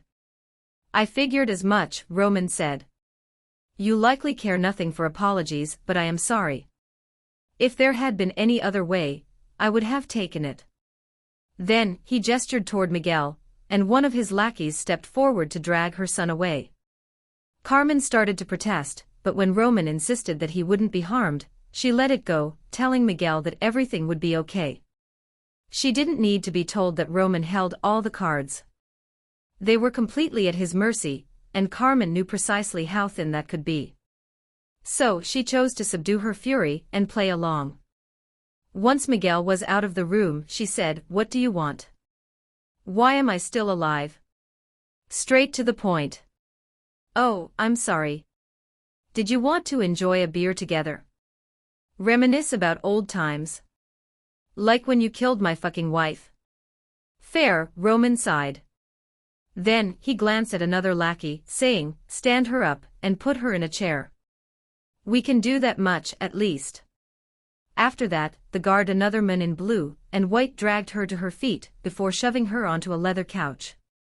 That's when Carmen took in her surroundings, and what she saw was a grotesquerie of ridiculous trophies. Stuffed heads of monsters Roman had presumably killed, skulls, and a few weapons adorned the walls, giving it the air of a man who was trying far too hard to appear strong and deadly. But Carmen didn't need convincing. She knew that Roman was a snake in a person suit, and though she didn't respect him as a man, she was more than wary of his lethality. Shifting, she asked, "So, now that we're comfortable, what do you want?" Roman, who was leaning against the edge of a monstrous slab of a desk, said, "I want your services. You make me a weapon to the best of your abilities. I'll provide the materials. All I care about is the product." "Or what? You'll kill me." "No. No. I'm not a monster, Carmen. I don't kill people unnecessarily. And the fact of the matter is that you are powerless now. The rebels have pitched their fit, and they have been punished accordingly. Their leaders are dead. Laramie has agreed to a truce. And everyone loyal to you has been captured or killed. You are no longer a threat to me, so I see no reason to kill you. After this, I intend to let you go. We'll call it banishment. You will no longer be welcome in Easton. But I won't kill you. And I certainly won't do anything to your son. You have my word on it. No matter what else happens here, he'll be safe." "Is this where you take him hostage or something?" Carmen asked, noting the ambiguous wording. "Of course not. What do I want with a child? He'll go with you." "I refuse." "You haven't heard the rest of it," Roman said. "You do want your people to survive, don't you? What about your friend there? He's a powerful fighter. Shame about his hand, but your captors had to take precautions." Carmen glanced at Colt, who hadn't moved since she'd had her hood removed. He was still breathing, but he was clearly unconscious. "So you're going to kill a bunch of other people if I don't build you a weapon? Is that it?" "It is." "What kind of weapon?" "I don't know how to make a proper bow." "A longsword," Roman answered. "The specifications will be forthcoming once you agree." There really wasn't much of a choice. Even if he was lying, Carmen could never refuse, if only because of the possibility that Roman would make good on his promise. If he didn't, then Carmen was no better or worse off for having tried. Certainly, she didn't want to give him anything that would make him more powerful, but given the options before her, she didn't see as she could make any other decision. So Carmen said, "Fine. I'll do it." "Really? Just like that?" Roman asked. "There's not much choice, is there?" You're going to kill a bunch of people if I don't. If you think I'm going to make any other decision, you obviously don't know me. Perhaps, he allowed. Maybe I never did. After that anticlimactic exchange, Roman called for a healer to take care of Colt. Then, he had someone show Carmen to a forge in the lower reaches of the palace. There she was given access to a pile of cold iron ingots and enough ethereal coal to run the forge for a month. She didn't think she'd need that long, though. As she started working, she considered trying to build a flaw into the weapon, or giving it less than her best effort. However, she ultimately chose not to for a couple of reasons. The first was that she wasn't certain how to do the former, and the second was that she was afraid that giving Roman an inferior product would result in the execution of the people she hoped to save. That would have negated the whole decision, so when she embarked on the question to forge the weapon, she did so with every ounce of skill she possessed. So, after using decontaminate and refine material on the metal billets, she stacked them atop one another until she had a dozen layers. Then, she shoved the result into the forge so they would weld together. Normally, she would have used bond to shorten the process, but with the ethereal coal, and so much of it that she didn't have to ration it, she could afford to do it the old-fashioned way. That, in turn, meant that the resulting billet would have been exposed to more Ethera, and theoretically, it would have a higher ceiling in terms of quality. After completing the forge weld, Carmen started in on shaping the piece. The specifications she'd received were simple. Just a typical longsword with a cruciform hilt, and a 2-inch wide blade 42 inches long. Completing the design was a fuller that ran along the length of the blade. Shaping the piece took quite some time, due to the curious trait of cold iron to dissipate heat very quickly, but Carmen was used to working with it. So she persisted until, what felt like a day later, she completed the blade. However, that didn't mean the project was done. Instead, it was only the beginning. The next step was to create the crossguard, which required much the same technique, yet with a different aim. This time, after forging a bar in the right length, she used a drifting tool to hammer a hole in the center. Once that was done, Carmen used summon tool to manifest a file, so she could shape the hole into a slot that would fit the blade's tang. It was an arduous and tedious process, but she found the monotonous work soothing. Eventually, Carmen managed to complete the crossguard before slipping it into place. It was close to a perfect fit, and she used bond to weld the pair together. Just like that, she had a sword, though a crudely shaped and dull one without a proper hilt. After ensuring that everything fit together properly, Carmen used the forge's grinder to refine the blade into its final shape. Sparks flew as she removed the unneeded metal until, hours later, she was left with a perfectly crafted sword blade. Even the crossguard followed the specifications exactly. Next came the heat treat. So Carmen shoved the entire blade into the forge, then waited for it to reach the proper temperature before summoning a pair of tongs and removing the metal from the forge. Moving quickly, she dropped the blade into a barrel of heated oil. Flames shot toward the ceiling, but because of resist fire, Carmen ignored them. Instead, she listened for any tinging sounds that might indicate that the blade had cracked. She heard nothing, and when she removed the blade, she saw that it was entirely straight. That was a relief, because Carmen knew how easily such a long blade could warp. After that, Carmen created a handle from a block of wood, then fitted it onto the tang. Using bond, she then attached a pommel, and wrapped the handle in soft leather that she then adhered to the wood using her ability. That completed the sword, though Carmen still needed to add the embellishments as well as the enchantment. For the first embellishment, Carmen spent quite some time filing the likeness of a dragon's head onto the pommel. The second came when she embedded a pair of onyx gemstones on either end of the crossguard. To her, it looked a little ostentatious, but she was working from Roman's specifications. So Carmen reasoned that if he wanted the weapon to look like some edgy teenager's idea of a perfect sword, then that was what he would get. The stakes were too high for her to place artistic integrity over the lives of her people. Once that was finished, she used bond to ensure the onyx gemstones would never move.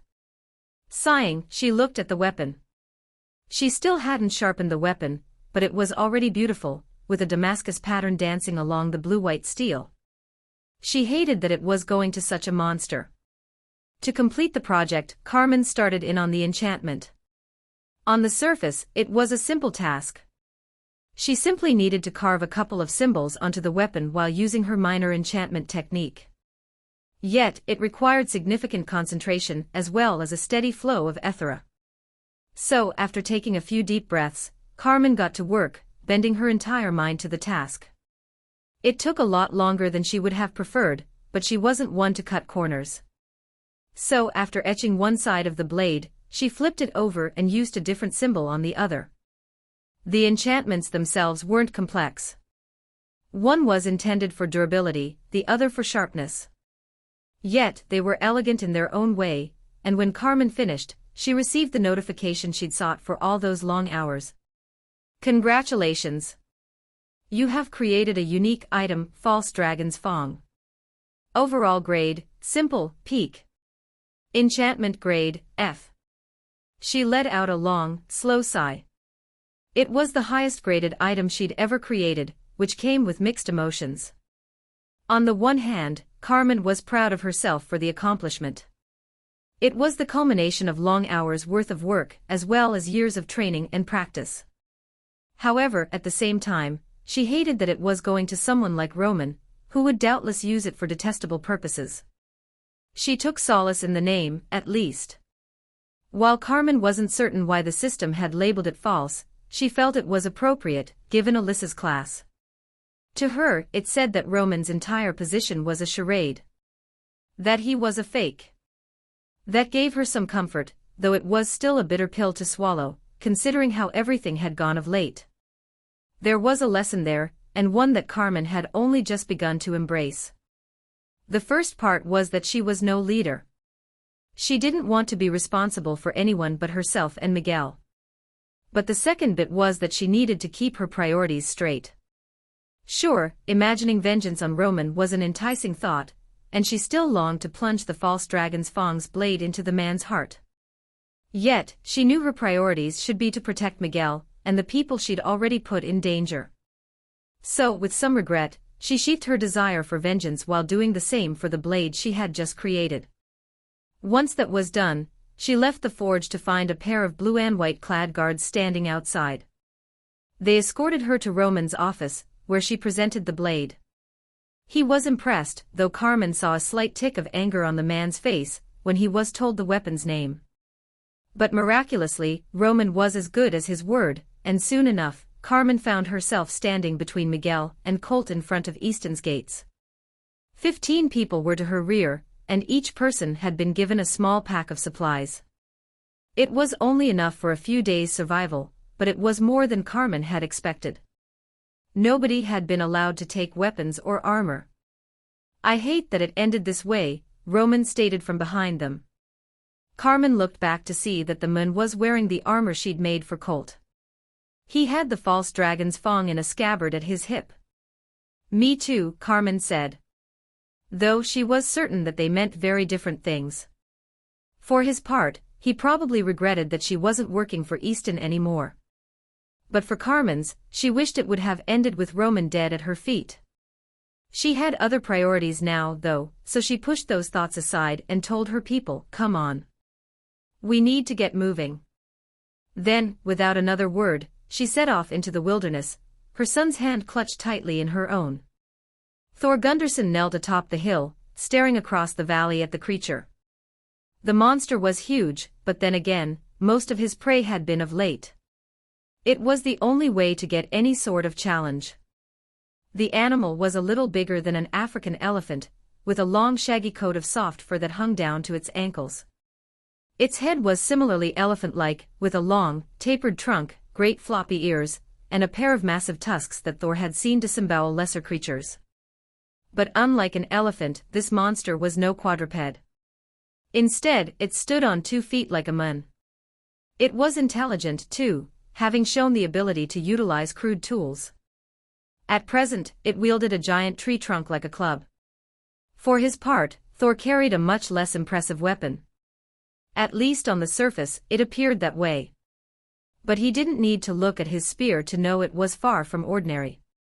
The haft of the spear was made of bone, and it had been carved with fanciful designs that made it look like scrimshaw.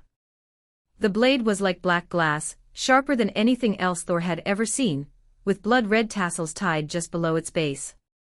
Thor himself was far more overtly exceptional. Standing at almost 7 feet tall, he had once been a champion power lifter. After the world had been transformed, he'd utilized his massive strength to his advantage, and in the years since, he'd used that brief head start to keep himself ahead of everyone else. Or perhaps it was his taste for a great hunt that made him special. Since the very beginning, there had been no peak he didn't try to climb, no monster, bestial or otherwise, he didn't want to hunt.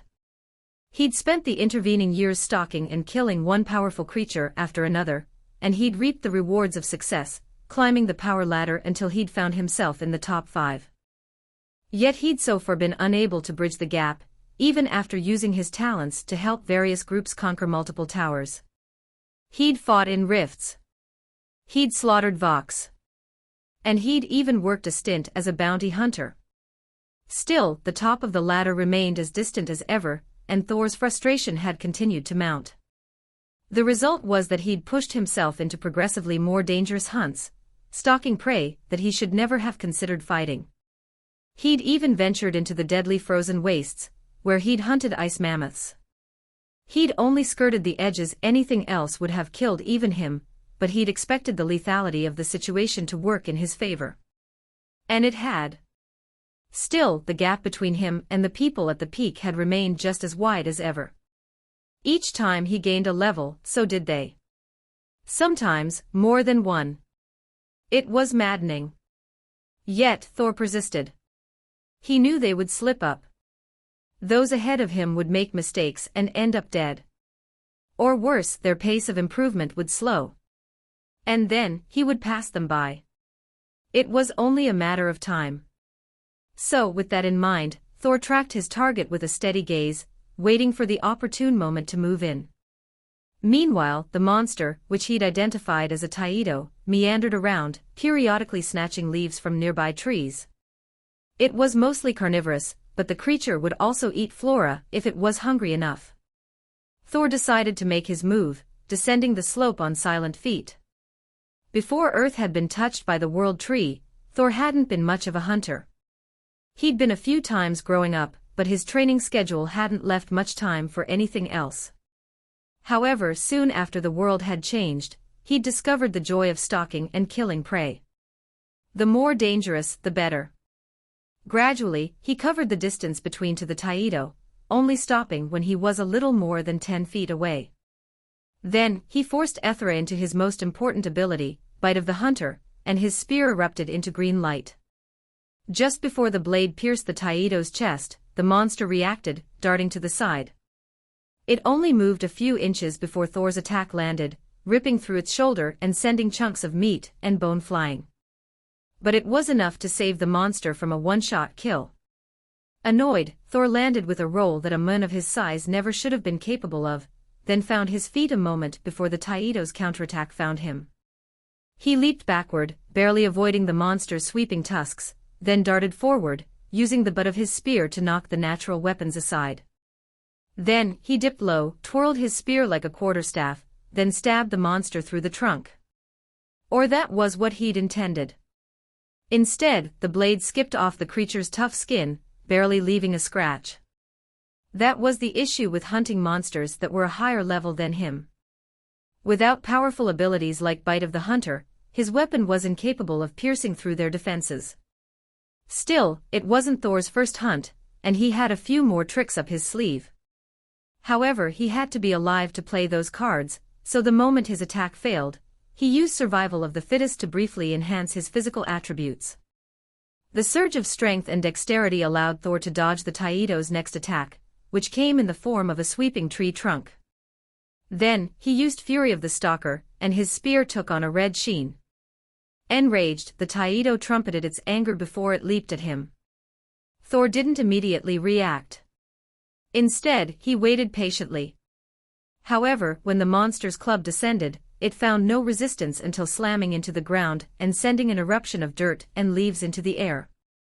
That's when Thor, having used Mirror Trap, attacked it from behind.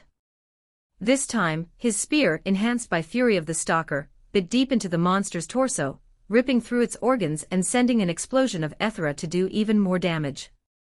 The creature let out another trumpet of rage, but it quickly turned into agony. And finally, despair.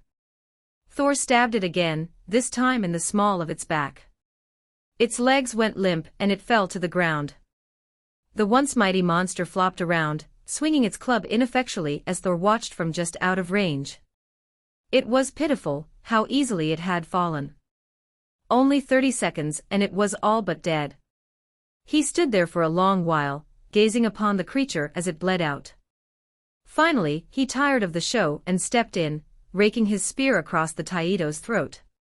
It finally died 30 seconds later, giving Thor an influx of experience that pushed him to level 60. Then, he let out a roar of exultation as he thrust his spear to the sky. Once he did, he looked at the power rankings. Planetary power rankings, Earth. 1. Oscar Ramirez, level 61. 2. Sadie Song, level 60. 3. Thor Gunderson, level 60. 4. Hu Shui, level 58. 5. Nico Song, level 57. 6. Hu Shui, level 56. 7. Elijah Hart, level 55. 8. Anupriya Pandey, level 53. 9. Ram Kondu, level 52. 10. Gunnar Lindstrom, level 49. 11. 12. 13. Number 3, he said to himself. By all accounts it had been an impressive climb, but to him, it was still inadequate. The only result that would satisfy him was to reach the very top and stay there. Anything less was failure. But Thor also knew that success was not built by a single action. It was a winding road, and one comprised by many steps. He'd just taken a big one, and as a result, he had come close to achieving his goals. Part of that was the next notification he received, which confirmed that he'd gained another new ability. Ancestor's Torpor. Summon an ancestral spirit that saps the strength and dexterity of your enemy. Duration based on Ethera attribute. Current, 19 seconds. That had the potential to be a strong ability, though Thor would not make any determinations on its viability until he had the chance to test it out. Still, he'd yet to be disappointed in the skills, spells, or abilities he'd received so far, and he was fairly certain this would follow that same pattern. Impressive skill, young one, came a voice from behind him. Thor wheeled around, identified his target, and leaped. His spear passed through the small creature's head, though he met no resistance whatsoever. He crashed into the ground, his spear sliding into the loamy turf. Expecting an attack, he dove forward, ripping the spear from the ground and whipped around. The enemy had not moved. Honestly, that's how you react. I didn't even know you're attacking again. Indeed, Thor had just thrust his spear through the seemingly insubstantial little man, and it was just as effective as the last attack. Which was to say, not at all. A few more fruitless attacks, and Thor finally pulled back, breathing hard. What is going on? He demanded. Are you a ghost? That is an interesting question, the little man said. He was no taller than 3 feet, and he was built like a child. However, he bore a thick, red beard and a truly impressive mustache. Coupled with the wrinkled face, bushy eyebrows, and bald head, and he looked like a tiny old man. I'm not dead, but this is a projection of my spirit. Sadly, it's the only way I can visit your wonderfully wild planet. I don't understand. Of course you don't, the little man said, shaking his head. I am not of Earth. You have met off-worlders before, yes? Thor nodded. Not very verbose, are you? Oh well. I'm not here for conversation, he said. My name is Eason Edmund, clan patriarch of, you know what. You don't know what any of that means, do you? Of course not. You're an unlearned and uninformed barbarian. Oh, you're attacking again. Thor certainly didn't enjoy being called a barbarian, so he'd done what he always did when he didn't like something: attack. It did no more good than his previous attempts to teach the little man some manners. If you're done, said Eason Edmund with a sigh. Thor backed away, still wary. Good. I am here with an opportunity. He waved a hand, and a notification bloomed into being before Thor's inner eye. A powerful entity has offered you a task. Objective. Hunt the Druid, Elijah Hart. Reward. Blessing of the Gnome, Eason Edmund. Do you accept? Blessing? What does that mean? Asked Thor. Oh, you can read. Good, Eason Edmund said. The blessing will give you two options. Either a spell that mimics one of my own abilities, or the advancement of your core. And all I have to do is hunt someone. Thor asked. He recognized the name from the 7th spot on the power rankings. Yes. Why? Asked Thor. Call it family pride, Eason Edmund said. He took something from me and mine. Now we weren't exactly using it. Cast it aside, really. But it was still ours.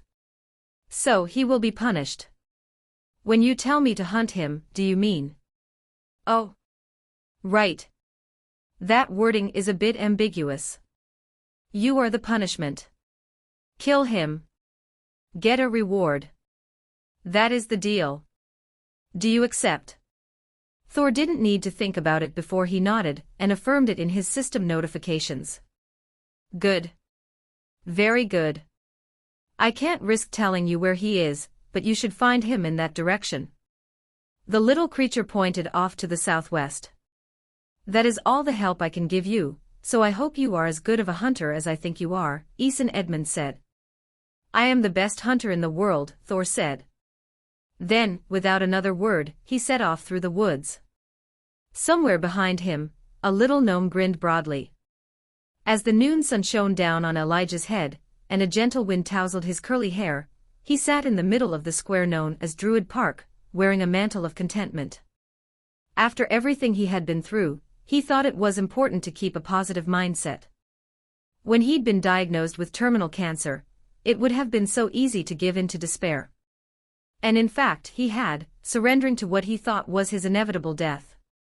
Only after Earth had been touched by the World Tree had he been given a second chance at life. That had come with significant hardship as well, and for more than 2 years, he'd struggled to survive alone on a deserted island. But he had persevered, and eventually, he'd begun to amass significant power. Yet, it seemed that every time he turned around, there was a new challenge meant to push him to even greater heights. More, it felt as if every step he took was beset by one distraction or another. The moment he'd left his island in search of his family, he'd been sidetracked by a string of events that had conspired to keep him from focusing on his primary task. Certainly, he'd done some good along the way. He'd healed and saved plenty of people, though he was more focused on the ones he'd killed. At the time, he'd considered himself justified, but with the benefit of hindsight, he could recognize his mistakes. Even then, he didn't precisely feel bad about the things he'd done. Rather, he only acknowledged that if he kept going down that road, he would become something he didn't want to be. So he'd resolved to keep his vengeful impulses to a minimum, establishing a code of conduct so he'd know when he was about to step over the line. Hopefully, that would be enough, because he wasn't certain if he could trust himself to react appropriately in any given moment. Sure, he hoped so. And he strove to be as moral a person as the situation allowed. But Elijah could at least acknowledge that he had issues, and that he couldn't always rely on his own judgment. That was where the code came in. It boiled down to a few simple tenets, the first of which was that he wouldn't punish people for doing what they needed to do to survive. If that included killing powerful beasts or harvesting natural treasures, then so be it. As distasteful as he considered either activity, he couldn't judge people for them. It went against his instincts, but that was kind of the point. He was a human first, a druid second. And that was how he needed to approach things.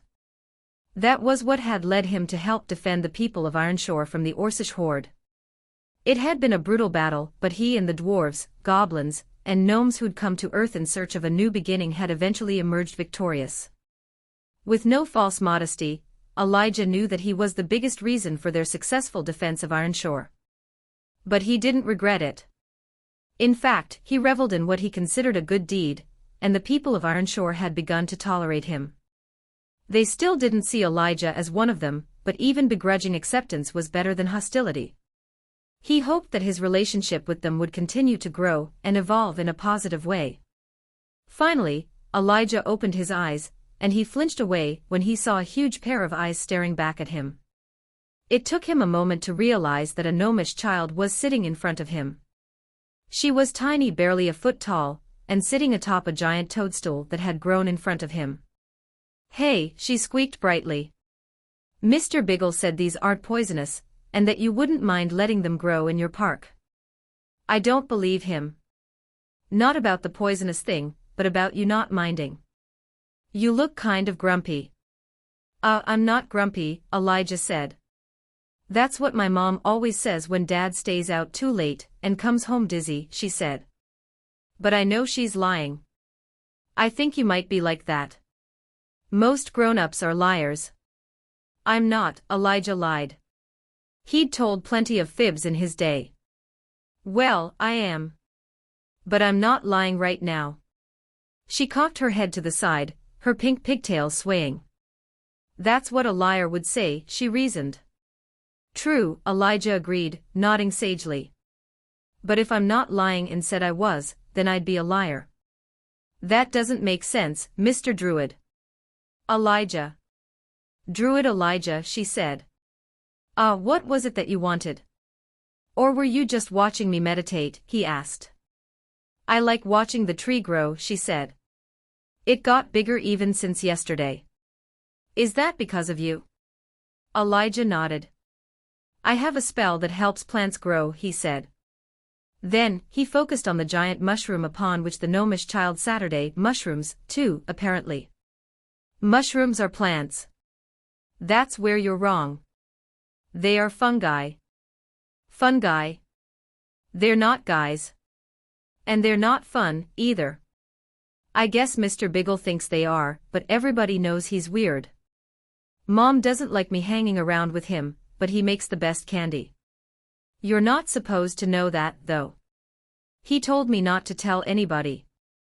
"I didn't, but all the other kids know anyway," she said. "I think he can't keep a secret." "Probably," Elijah said. Without his quartz mind, he might not have followed the conversation. "So, you're just a fan of watching trees?" "Oh. No. Uncle Ramek wants to see you."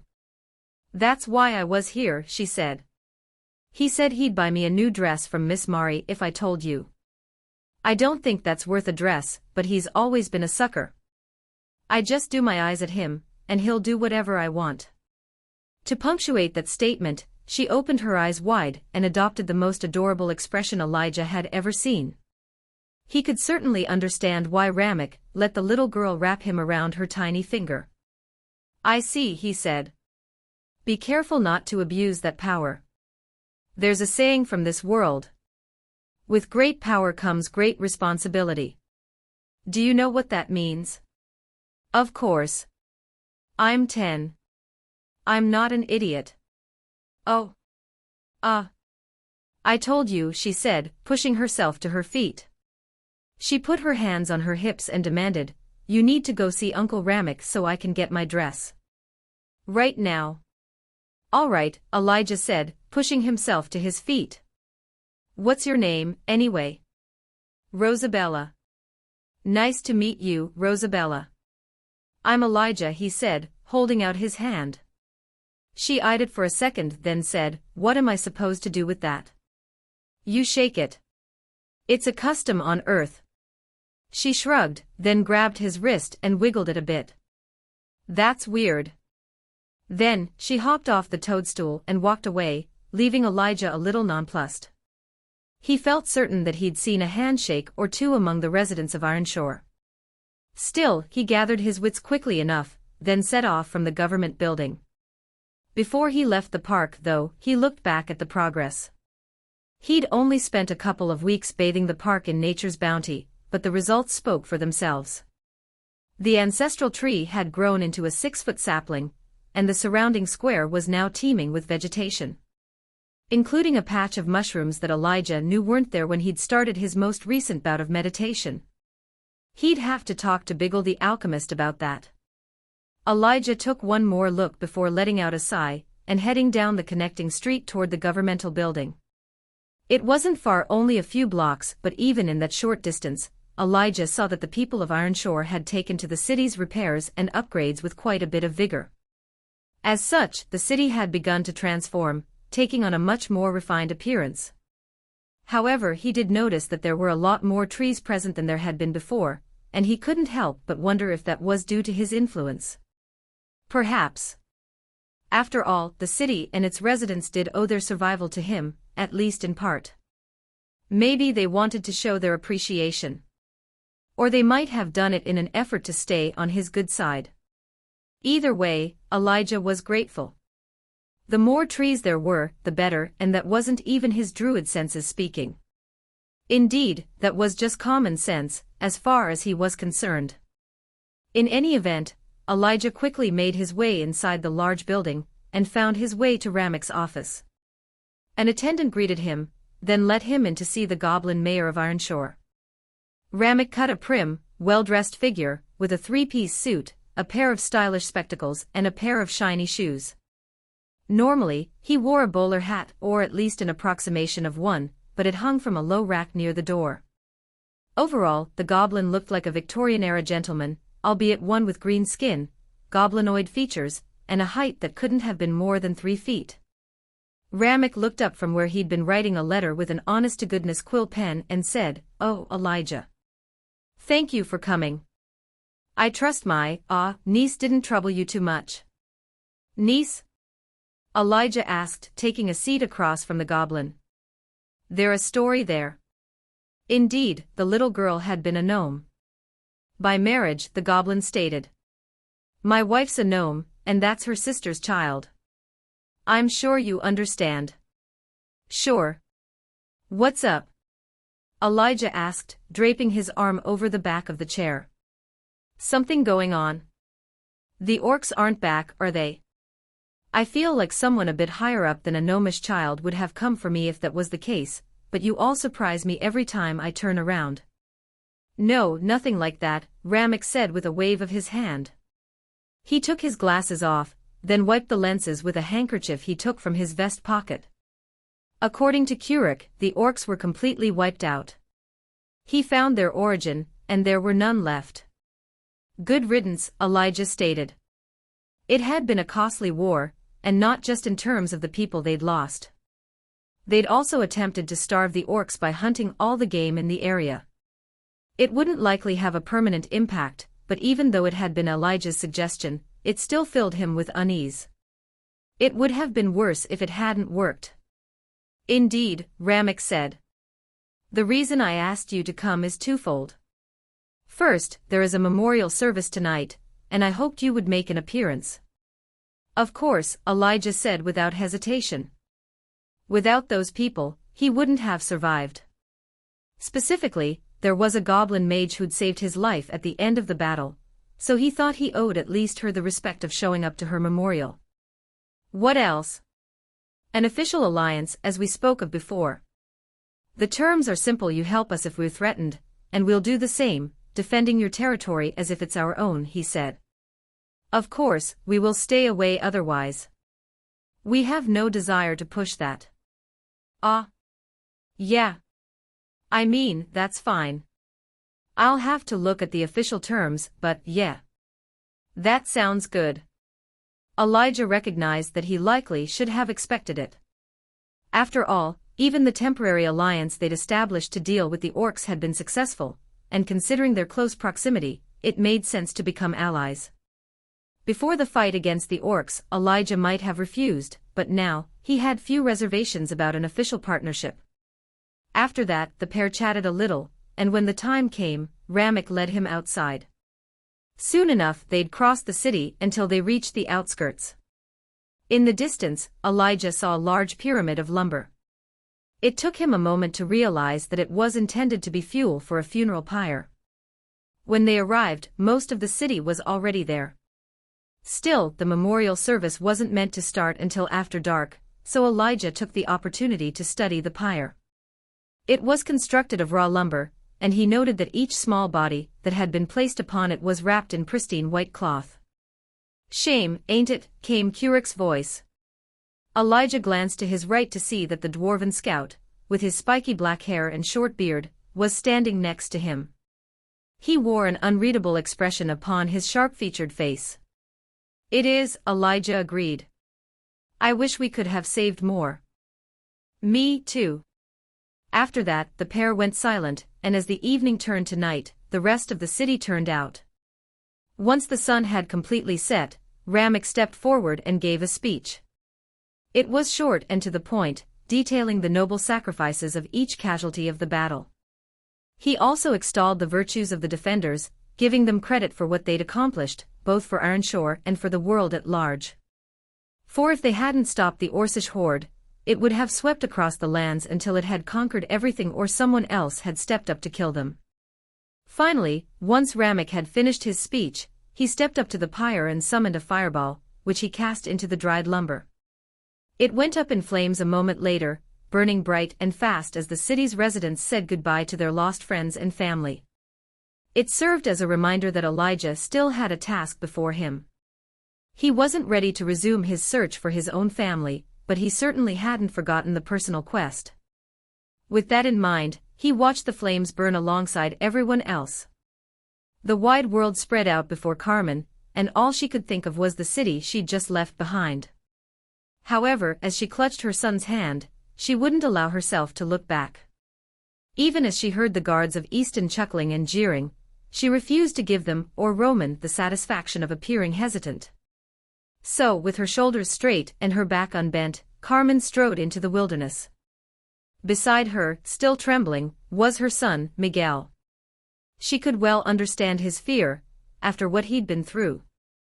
After being abducted by the villainous outlaw Trace, the boy had been dragged across miles of terrain then thrown at the feet of the man who'd murdered his other mother, Alyssa. Due to reasons Carmen still hadn't wrapped her mind around, Roman had chosen to spare Miguel. What's more, he hadn't killed Carmen or Colt, either. Instead, he'd merely exiled them. Yet, that was as good as a death sentence, especially given that none of them had any equipment. So that was the first order of business. "Do you know of anywhere that hasn't been picked clean?" she asked, turning to Colt Marsters, her loyal right-hand man.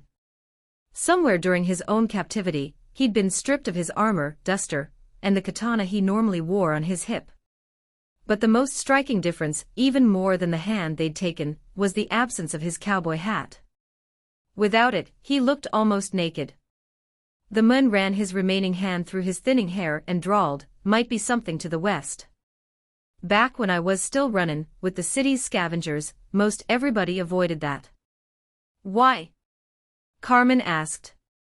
Early on, she'd participated in her fair share of patrols, but those had been focused on keeping the city clear of dangerous beasts. It had been years since she'd actually gone scavenging, save for when she'd helped harvest a Corvette's engine for a few bits of titanium she'd used to construct her hammer. That had been lost, too. So had the forge she'd worked so hard to build. All her other projects, as well. She felt lost, adrift in a sea of danger for which she was ill-prepared to confront. But as had been the case since Earth had been touched by the World Tree, she pushed those thoughts aside and focused on the path before her. They needed equipment. Food. Water. And shelter. Everything else, including maudlin thoughts of everything she'd lost in the past couple of weeks, would have to wait for later. "There's a couple of territorial beasts in that direction," Colt said. "But it's mostly cause of the marauders. They don't always set up shop out that way, but when they're there, they're nothing to mess with." Like everyone else in Easton, Carmen knew of the marauders. They were a small gang who were reputed to make a living hijacking the few trade caravans that ran between the city and its allies. At one point, Carmen might have wondered why nobody had ever done anything about it, but now that she knew the depths Roman would sink to in order to protect his city, or rather, his rule, she suspected that they'd made some sort of deal in exchange for virtual immunity. Or perhaps Roman simply didn't care enough about what amounted to a minor and easily avoidable inconvenience for his merchants and traders. Whatever the case, they were a persistent threat, and one that could work both in their favor and to endanger their quest to survive. Should we risk it? She asked, well aware that there were nearly 15 other people following her. That was all that was left of her followers. The rest had either been killed during the pitifully ineffective rebellion, or they'd turned coat. Not that Carmen would blame them for the latter. Everyone had to live in the real world, and that often meant compromising one's ideals in order to survive. If she had been given that same option, perhaps she would have taken it. Of course, Carmen was honest enough with herself to recognize the lie she'd just tried to tell herself. No matter what rewards were on offer, she would never let Roman's actions go unaddressed. He had killed her wife, betrayed her in the most vile way possible. Carmen could not forgive or ignore that, even if it meant that she would end up on the wrong end of the sword she'd been forced to forge. Mom. Carmen looked to her son, asking, what is it, Mijo? Did he really killed her, didn't he? Carmen stopped. They were far enough from the gate by that point that the guards couldn't see her. Then, she knelt in front of him and looked up. When did you get so big? She muttered. It was a good question. She'd been so wrapped up in everything else, from getting the Silverado mining operation off the ground to the planned rebellion, that she hadn't paid nearly enough attention to the one member of her family that had survived.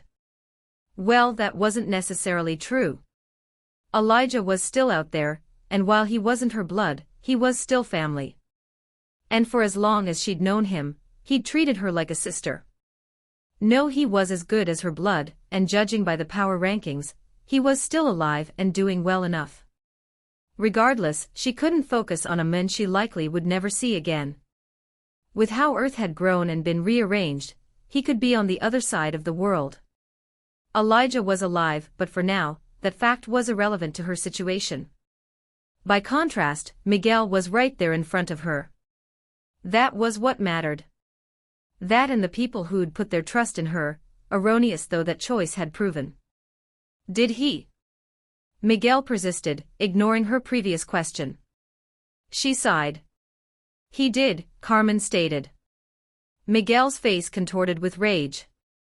I'm going to kill him, he announced. I am. I don't know how, but I'm gonna get a good class in, and I'm gonna kill him.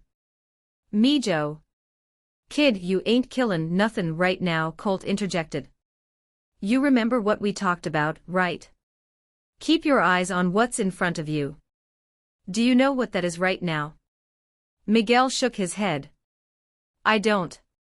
Protectin' your mom, the man interrupted.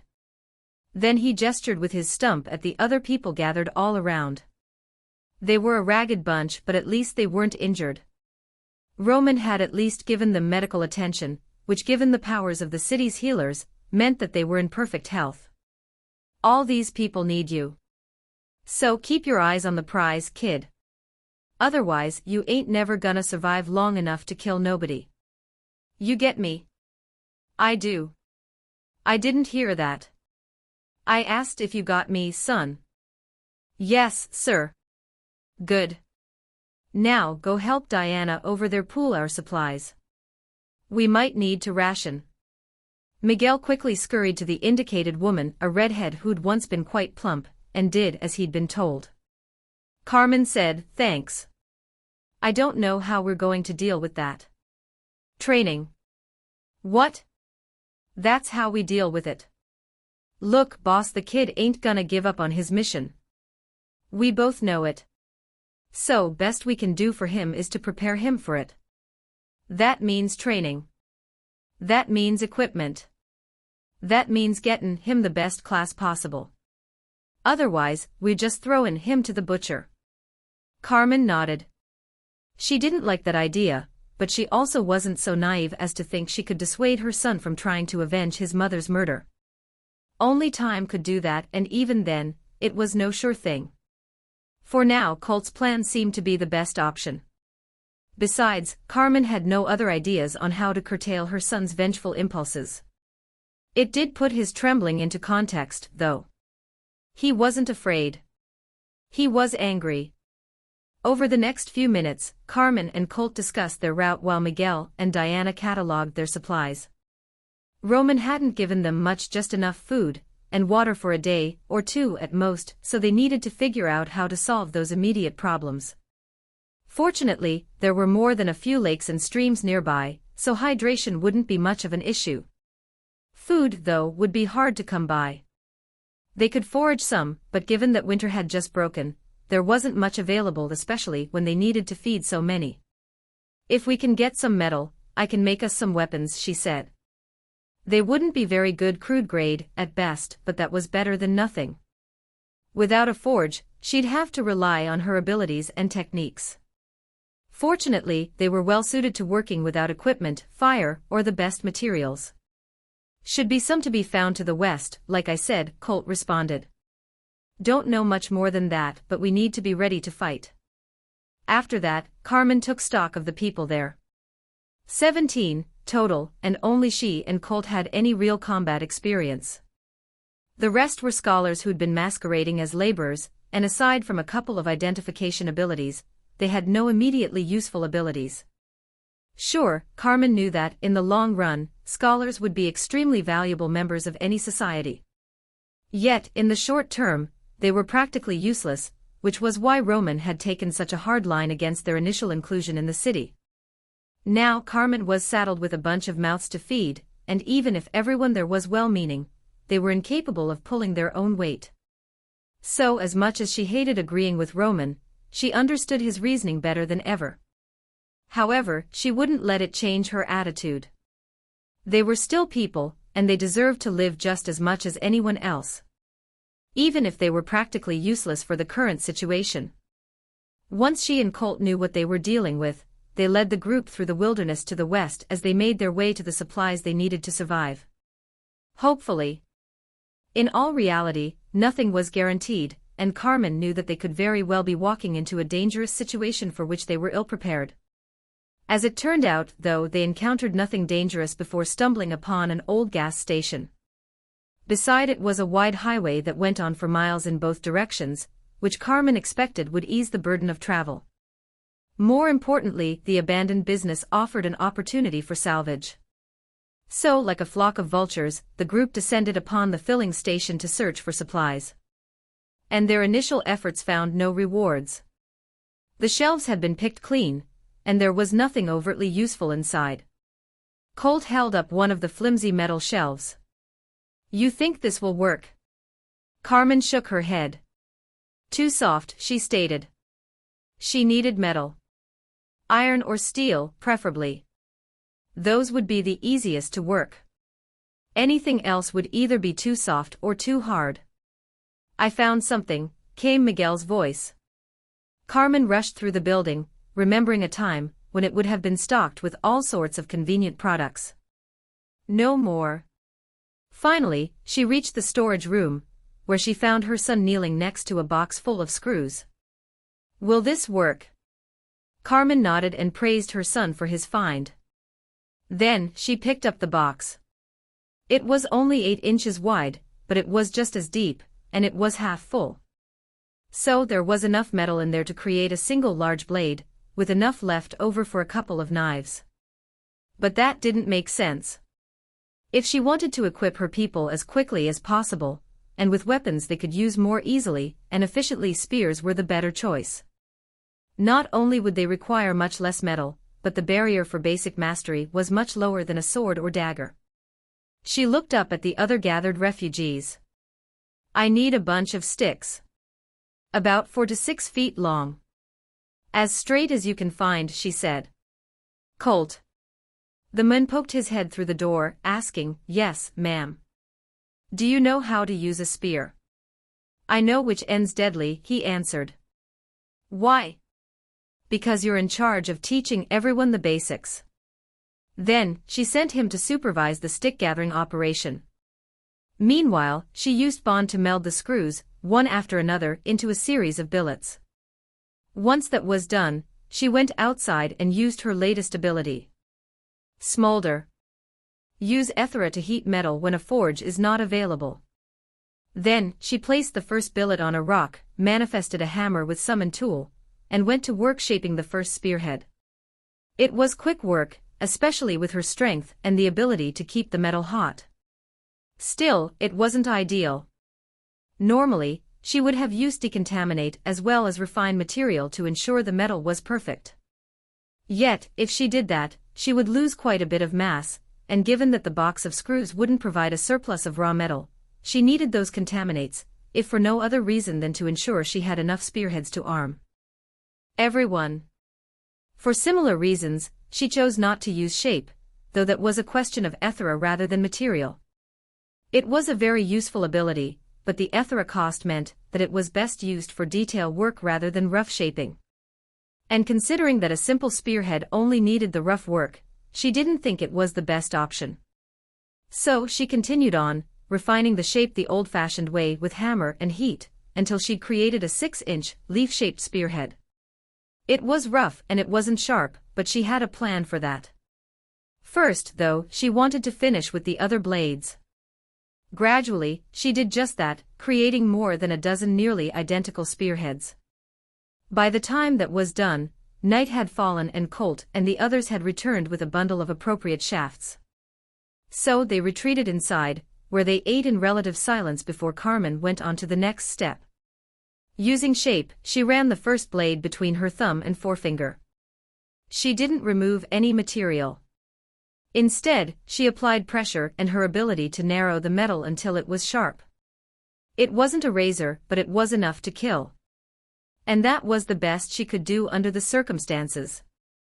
After the first spearhead, the process was a little easier, and that pattern continued right until the last one. There was a point when she'd have considered such a task beneath her. After all, she was the highest-level crafter in Easton. She was on the power ladder. She was special, and making spearheads failed to capitalize on her advantages. But now she realized that there was no such thing as a mundane task. Not if she wanted to be the best crafter possible. If that was her goal, then she needed to approach each project regardless of how tedious, like it was intended to be a masterpiece. Anything else and she would stagnate. For now, though, she just needed to arm her people. So once the blades were finished, she manifested a knife with summoned tool, which she used to shape the sticks into spear shafts. Half of them weren't appropriate for the job, they were either too thin or bent, but the others had gathered more than enough, so Carmen had plenty to work with. And over time, she managed to create 14 shafts. After that, she notched one end of the shafts before shoving the blades into place. After that, she used a combination of bond and shape to ensure that they wouldn't become dislodged. And just like that, she had 15 spears. However, she did take a little extra time to add some rudimentary embellishments to each, carving an artful whorl into the shafts, before enchanting them by etching a symbol into each side of the blade. As she did, she used minor enchantment, focusing on durability for one, then sharpness with the other. When she'd finished the first, she received a surprising notification. Congratulations! You have created a unique item, simple spear. Overall grade, crude, peak. Enchantment grade, F. If Carmen had been honest with herself, she would have expected the spears to be ungraded. However, she wouldn't have been surprised to reach the lowest reaches of crude grade. But to come so close to simple grade was shocking, considering the poor quality of materials she'd been forced to work with. She sighed. Perhaps they were just due some good fortune. It would be the first bit of good luck in a long time, but she hoped it would be a pattern. With that in mind, she went to work duplicating the feat. Elijah sat on the edge of the bed, trying desperately to get his thoughts in order. He had so many things to do, and it felt like the clock was ticking on his opportunity to do them. More than anything, though, he was eager to get back on the proverbial road. Now that he had a lead on where to find Seattle, he felt the call of family even more keenly than ever before. If he hadn't been called back to defend Ironshore from the Orcish invasion, he would have almost assuredly already reached the city. Of course, that was no guarantee of finding them. Last he'd spoken to Alyssa, they had been living just outside of Seattle in a sleepy town called Easton. And it was far enough away from the city proper that there was every chance it had ended up in a different part of the world. When the world tree had touched Earth, the planet had been transformed. Those very first notifications had claimed as much, saying that it had selectively randomized the planet, while also increasing its mass. However, Elijah hadn't really realized what that meant until he'd set off across the wilderness. Since then, he'd spent months traveling through the wilds, and he knew he'd barely scratched the surface of what Earth now had to offer. Never was that more obvious than when he'd learned that the once coastal city of Seattle was now nowhere near the ocean. He didn't know how that would have affected the place, but he suspected it wouldn't be a positive change. More than that, he'd also learned the scope of Earth's casualties. Millions, if not billions, of people had already died, and if the recent Orcish invasion had taught him anything, it was that the dangers had yet to pass. If anything, things would get worse before humanity caught up with their new world's development. Which meant that Elijah needed to get to work. So he pushed himself upright. He'd once again chosen to stay in the Imperium, largely because it was familiar, but he could admit at least to himself that he enjoyed the luxury. Before the world had been transformed, he'd never had the opportunity to stay in a truly extravagant hotel, so now that he had some money, he wanted to take advantage. However, he knew he couldn't make a habit of it because his funds had already begun to dwindle. Woefully, he looked at his folio. Copper. Silver. Gold. Platinum. 211. 309. 18. 0. He still was far from destitute, but Elijah knew that if he continued to spend without thought, that could change in a hurry. Besides, it wasn't as if the Imperium's rooms were any more luxurious than his tree house. The only difference was that if he'd gone back home for the night, he'd have had to paddle to shore in one of his rapidly dwindling supply of rowboats. Despite the fact that doing so would only take about an hour, Elijah had convinced himself that he couldn't afford such a delay. It was a lie. But it was one he'd readily chosen to believe. Whatever the case, it was with some regret that he pushed himself to his feet and glanced at his reflection in the gilded mirror on the wall. The person staring back at him was almost entirely unrecognizable from the man who'd survived the plane crash. Though he'd never be bulky, Elijah had put on quite a bit of muscle over the years since the world had transformed. However, due to his active lifestyle, or perhaps his body cultivation, he barely had any fat on him. As a result, his muscles looked like they'd been chiseled from marble. Of course, that body was marred by plenty of scars, too. Most of his right arm bore the puckered scars he'd gotten while being digested by a monstrous orca, and his torso was crisscrossed with the results of his many battles.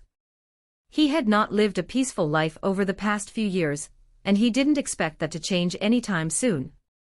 As he'd acknowledged only a few minutes before, the world was a dangerous place filled with powerful predators, and he had little choice but to become dangerous and powerful himself. He ran a hand through his curly, blonde hair and muttered to himself, "God, I need a haircut." The assessment was just as appropriate for his beard, which had grown out of control in the past few months. In his defense, though, there wasn't much call to trim a beard while in the wilderness. It was possible, but it was tedious enough that he'd chosen to simply let it grow.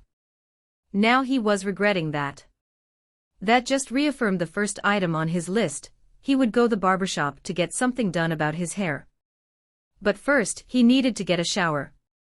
So he headed to the connected bathroom, where he enjoyed a long, hot shower that served to unkink his tense muscles. After spending a little more time in the shower than he'd first intended, Elijah stepped out, dried off, then found his pack. It was a little worse for wear, with plenty of scuffs and minor tears, but he suspected it would last a good while longer. Reaching inside, he retrieved his clothes. The night before, he'd used plenty of cleaning powder on his entire wardrobe, and to his surprise, it had worked exceedingly well, even leaving behind a pleasant floral scent that reminded him of fresh laundry. So he dressed, ran his fingers through his hair, he still lacked a comb, then popped a few berries into his mouth before heading out. As he had planned, the first stop was the barbershop, which served as another reminder of everything Ironshore had lost. Once there had been 3 gnomish barbers, but now there was only one.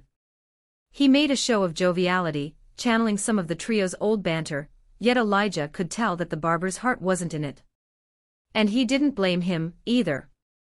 After all, he'd lost his companions only a couple of weeks before. In the barber's place, Elijah wouldn't have been up for genial conversation either.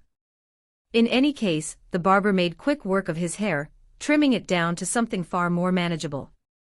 He even took care of Elijah's beard, shaping it into some semblance of tidiness. Before he left, he bought a portable grooming kit that included a couple of brushes, a comb, and some scissors that he shoved into his pack. Now that he was making a habit of visiting civilization, he needed to be more cognizant of his appearance. To that end, he stopped by Mari's shop, too, and purchased a few more sets of clothes. They were only a little nicer than his current wardrobe, but according to her, they featured a minor self-cleaning enchantment as well as one for durability. Now they won't clean major stains, so keep some cleaning powder handy, she cautioned. I will, he added. I'm also going to bring that bear hide by here sometime soon. I still need to tan it, but once I do, I think we should go with a cloak. I'll start preparing for it then, she stated. Once we settle on the price, of course. How much, he asked. How much are you willing to pay for a one-of-a-kind creation from the best tailor you're likely to meet on this baby world, was her responding question. She asked it with a slight smirk playing across her face. After that, they went back and forth until they'd settled on 2 whole gold Ethereum coins for the project. Elijah transferred one to her folio as a deposit, promising to bring the hide as soon as possible. He could only hope that it would end up being worth it, though considering the quality of the materials, and what he had planned for preparation, Elijah expected it would be. In any case, the negotiation left him feeling like he'd run a marathon, and he was more than happy to leave Mari's premises behind. Once that was done, Elijah swung by Druid's park to check the ancestral tree sapling, and he was happy to find that there were a few children running around and enjoying the park. That felt appropriate, and he even recognized little Rosabella playing tag with her friends. When he waved, she just rolled her eyes before hesitantly waving back, as if doing so was so far beneath her that she had to force herself to be polite. After seeing that the tree was in good hands, Elijah went in search of Ramek, but his attendant, or perhaps secretary was the proper term, told him that the mayor was inspecting the site meant for the wall. That was interesting, so Elijah quickly found his way to the outer edge of town, where Ramek stood conversing with a few other gnomes, dwarves, and goblins. They all had a rough and tumble look about them, which suggested that they were builders. It also made Ramek look entirely out of place, with his prim 3-piece suit and bowler hat. What's up? Elijah asked when he approached them. Up, asked Ramek, glancing toward the sky. For once it was completely devoid of clouds and the sun shone, bright and warm. Just an expression, was Elijah's reply. It means what are you doing? So what's up? Human vernacular is odd, Ramek said with a nod. The system's translation feature helps, but for idioms it is often insufficient. Ain't that the truth? Elijah agreed with a grin. So, I hear you're building a wall. Want some help? We don't, said one of the builders, as surly a dwarf as Elijah had ever met. What if? Said we got this, Mr. High and Mighty Druid, he growled. And I meant it. So why don't you go run off to your... Elijah stepped forward, and the dwarf cut himself off in a hurry when Elijah said, let's get something straight here. Just because I helped with the orcs doesn't mean I won't rip you to pieces if you offend me. You were at the battle, weren't you? He nodded. Then you know that's not an idle threat. So I'll ask you to shut up while I'm talking to my friend Ramek. Then he turned to the prim goblin and, using a much more genial voice, asked, so, do you want my help? What sort of help? He asked. Elijah shrugged. I don't know. I was thinking maybe a bramble wall. I'll have to think about it, he admitted. If he was going to do something like that, he'd need the proper types of plants, and that meant a significant time commitment. That wasn't even considering how long it would take to coax those plants into growth. Still, he did like the idea of surrounding Ironshore with a dense wall of brambles. If they'd had something like that for the orcs, the invasion might have gone a lot better. We will of course accept any help you might offer, Ramek said. For now, though, we will proceed with our builder's plans. With the enhanced Ethera density, we should be capable of supporting proper defenses. Like what? A stronger boundary, for one, Ramek explained, referring to the aura that persuaded beasts to leave the city alone. The current version was enough to keep smaller animals away, but anything with even a smidgen of sentience would ignore it. And one can never underestimate the value of a proper bulwark. Elijah knew there was probably more to it than that, but he didn't want to push. He didn't think of the people of Ironshore as enemies anymore, yet he knew how quickly that could turn around. They still didn't completely trust him, and if he was honest, that feeling was mutual, though with a few exceptions like Ramek and Kurik. After only a little more conversation, Elijah bade them goodbye, then headed into the wilderness. The biggest task of the day was far closer to his heart than getting a haircut or commissioning a new piece of equipment. Instead, he intended to ascertain the cost the war had exacted on the environment. Most of that had been the result of the orcs' voracious appetite. However, Elijah had helped implement a plan to deprive the horde of prey by hunting everything themselves. They hadn't gotten everything, that was all but impossible, but Elijah was worried that he'd helped do irreparable harm to the local ecosystem. It was worth it. He didn't regret his actions. Without that, the orcs might have been far stronger than they had been when they'd reached Ironshore. Or they might have approached with more caution. Either way, the plan had been successful, and by any measure. Yet Elijah had become a druid for a reason. He hadn't been the one to pick his archetype, but his compatibility with it was well warranted. On top of that, he walked around with the one with nature ability active at all times. As a result, he could feel every living thing in a way no one else could.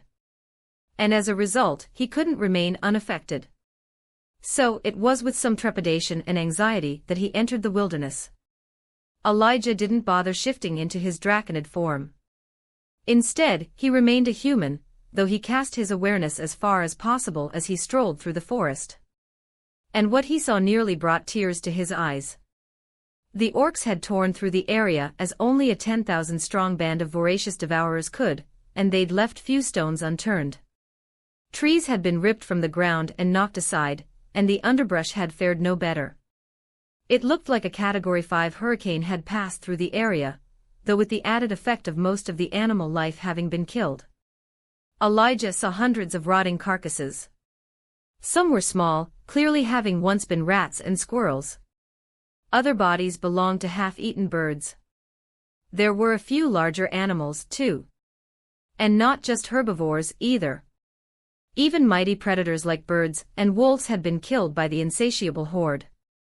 But there was cause for optimism, too. The area wasn't nearly as devoid of animal life as he'd expected. In fact, if he hadn't known what had happened or seen the evidence every time he stumbled upon a corpse, he would never have guessed that the area had been the site of a mass slaughter of animal life. It was just further evidence that the local fauna was far more durable than he'd ever suspected. If he'd had to guess, he would have said that it would only take months for everything to return to normal. A year at most. That was a comforting thought, and though his guilt still remained, it was somewhat assuaged by what he'd found.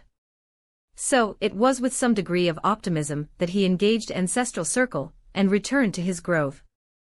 After all, he had a lot to do before he could resume his search for Alyssa and the rest of his family, and it wasn't going to get done until he settled in and did the work.